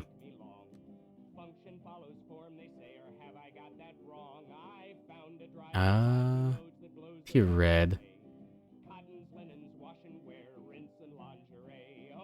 Hmm. I can get rid of Fecal Salve and put on... Yeah, Monster Tooth Necklace instead. And get 2 strength. Oh, yeah, this could be fun. Okay. So... Well, we want to look at the hit location deck, see if there's any good crit spots. See if we could crit, and we might be able to actually just kill the Kingsman. Well, not kill him, but beat him. Don't have the strength bonus anymore. Hmm. We don't need the Reverberating Lantern, and I don't want to risk losing it. However the hell that would happen.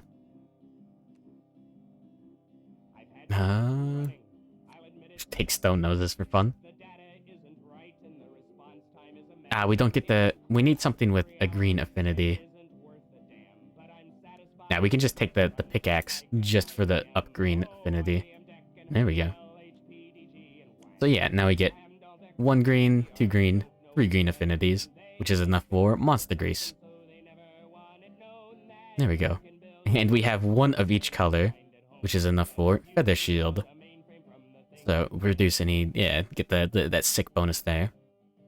And Zenvato is a go with Devastating.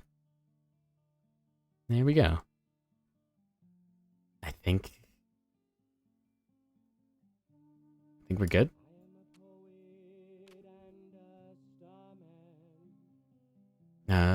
Battle UI say. Nectarine. Okay, chance to crit. Yeah, we don't need the Monster Tooth Necklace. I don't have any bandages. I'll have to spend a hide on that eventually. Yeah, I lost the bandages to something. Yeah, I'll spend the wild card. I guess spending the tail feathers would be better. Oh, nah. Wild card. Yeah, keeping the tail feathers. If we get lucky and get another hide somehow from the rewards, then we'd be able to save the feathers. Yeah. So 1 hide, I believe. Skinnery, yeah. Bandages.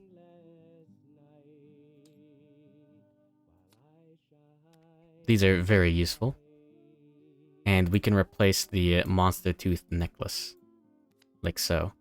Oh, they aren't even flammable. Nice. So I don't need the strength token. Fan art of Ageless Immortal Karagi. Karagi doesn't have Ageless yet.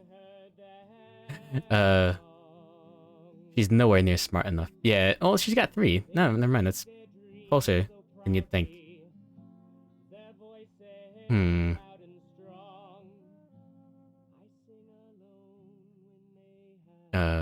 Yeah, we'll never use the Lion Beast guitar with Nectarine. Small dog with the big sword. I see. Interesting.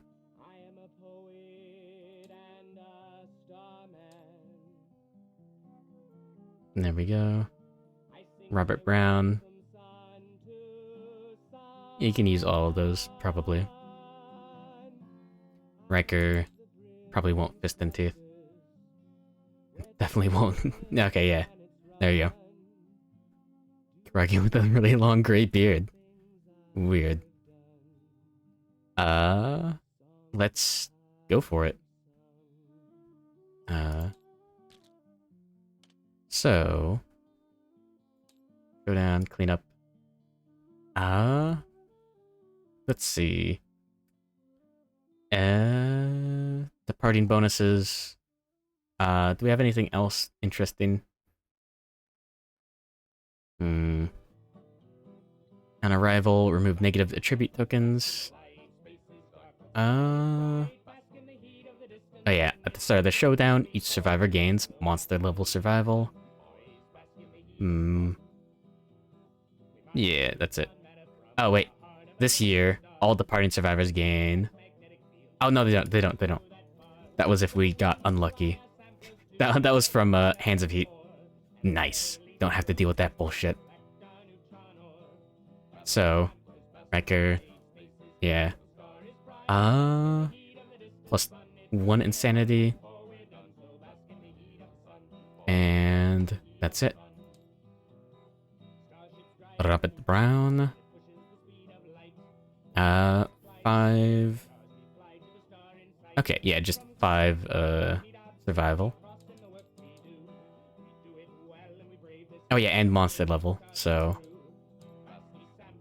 1 more. Alright, Caleb.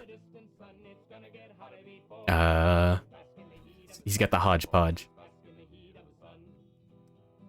Okay, just plus 4. Yeah, 3 from departing with settlement from innovation bonuses, and the 1 from arriving with the the candy, the crimson candy. And Nectarine.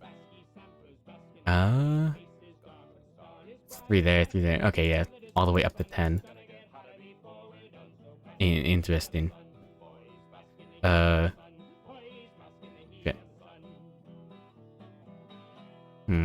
Caleb might get targeted a bit too much. Alright. Well, no, the full force... The ability that targets the one with the most red affinities has low enough speed. Yeah, blue... Okay, bullet jabs is the blue one. The one that targets blue affinities. Oh, yeah. It's rather late. The hand showdown's fast enough. So... Didn't notice till your monitors went off of night mode. Oh, no. We shouldn't need stone columns. We might.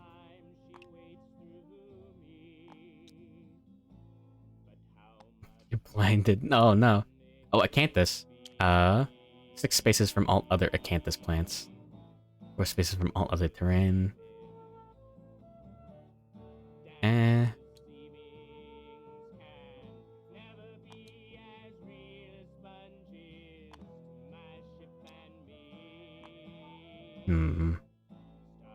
Who has... Caleb has the cat eye circlet. We can put him over here. Yeah, survivors start along the bottom board edge.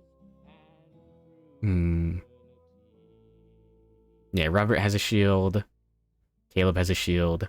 Nectarine does not have a shield.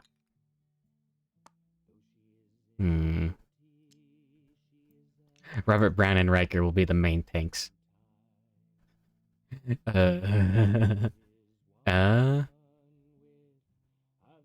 Let's see. Oh yeah, the Acanthus plants.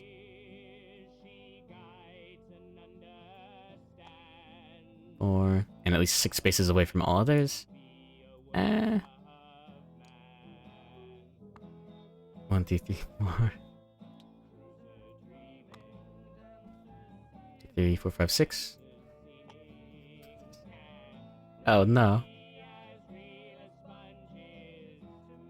You happy it this long? You did your laundry while watching. Interesting.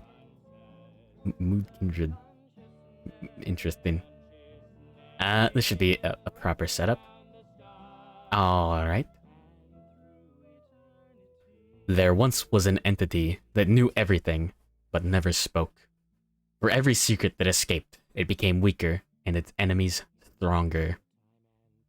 It's the hand for you. Ah, look at those pauldrons. That's based. But yeah, you use fabric softener, right? The full force flick is so good. Yeah, there's the eyes. Alright. Survivors are defending their home, they go first.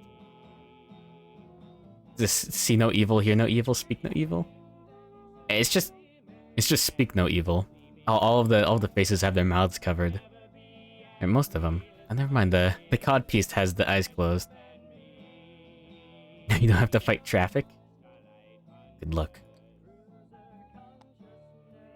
Alright. So, let's see. Caleb can start with... Face next to the lantern is a mood. That guy? Or that guy? Or that guy? They all are, really, at this moment. Alright, let's go. One in the middle. I see. Yeah, all these bonuses should be correct. Yeah, one evasion. Take yourself.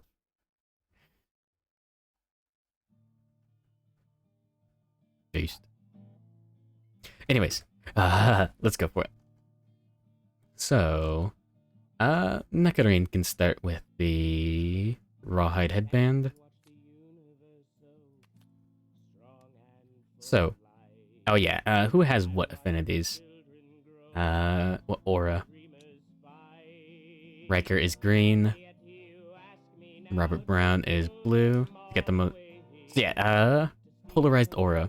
If a survivor has the same number of red, green, and blue affinities, they have a white aura. If a survivor has more affinities of any color, their aura is that color. And you may at most have two. This is for some nonsense mechanics that may come up. You cannot go Ultra Instinct, not that well. The last one's blue? Yeah, Nectarine is 2 blue and 1 red. We almost certainly won't actually fight the hand, but that could work. Bullet jabs. Yeah, target survivor with the most blue affinities, or closest threat. If no one has any blue affinities? No. That would be if there were no survivors. Yeah, 0 is valid. Yeah, it would be able to pick anyone with 0. Oh yeah, so, the lenses. When a survivor with a blue aura wounds the monster, flip blue lens to open. And when a survivor with a white aura wounds the monster, select a closed lens and flip it to open. Only flip 1 this way per wound. So, yeah. Oh yeah, the lenses are closed by little hands. While blue lens is open, the hand gains all the blue effects on cards. And, while blue lens is open, attack rolls from survivors with a blue aura only hit on a perfect hit. So you really want all white auras. And they each have different art, which is actually really sick. But yeah. Certain hit locations will tell you to flip all auras closed, stuff like that. Also, Ghost Step. Yeah, he's got Sharingan. You Dragon Ball? He's got insane Sharingans. He's got 3 of them, I guess. Wait, is that just the Sharingan? No. It doesn't have the dots. But yeah, Ghost Step. Ghost Step has unlimited range. Move the monster until it passes through the target, then stop and turn to face the target. Any survivors the hand passes through while performing Ghost Step suffer 1 brain damage per monster level instead of collision. Play 4 Naruto AMVs at once? No. Oh, that's Rinnegan? Also Shunpo. Eh? I don't know these anime words, actually. Oh yeah, and Liver Blow is the green affinity one. But yeah, as you can see, all of these have these blue, red, and green stuff. Why is it the hand when he has eye powers? He used to be like the hand of the king in the lore, but now that's been retconned.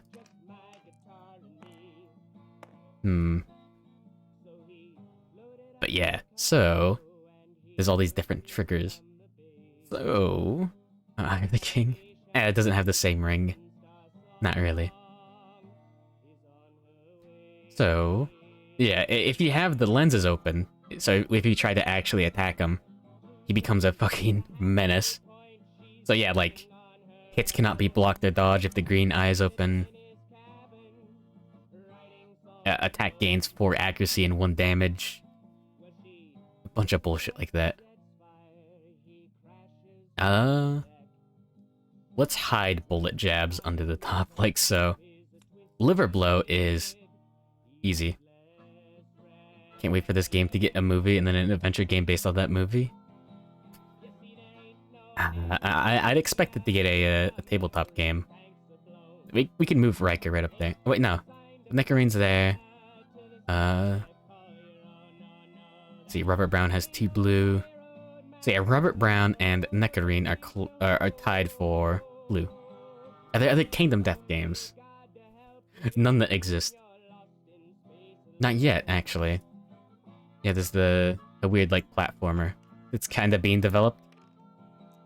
And there's a...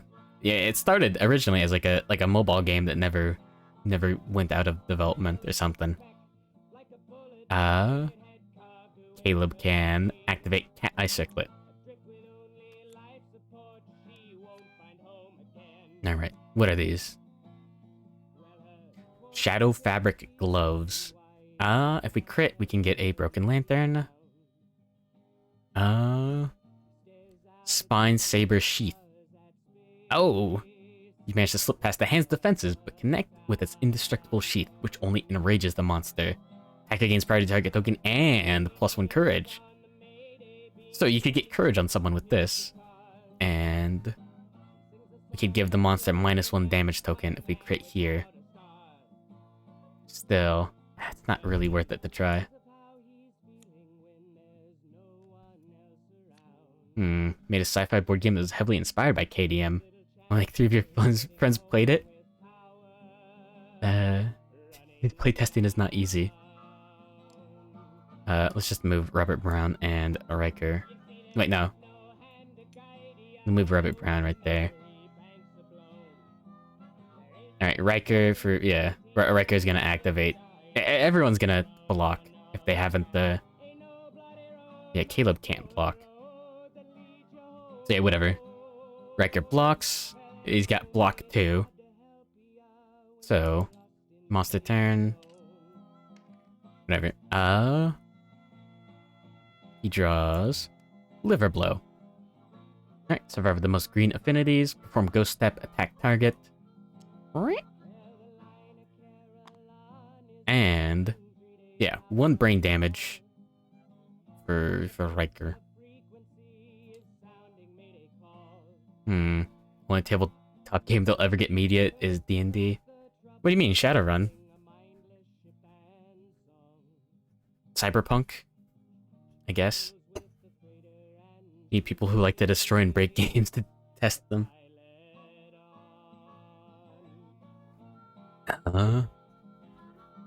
Oh, a colony ship. Just KDM on a colony ship. Fair enough. Shadowrun hasn't got a bad movie. Did that happen? Anyways, so Liver Blow, Ghost Step, attack, speed 2. So he does he rolls 2 attacks. Even if he hits, these are both blocked. Because block 2 on the feather shield. Yeah. Okay, next turn. Survivors. So Necarine can go ahead and... well... yeah, Necarine activate the Rawhide Headband, Bullet Jabs, or Bullet Jabs. Good luck, Robert. Playing Cyberpunk got fairly far and got stuck. Oh, yeah. South Korean Shadowrun series that made it in the 90s. Good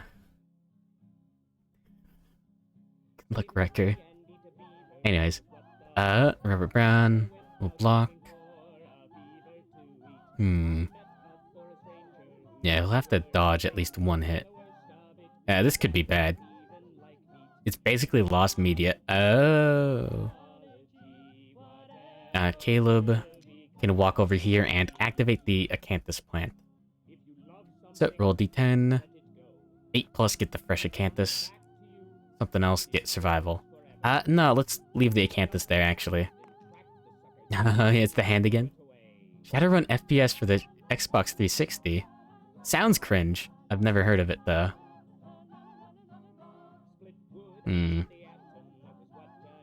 Alright, so... next turn. Game was first to try console and PC crossplay. Console players got destroyed. Oh, yeah, no, no good, auto aim or whatever. So, survivor with the most blue affinities. We can choose either Robert Brown or Nekorine. Robert has the shield. So, there we go. 1 brain damage. Conceptually a genius FPS. Oh. Weird. Has spells? Destroyed by fanboys. Huh. I never heard of it, so I assumed it was like some weird cringe, like, high-end nonsense. Alright, 5 speed.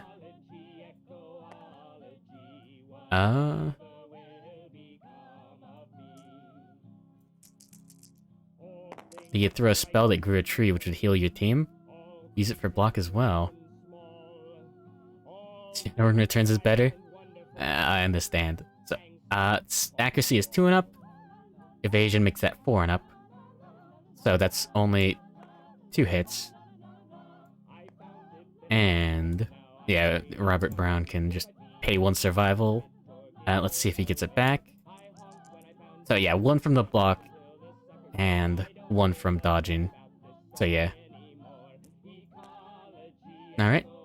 Next survivor turn. Nekorine. Go ahead and check that shit. Let's go. Soft chuckle. The noise fills the survivors with an unprecedented dread. All non-death survivors lose 1 survival and roll 1d10. Add each survivor's courage to their result rolled. On a 15 plus, the survivor is knocked down in fear. Otherwise, they suffer 5 brain damage, gain -1 accuracy token from their shaking limbs, and full move directly away from the monster. And the monster stretches its limbs. Flip all lenses that closed. I guess brain trauma on everyone is pretty bad. Let's do bullet jabs. Alright, let's move Caleb over here. Nekorine doesn't have block. Let's move Robert over here for fun. And, Riker can just stand there. And should you see for the Robert ticks in the trailer? Huh. Taking the Shadowrun name was the flaw? Huh. Genesis game. Wait, what? Huh. Haven't used RNA Corp in the lineage in your games. I see. You stealing ideas? Cringe.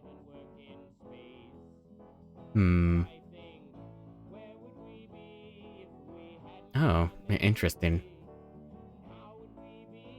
Shadowrun has good novelizations. It really seemed like something that would have started with novelizations. There we go. Huh. I guess I have to look into it. Alright, so... yeah, next monster turn. Nekorine has the monster controller tile. Hand draws this. She gets targeted. Ghost step. Alright. Infinite range. Alright, and loses the one insanity. And 2 evasion, so this will hit on 4 and up. You've been uncreated by a time chicken. Now you're gonna get your shit beaten by Muhammad Ali. So that's 3 hits. No blocks, so only dodge. So you'll spend 1 to dodge, 1 to the waist. Take 2 to the legs, and 2 to the waist. Paste. Yeah. Good luck, buddy. You got the strength Chad build right now, kinda. There's no real fighting on this fight. It's just surviving. Let's see if Nectarine gets the survival back. Nope. Alright, next survivor turn. Nectarine will Rawhide Headband. Take your best shot.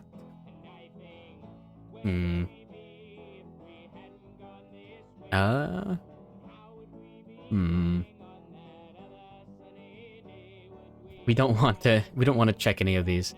We may as well put that on the bottom and deal with brain trauma on everyone. Like a toxic butterfly made of worms sting like a gigantic bee full of acid. Oh yeah, the Titan bee.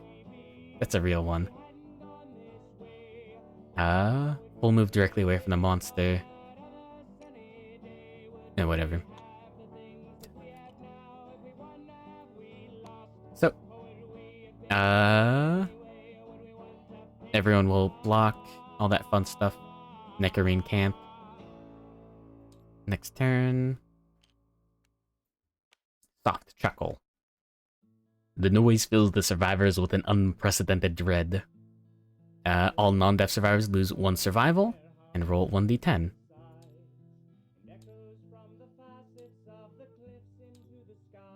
Add each survivor's courage to the result rolled. No one has any courage. Nectarine has 1 courage, so nothing. Absolutely, no one can do that.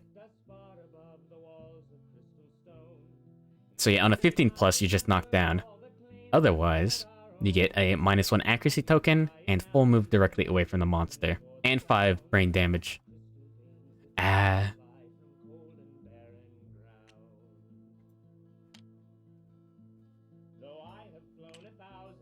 Yo. Copy paste, let's go. We're not gonna be attacking, so that doesn't matter. But let's see. Yeah, everyone is now fucked mentally. So let's do left to right Riker. Brain trauma. We get +2 to the rolls because we accept darkness like Joker from the Joker movie. Danger seizure. You thrash about wildly, dealing 1 damage to yourself and every adjacent survivor. Gain a random disorder and 1d5 insanity. It should have been what, white aura? So yeah, it's 5 insanity. Yeah, there's no way I'm gonna actually fight the hand. Random disorder.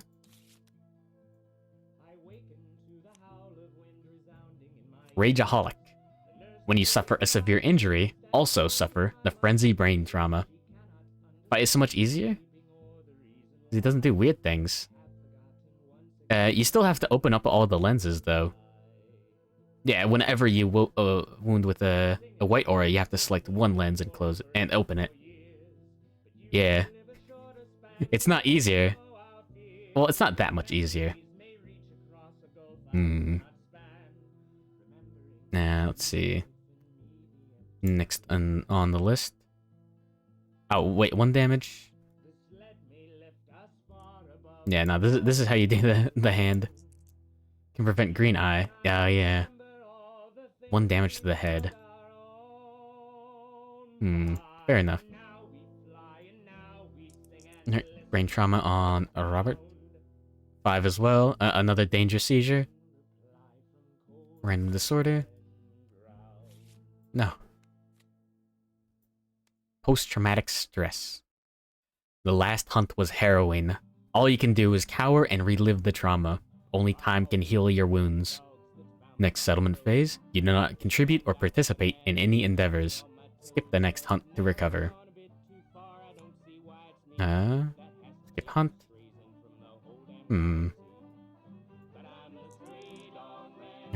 Who's next?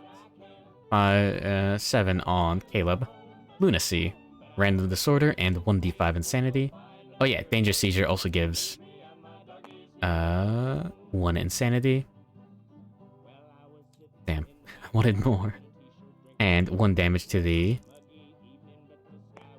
leg. Weak mindset, you gotta get over the PTSD. You get over it in 1 Lantern Year, which is fine. Yeah, 7 Lunacy, Random Disorder, 1d5. So, 3. Alright, and then, let's see. What defines Caleb? Hoarder. No! We got 2 hoarders! Ah! Sugma male grind set. And Nectarine. 11. Maniacal Laughter. You're knocked down. Gain -1 speed token, the priority target token, and 1d5 insanity. No! So 1 insanity. Random wait, yeah.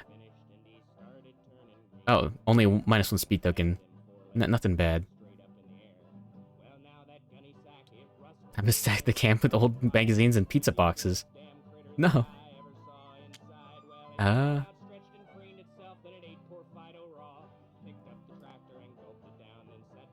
So everyone full moves directly away.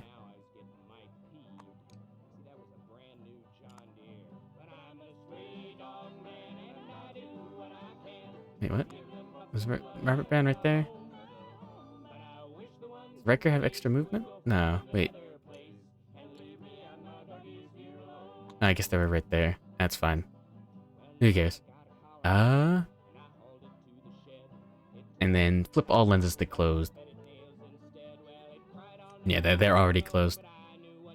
What else?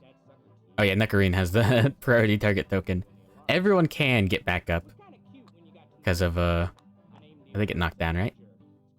Oh, they don't get knocked down, only Nectarine got knocked down. But yeah, Fist and Tooth specialization. So, Daishima is a Fist and Tooth master. So someone got mastery, so everyone gets the bonuses of specialization. Which is, you may stand if knocked down at the start of the monster's turn or the survivor's turn. Once per round. That's good. It means everyone can just get back up. But Nectarine has priority target token. So she'll be targeted no matter what. We can just move everyone closer. She can use her Rawhide Headband. Punch Daishima. No. Fuck. Wait, now Liver Bloat isn't that bad. So she'll take 5 to 1 location.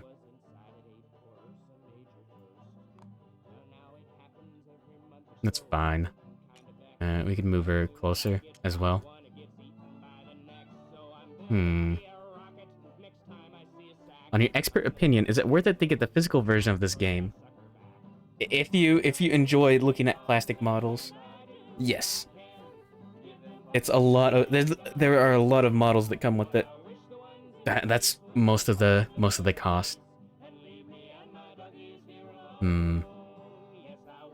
So next turn, survival. I mean, monster controller token goes to Robert. Doesn't matter what the pick target is. Nectarine gets picked, right? Oh wait, did she not get any insanity? Oh yeah, it should be 1d5 from, yeah, Maniacal Laughter. So, 2 insanity. Do you have enough money for a used car payment? Get this game? Fair enough. So, she loses 1 from getting, ghosted through. Yeah, it's like 400. Wait until Black Friday, if you're patient enough to save hundreds of dollars. Black Friday goes on sale every time. Oh yeah, Black Friday is coming up soon. Also, you can buy some of the expansions if you really want to lose all of your money. Oh no, Liver Blow. 2 speed, it'll hit on 4 or higher. No. remember before Black Friday became super violent. It really isn't these days anymore. Ah, fuck. 5 damage to... You can't block both of these. Head or arms. Alright, we'll spend 1 survival. Dodge the hit to the head.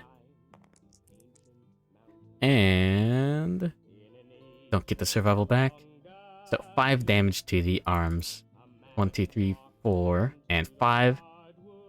Black Friday? Violence is part of the fun now. Oh yeah, no, yeah.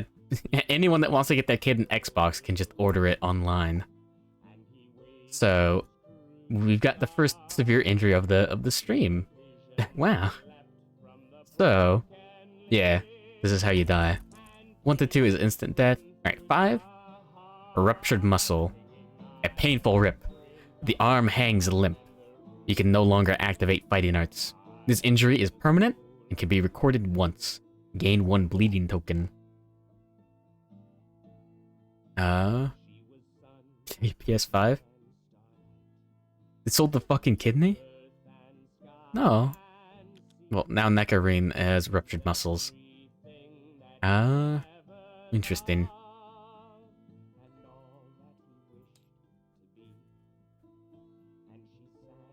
No, not, there we go. Ruptured spleen. Bloated and swollen with extra kidneys. No. You can no longer activate fighting arts. Cringe. You don't buy consoles. Those are cringe. But, she survived.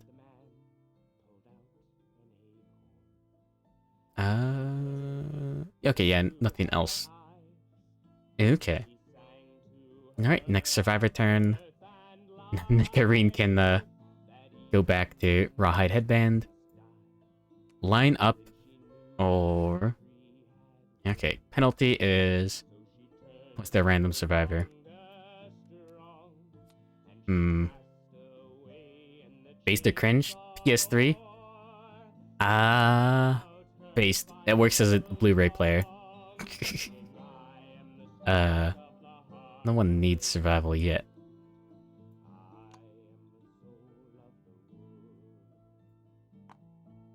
Nah, it doesn't matter where we move. That should be fine for now. Next turn, monster draws. Line up. When this card is drawn face down, the monster casually opens its arms.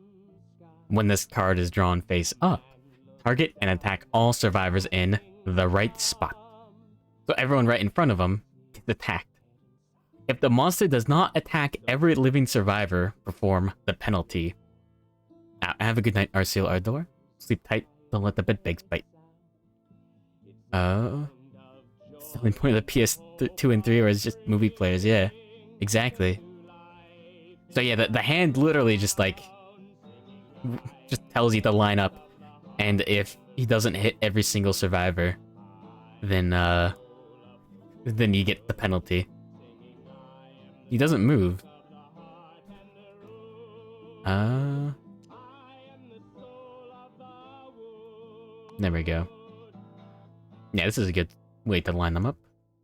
Alright, next turn. Alright, he draws, line them up, face up. And... attacks no one.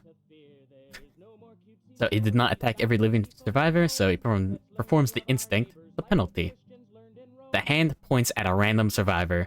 They must roll on the table below. Ian McCollum? I guess based? It's been a while. He shows off cool weapons. Cool guns. Something something French long. 10 is the highest. Riker. Alright, so... roll 1d10 and... fun stuff happens.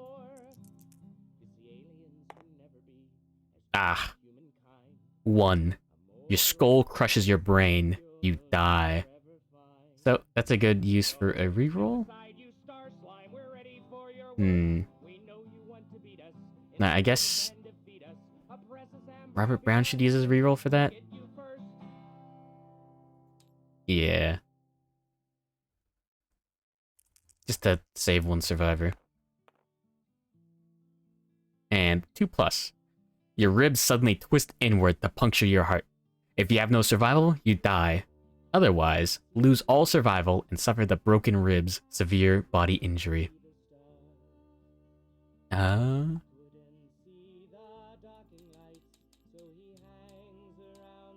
There we go. And let's see, broken ribs.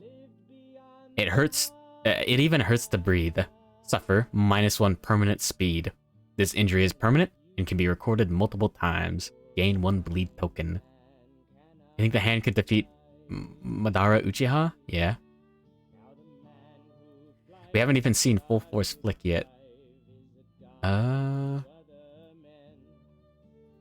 Let's see. Broken ribs.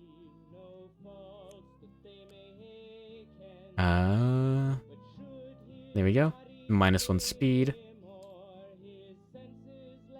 Nah, Nectarine. I should put some flavor of a marker. I guess that's good enough for can't use survival. I can't use fighting arts. But yeah. There we go. Next survivor turn. I'll have Riker go here and activate the Acanthus on the ground. No, I won't. Not yet. Where is he? There? Something like that. Nectarine first will Rawhide Headband.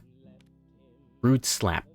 When this is drawn face down, the monster points at the ground. When this is drawn face up, target and attack a survivor in the right spot. Yeah, let's put that on top. Let's have Riker roll on the Acanthus plant. 8. 1 fresh Acanthus. Oh, nice. So, we can use that to make dried Acanthus, which is good. You can archive this to fully heal 1 hit location, including injury levels and armor points. It's interesting. Alright, and then Nectarine here? Robert Brown, I don't know, here? Caleb, wherever? Alright, so... yeah, next monster turn. He draws Root Slap face up. He draws it face down. So he points at the ground, and we'll move Riker here and have him block with the Feather Shield, and then go to next turn. All right, he draws it, slaps him. It's only got 2 speed, so it can't actually hurt Riker because he's got 2 block. All right. New survivor turn. Let's move him back there, closer to the. Can't wait. No, okay. Nectarine. Check the fun stuff. Thunderbolt right. Take your best shot. Survivor with the most red affinities. That would be Caleb. 2 speed and kind of low accuracy. Let's put take your best shot on. Oh, no. Let's not put take your best shot on top. I know what to do with that. Like the fact the hand literally points to where he wants the survivor before slapping them. Yeah, this is all like a game pretty much to him. Yeah, let's move the hand. Let's move Riker back. Nectarine that way. Robert Brown that way. Caleb that way. Yeah, Caleb's gonna be targeted next. He can use his action to block with the shield. So, next turn, draws Thunderbolt right. So, survivor with the most red affinities is Caleb Horse VT. Full legal name. And Ghost Steps. There we go. So he gains 1 insanity for being targeted while the monster controller, and he loses it for being ghost stepped through. Was a Batman villain? Would I be called the Baser? Maybe.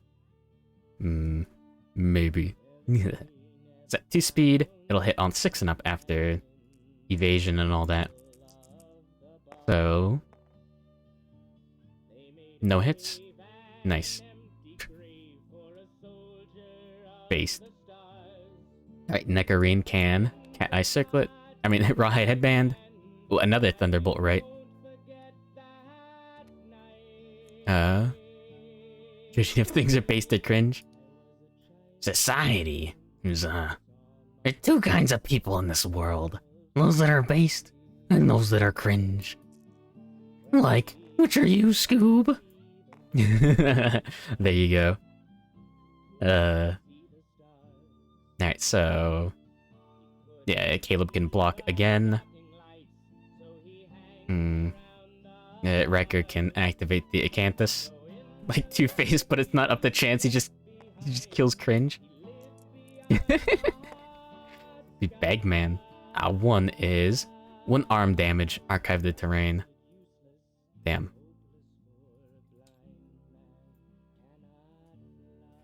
Matthew Lillard as the Pacer.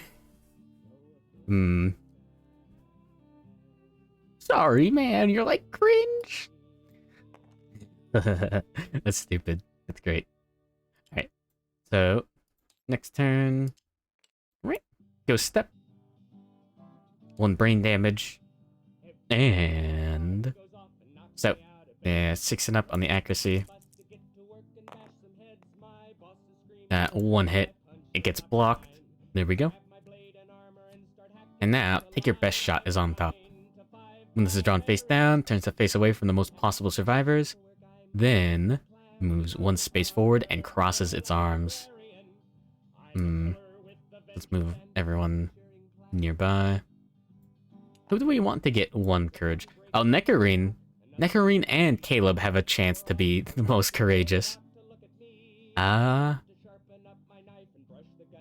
Nectarine got ruptured muscle. And hemophobia.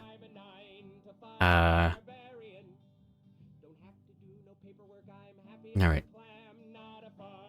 Caleb gets to be a hoarder but courageous. Yeah, he's taking resources to build his fucking stupid his figurines or whatever. Next turn. Alright, draws, take your best shot. And there we go. Minus 10 evasion. Be hemophobic. Really in this year? No. Alright. So the attacker will gain priority target token and +1 courage. Oh, he's got the minus 10 evasion for now. Wrecker might just die on this. Caleb can just attack with... what's the next card underneath?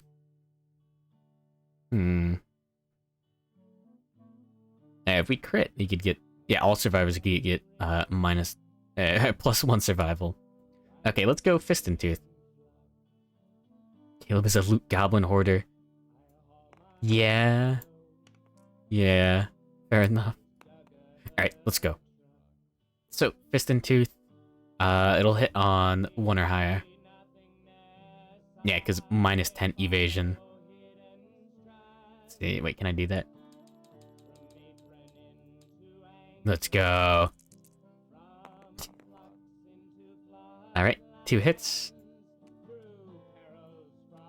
So, Spine Saber Sheath. Let's see if we wound. Actually, it doesn't matter. You can't, even a 10. Oh no! No! You manage to slip past the hand's defenses, but only connect with its indestructible sheath, which only enrages the monster. Attacker gains priority target token and +1 courage.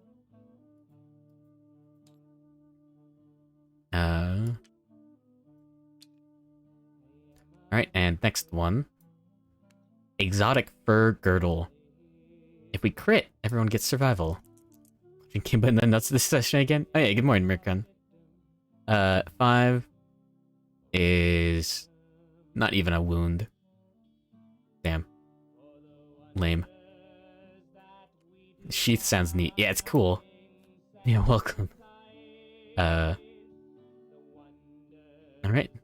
That's all we needed.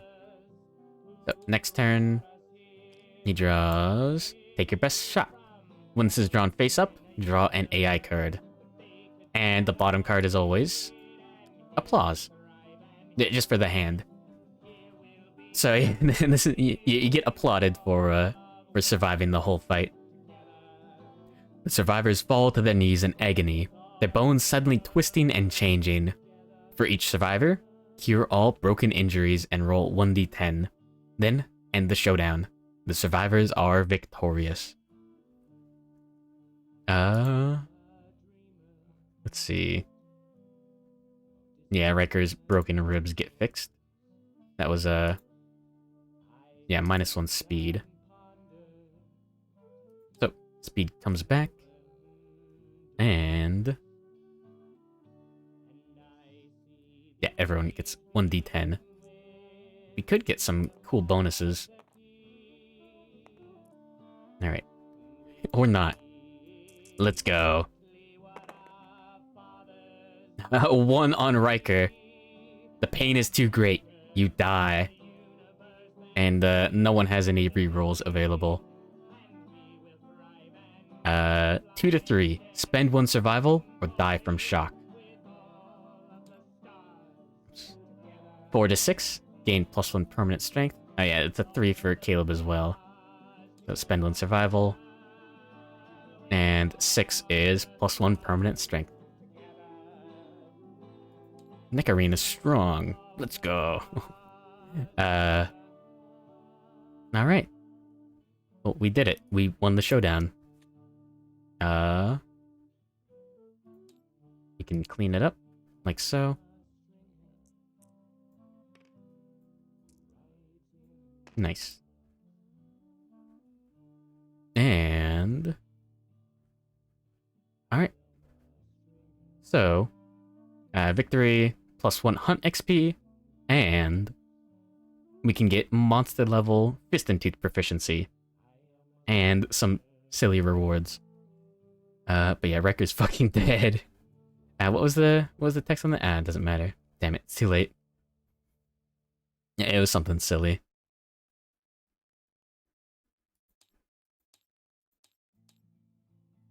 It started in a tavern on the edge of Mackie Town. The talk had turned to stories of the night. He drank and laughed with all the rest and chilled tales in the shadowed eerie light. When all its So we do get what, 1 endeavor from that, and 1 random basic resource.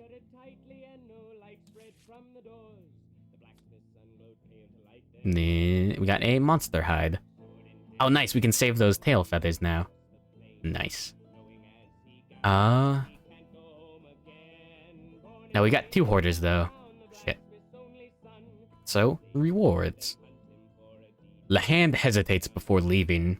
Roll 1d10 and consult the table below. The group gains any listed resources or gear. 6. 5 to 8. The hand is a sore loser and punts a broken lantern. A random survivor gains a random severe head injury. Add 1 scrap to the settlement storage. Well, shit.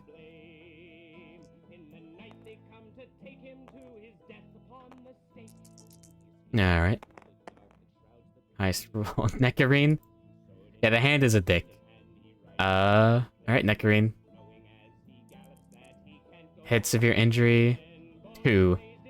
Head explosion. Your head erupts in a shower of gore, killing you instantly.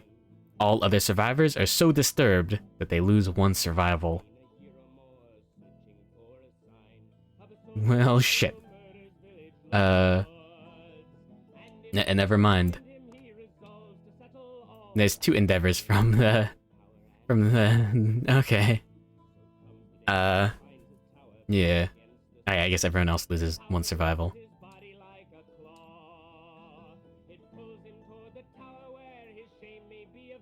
There we go. Dead. And we get another random basic resource. Monster bone. Oh yeah, and a broken lantern. Yeah. That's why I sent fresh survivors on that as well. We could have gotten some very nice bonuses to some fresh survivors, but we got 2 deaths. That was pretty unlucky.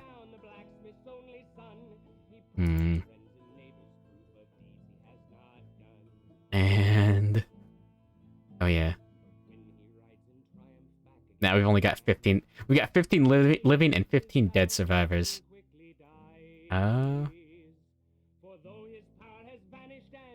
Let's see.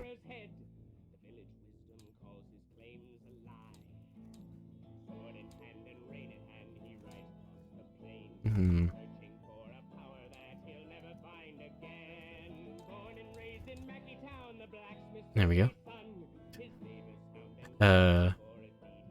Based. Alright. Yeah. There we go. That's it. It's done. And we get... Yeah, Robert Brown does not contribute an endeavor. But we get one from Caleb.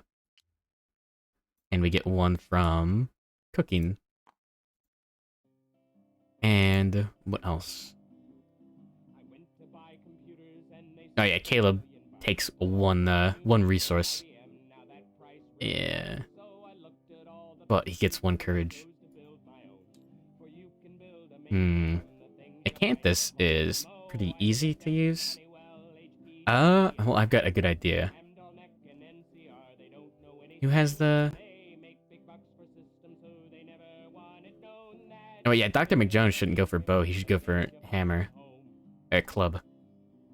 I guess the broken lantern. There we go. So yeah, we can save our cooler resources like so. Oops. And let's see, what was it? Timeline.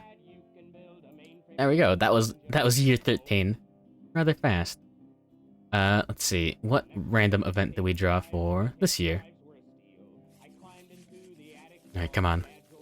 No whammies. Cracks in the ground. A low rumbling fills the settlement. Small cracks in the earth widen into fissures that belch up hot, foul-smelling vapor. A massive... roll a d10.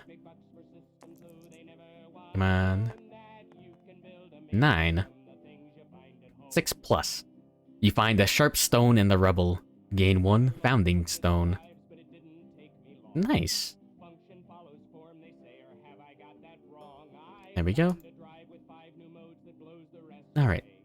And we've got lingering effects. Ooh. Ooh.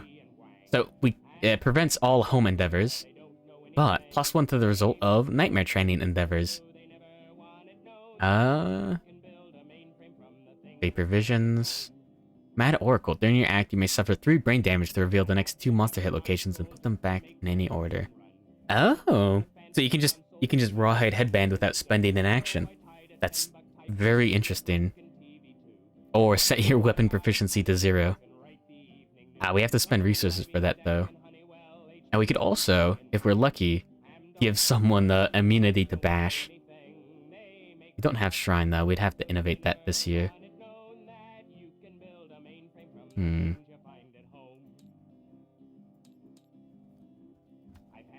There we go.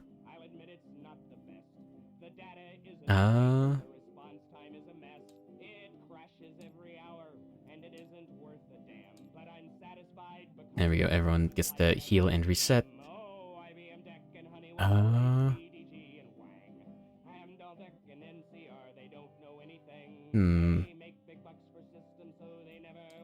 yeah.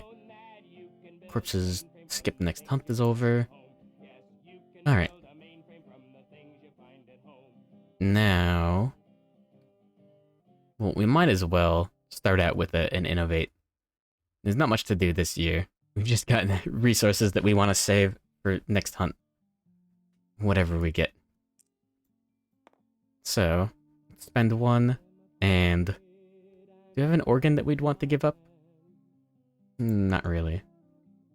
Oh yeah, these are deleted.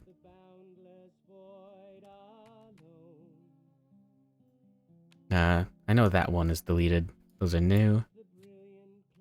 Alright. So, let's shuffle the innovation deck and see what tech tree upgrade we get. Ugh. Settlement watch. Gross.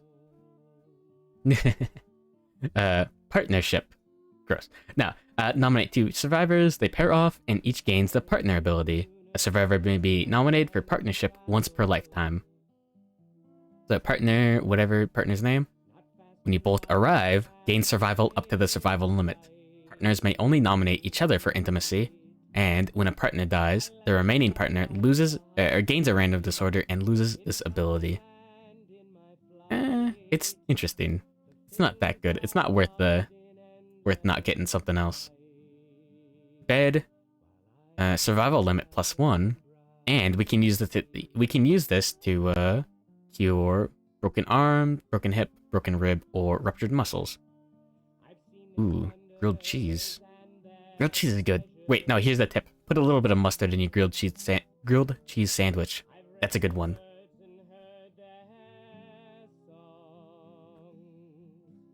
Alright. So... yeah. Mustard's good. What was I looking at? Oh, the bed. Okay. Yeah. Not like... mayo on the outside? I've heard mayo on the inside. I'm not a huge fan of mayo. If we have a bed, and we get 7 to 8, the newborn survivor gets +1 permanent strength. Just interesting. But that won't happen too often. Because survival of the fittest, we choose the lowest. Storytelling, though. Survival limit +1. We can, we have a chance of gaining understanding, or give the partying survivors insanity, or the white speaker story event, which is interesting. It does have a consequence, which I think is records? Oh, War Room is as well. A dangerous room of plans and tools. Quarries cannot move off the hunt board. The survivors would move backwards on the hunt board. Roll d10, 4+, they don't. Oh, on stovetop grill thing. Huh. Maybe. That sounds good. So we can spend an endeavor. The hunt team makes a plan. The group may reroll 1 hunt event table result this lantern year. They must reroll before performing the event. That sounds very, very good. And yeah, I've never gotten that. Yeah. Not like French's yellow mustard. You gotta go for like real mustard. Spicy brown mustard or something. Yeah, records is very interesting. We can spend one... anyone can spend 1 endeavor. You laboriously create a volume about a monster you have defeated during your lifetime. Add monster name volume X, where X is the level of the defeated monster, to the settlement record sheet. The work is exhausting. You retire. There can be up to 3 volumes for each monster. And the Scholar of Death secret fighting art. Records is interesting. I do want storytelling for the Sonorous Rest bonus. And also, getting extra understanding could be very good. Oh yeah. Alright, storytelling consequences. Unfortunately, those fatten up the deck yet again.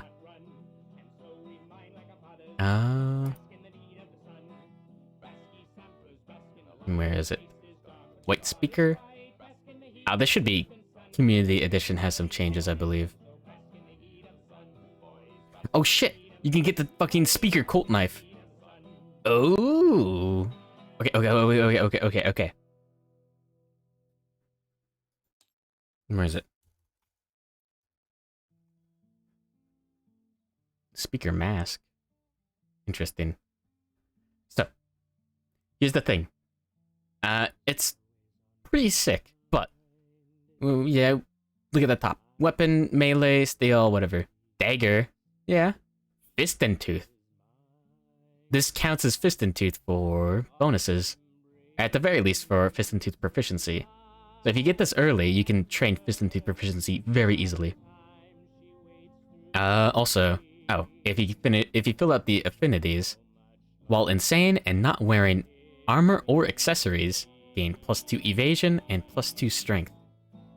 So yeah, you put that on your crystal skin survivor.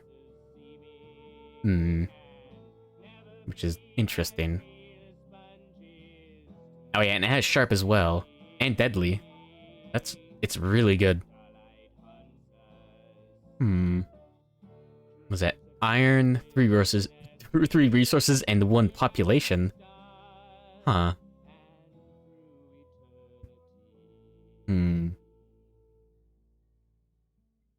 Let's see.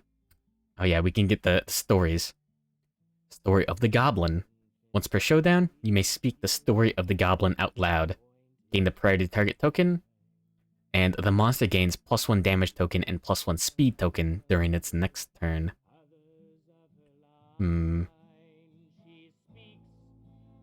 Nah, send your insane naked survivor covered in crystal skin wearing a ridiculous trench knife to go fight a time chicken. Yeah, pretty much. Ooh. Story of the Forsaker. The berserk, the butcher is or what's left of a Forsaker? Something strange like that. So, at the start of a showdown against the Nemesis monster, gain strength tokens equal to the monster's level. You cannot be knocked down, and it takes 1 more bleeding token to kill you during Nemesis encounters. Oh, we could get a Forsaker mask. Ooh.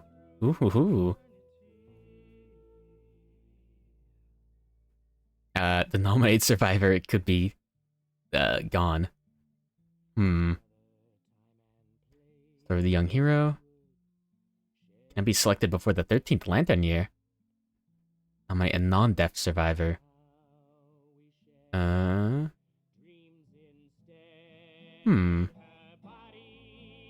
These are all very interesting.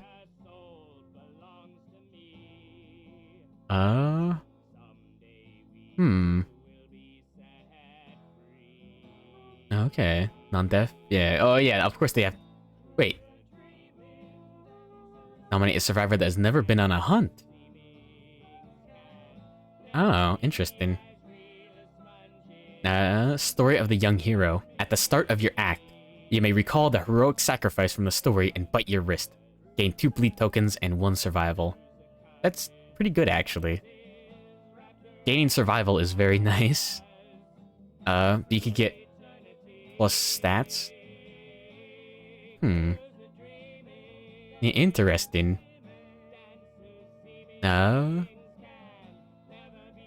Getting the Forsaker mask would be insane.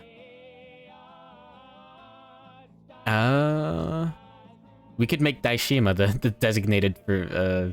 designated Nemesis fighter. Yeah, that sounds like fun. If we get White Secret, let's go for it. So, storytelling. There's a good chance of +1 understanding.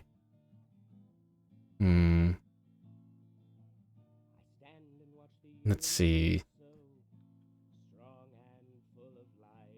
No max courage. Okay. Oh, Bloodskin. I remember Bloodskin being interesting. 1 population though. Shit. I don't want to spend population on any of those.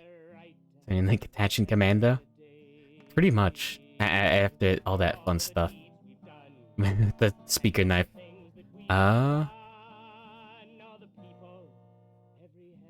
Yeah, when you depart, you fill the Bloodskin and gain 2 bleed tokens. At the start of each of your acts, remove 1 bleed token. So yeah, this is just every turn you remove 1 bleeding token. But you start with bleed tokens. Blood Plasma Katana. There's some silly stuff. Yeah, let's... who has the most understanding? Oh yeah, Junie. Yeah,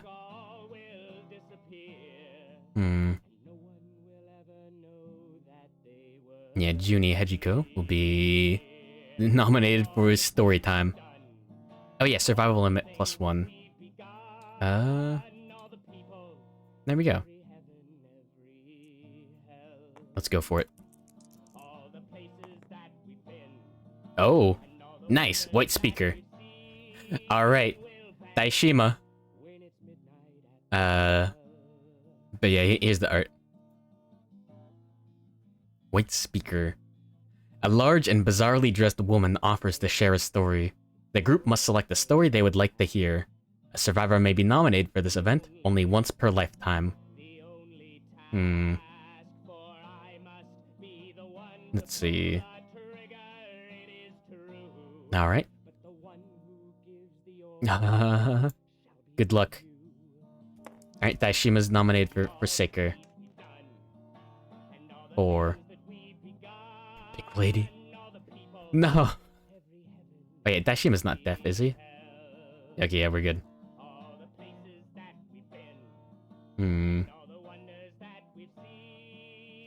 The white speaker instructs the survivors to bind their hands together and dip their knuckles in blood.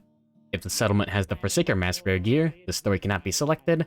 The group must nominate a non-deaf survivor. A survivor with max courage cannot be nominated, as the potential of their spirit has been reached. The white speaker lowers her veil and begins the story. So, 4. The white speaker growls, her graceful movement suddenly awkward, and her heels catching on the stone faces on the ground. With a roar, she decks the nominated survivor in the face. They suffer the shattered jaw severe injury. Spicy.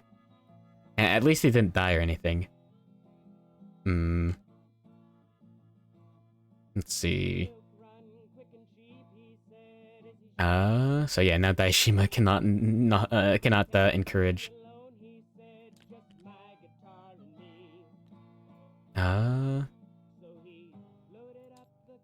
Shattered jaw.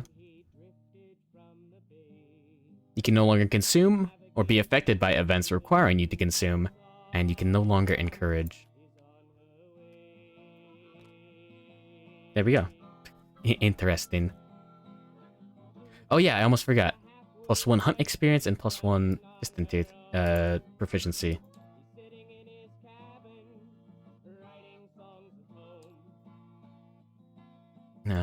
From beating the hand.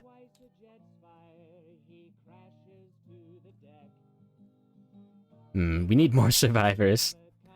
This is something. We have 1 endeavor left. And...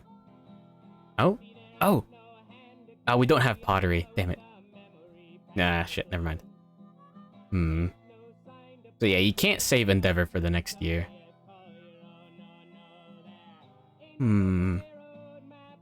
We could scrap scavenge with Dr. McJones again.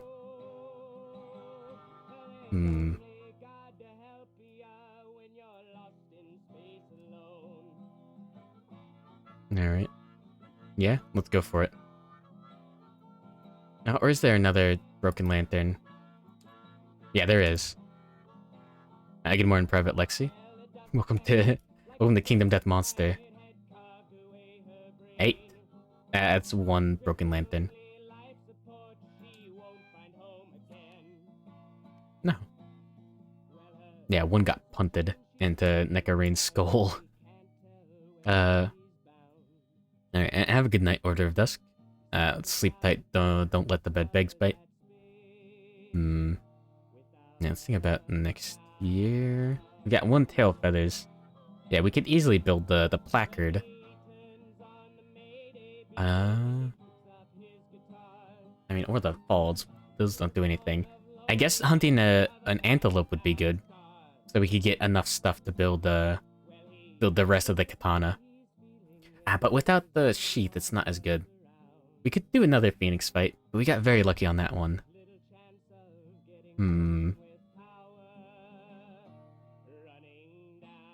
Alright, well, let's send those dudes back to the settlement. Wait, what? Eh? There we go. Alright. Yeah. That was year, yeah, the Phoenix Hunt and year 13. Nice.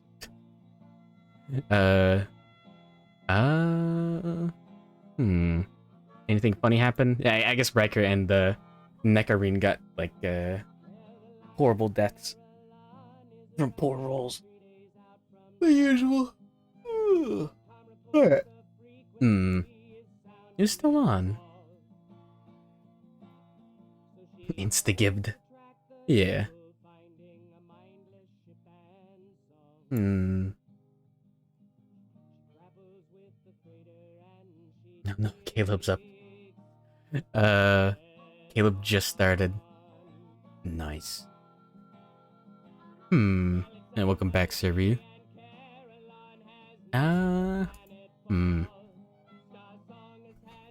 Belak.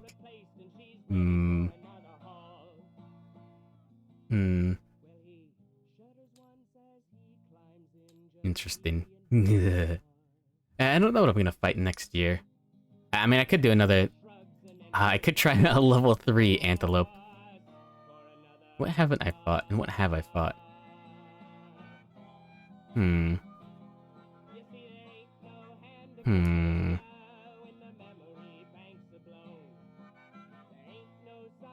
Oh, I could have put Abyssal Sadist on someone. Whatever happens, I want to bring... let's see. Hunt Event 100. So, before we leave, here's something that... here's the teaser for next week. Dr. McJones has the ability Thundercaller. So, anytime on the... Okay, call on the mustard. Nice. Yeah, anytime we get a random hunt event, we can choose once per campaign or whatever to just choose 100 instead. So, there's a good chance of getting a steel sword and steel shield. But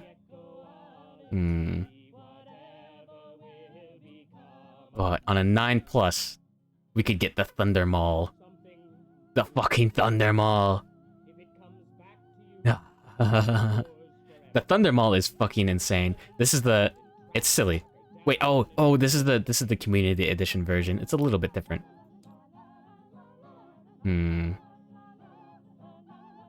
Where's it hiding? Here we go. Irreplaceable, unique, cursed.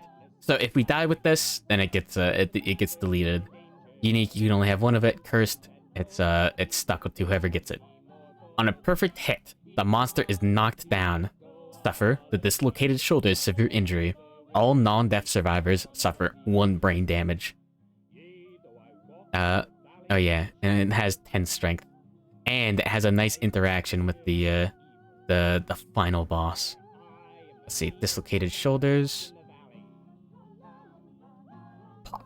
You cannot activate two-handed or paired weapons or use block until the showdown ends. Gain 1 bleed token. So yeah. Anyways, let's see. I guess look forward to Super Mario Sunshine tomorrow. And look forward to a schedule at some point. Let's see. But also, Steel Sword is just a very solid weapon.